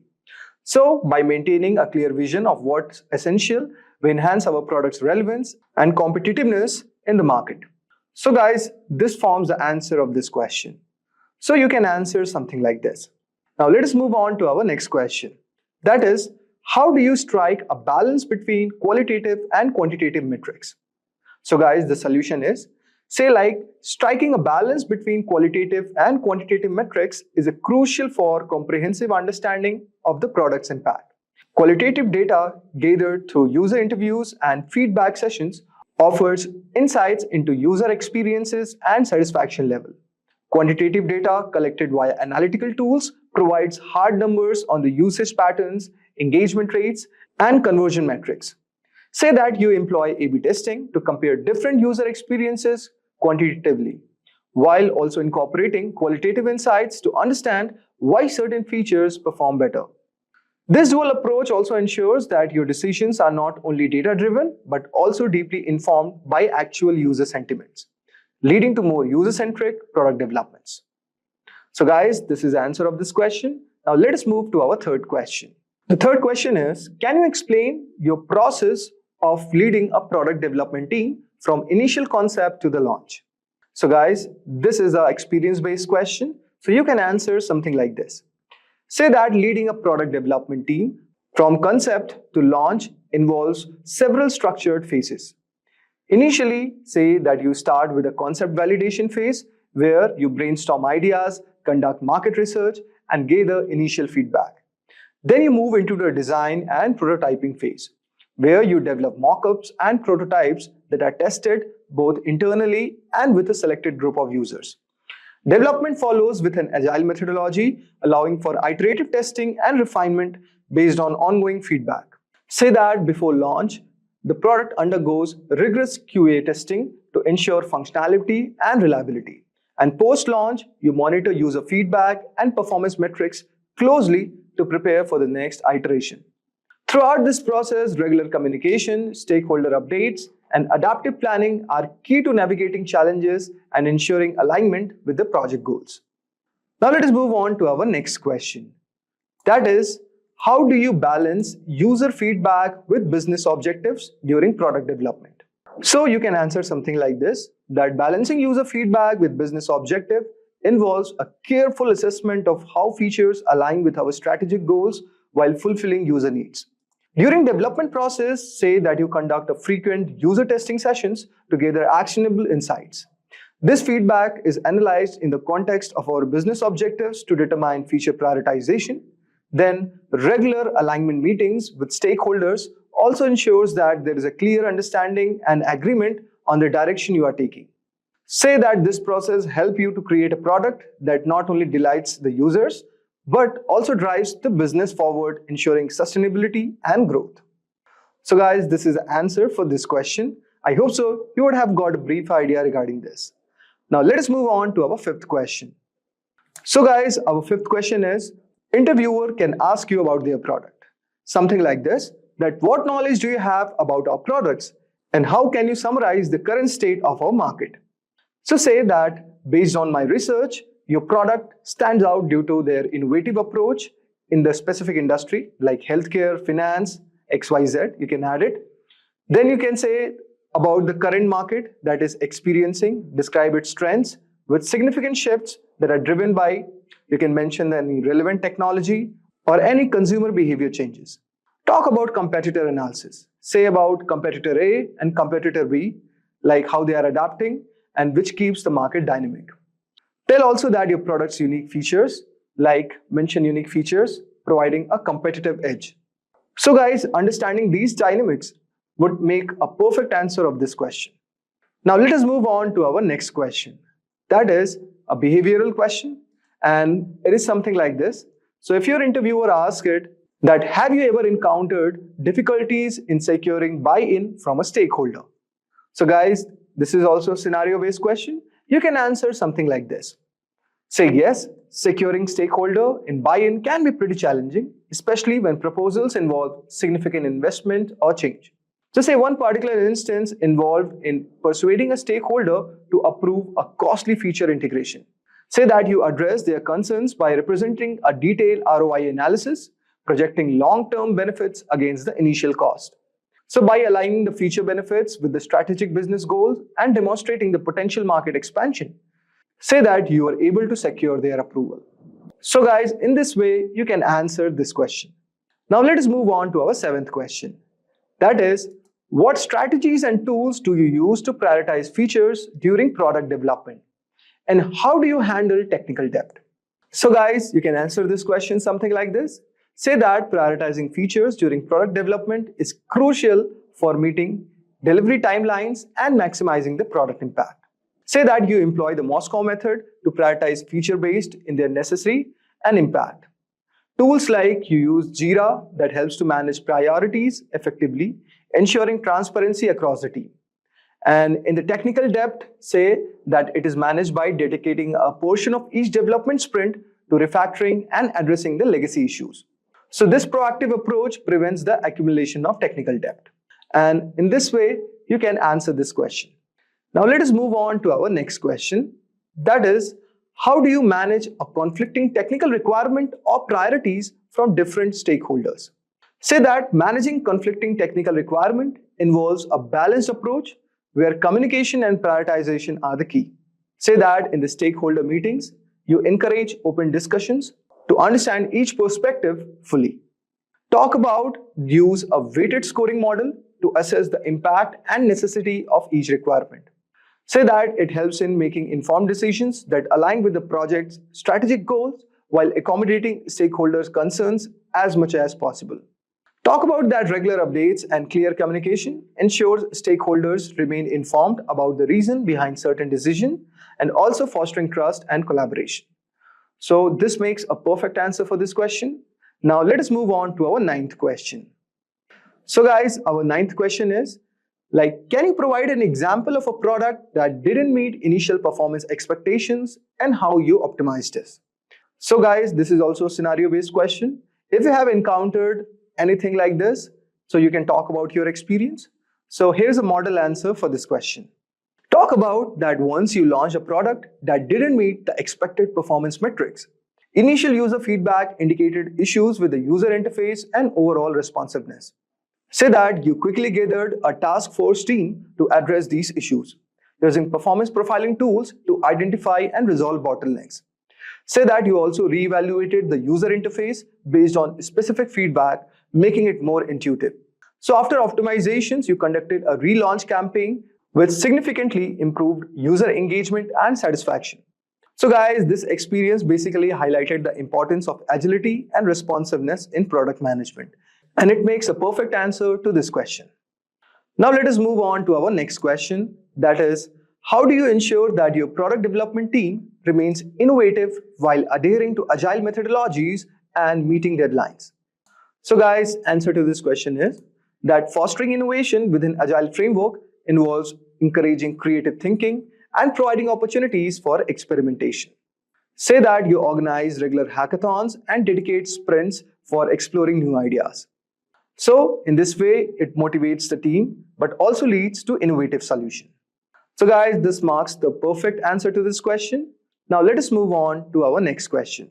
That is, what specific tools or frameworks do you find most effective for tracking and managing product development progress, such as Jira or Trello?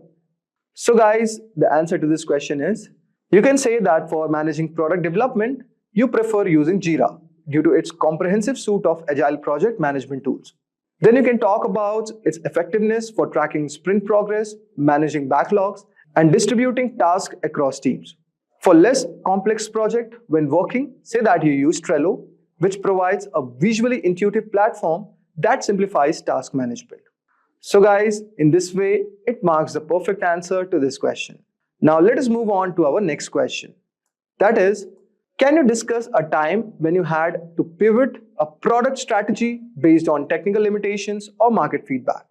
So guys, you can talk about something like this, that during one project, you initially planned to integrate an advanced AI feature. However, technical assessments and early user feedback highlighted performance issues and steep learning curve for our target audience.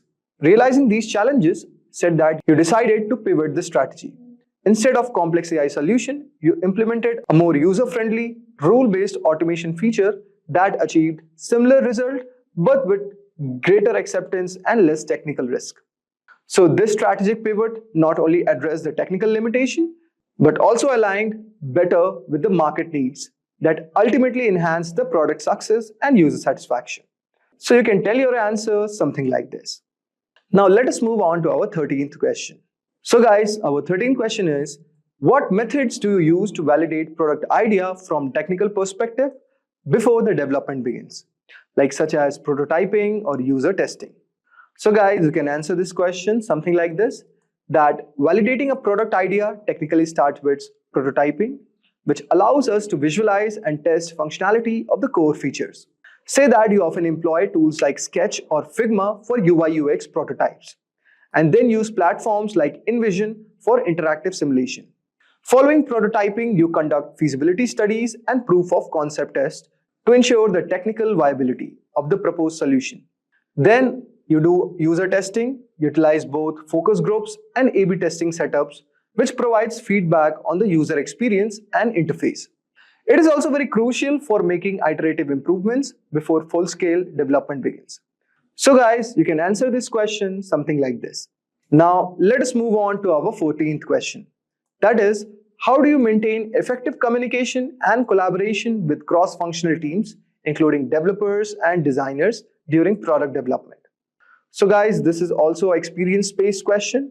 So if you have worked in an industry where you have came across these scenarios, so guys, you can answer this question something like this. Say that effective communication and collaborations are maintained by establishing clear communication channels and regular interaction routines. Say that you use agile methodologies which facilitate in daily stand-ups, sprint planning, reviews, and retrospectives that ensures continuous dialogue and timely updates across all teams. Say that you also use Jira and Confluence for tracking tasks and sharing documentation.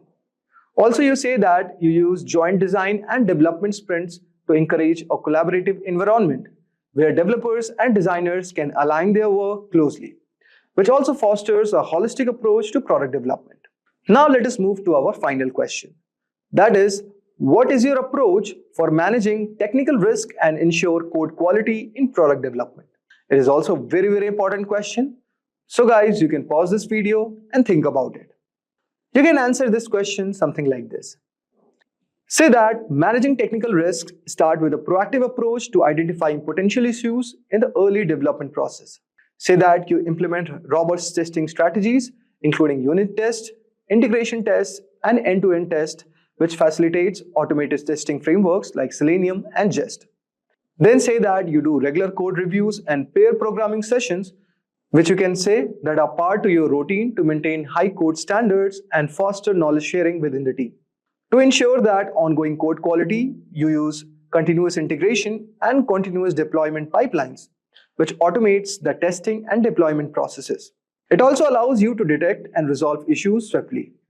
Say that you do regular audits and adopt the latest security practices that are kind of integral to your product strategy. You also ensure the product is not only functional, but is also secure and reliable. So guys, that was all for today's video. I hope so. You would have enjoyed our today's video on commonly asked product interview questions at Simpli. Thank you for taking the product management full course by Simplilearn. By completing this course, you have gained valuable insights into the world of product management, from learning how to make data-driven decisions, collaborating with cross-functional teams, and delivering successful product. So that's a wrap up for this video. If you really like this session, do hit the notification bell for more videos by Simplilearn. Thank you for watching. Staying ahead in your career requires continuous learning and upskilling.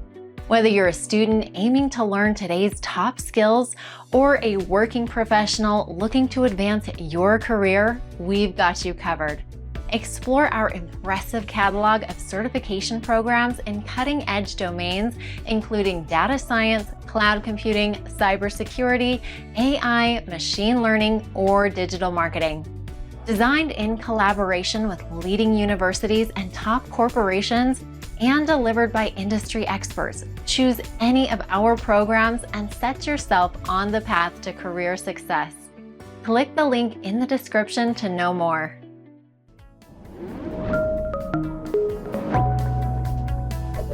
Hi there, if you like this video, subscribe to the Simplilearn YouTube channel and click here to watch similar videos. To nerd up and get certified, click here.